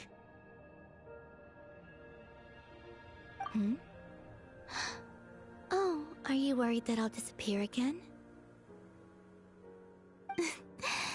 I won't. Not this time. The frost moon has now entered the fall sky, and I am the Trilune goddess. I am only returning to not cry the part of me that it needs. I am giving what I can, because my home is worth it.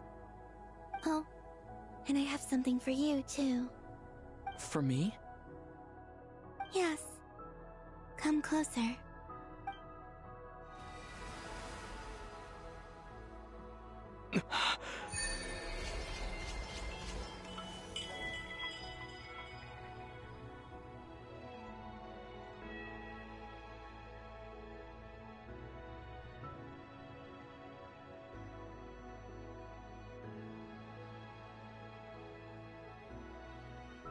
What was that?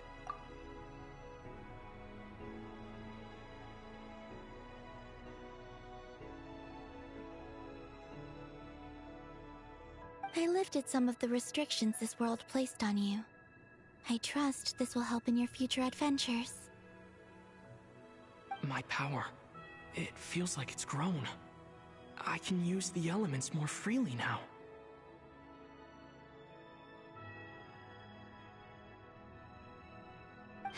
Thank you. This will be a great help.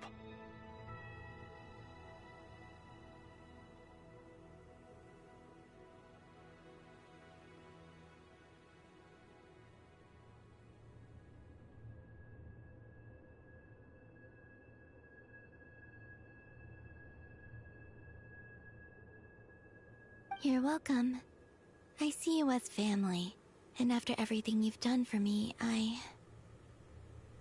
In fact, no. It's not because I owe you. It's because you're worth it. Here. This flower is for you.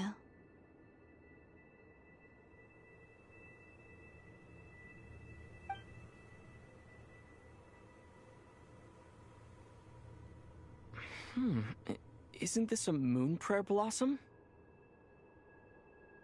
Yes. Don't worry. You will never see these flowers lose their color again. I'm finally discovering the joy of giving. How I wish I'd learned this sooner. Hey, better late than never.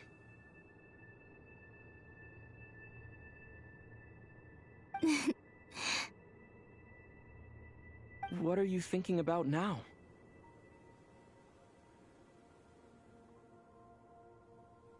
Why don't you take a guess? You get... one shot. I don't think I'll get it in one guess. But I'm sure it's a happy thought. That's kind of a sneaky answer. I can't say you got it wrong.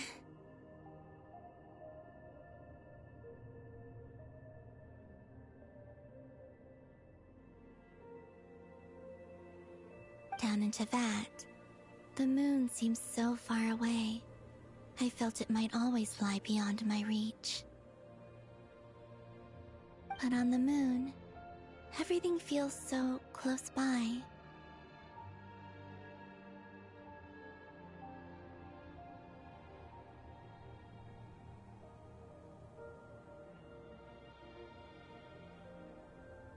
The haze that once enshrouded the skies has finally been dispersed. I feel like a traveler on a winter's night, starting a new chapter in my tale by the warmth of a bonfire. I don't have a lot of luggage, but I do have a lot of hope for the future.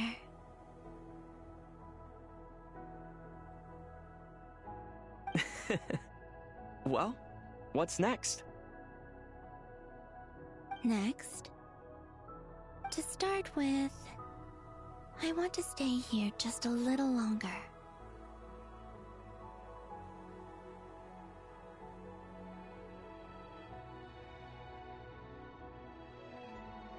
After that, let's return home and continue our journey.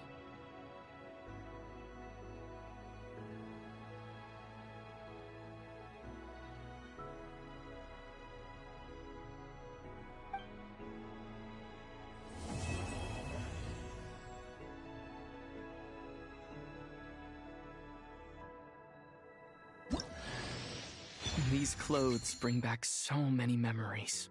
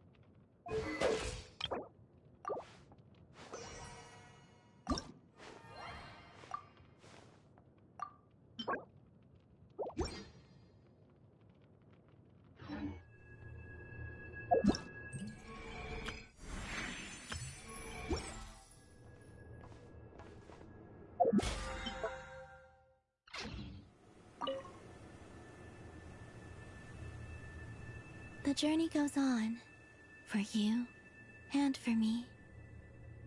Like I said, this is not the end. I don't believe there has to be an ending. Oh, is that your next destination? Most people would probably tell you to pack some warm clothes. But I experience things differently than most people, so I can't know how cold it is. In fact, it is home to quite a wondrous heat source. I think they call it Kreshnik's torch. Every city in Snezhnaya is built around one of those. I sensed the energy it gave off as I was passing by on a railway train. It felt grand and distant.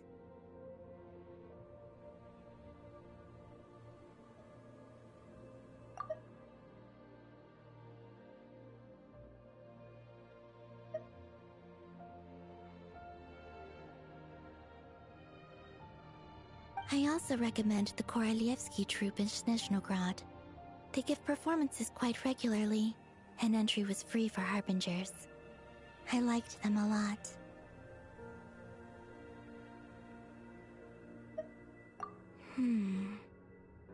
Ice cold and sharp. Crystal clear in some ways, yet profoundly unfathomable in others. Like the thick layer of ice on top of a frozen lake.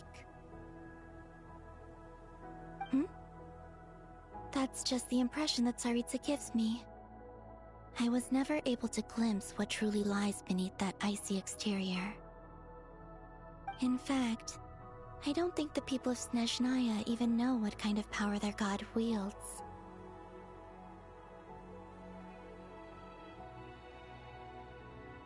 Maybe that's because the Tsaritsa herself has never acknowledged, nor accepted that power. There's Regrator, the Rooster, and the Jester. Between them, they control a lot of what happens in Snezhnaya, but I can never wrap my head around how exactly power is split between them.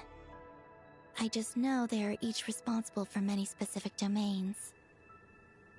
I noticed that the Rooster and Regrator often appear to get along on the surface, while working against each other in secret.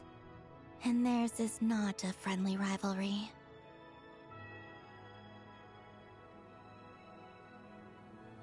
But I wasn't particularly interested, so I tended to keep my distance. Now that I think about it, the term Mistelton often seemed to come up in connection with Project Stuja. Once things settle down in Notcry, I'd like to explore the world beyond Snezhnaya.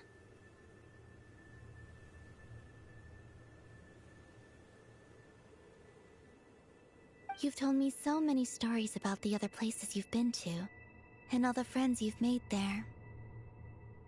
I'm curious to visit those nations and see them for myself. It would also help me learn more about the journey that has made you into the person you are today.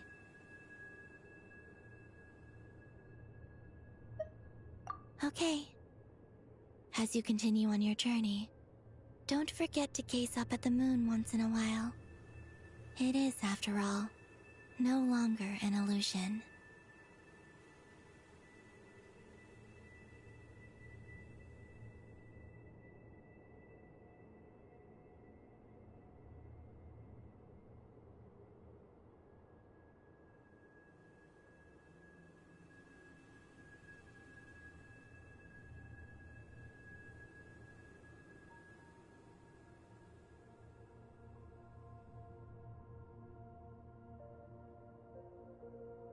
It shall cast down its true moonlight, connecting us in truth.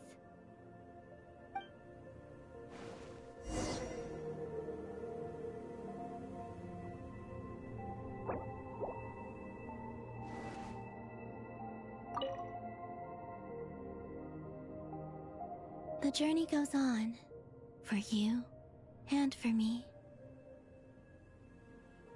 Like I said, this is not the end, okay? It shall cast down its true moonlight, connecting us in truth.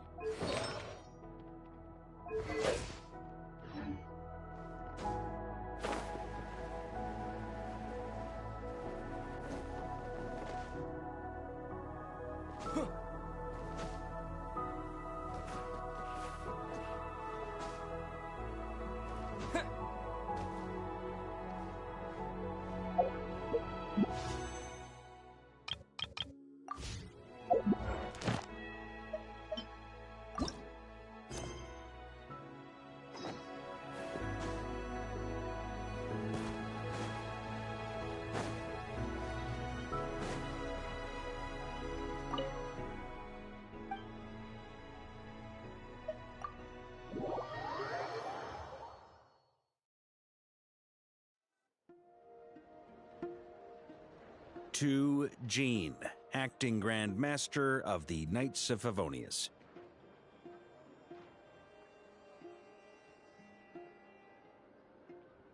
Ugh, this preamble is such a pain to write. It's probably high time we got rid of this acting business. I trust that Dern has updated you all on recent events. Hope we didn't worry you too much.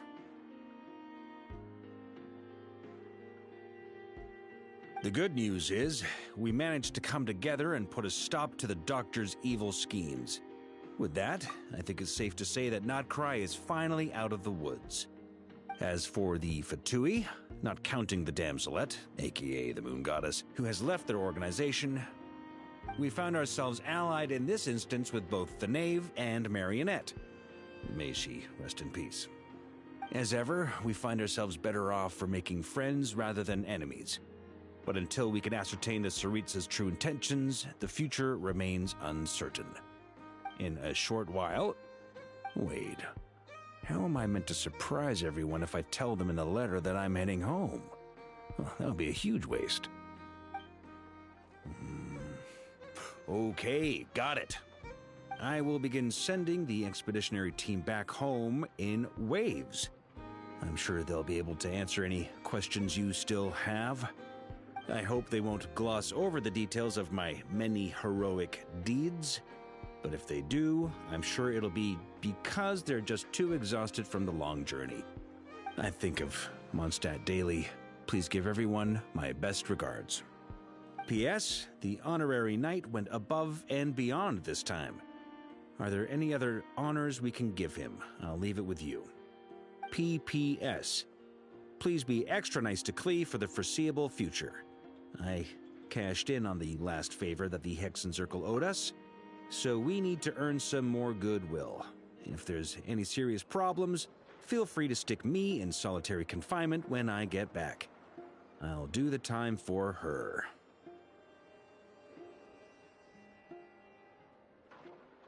Whew. And that, as they say, is all she wrote. End of an era. And with the moon shining down brighter than ever, I think everyone is going to sleep well tonight.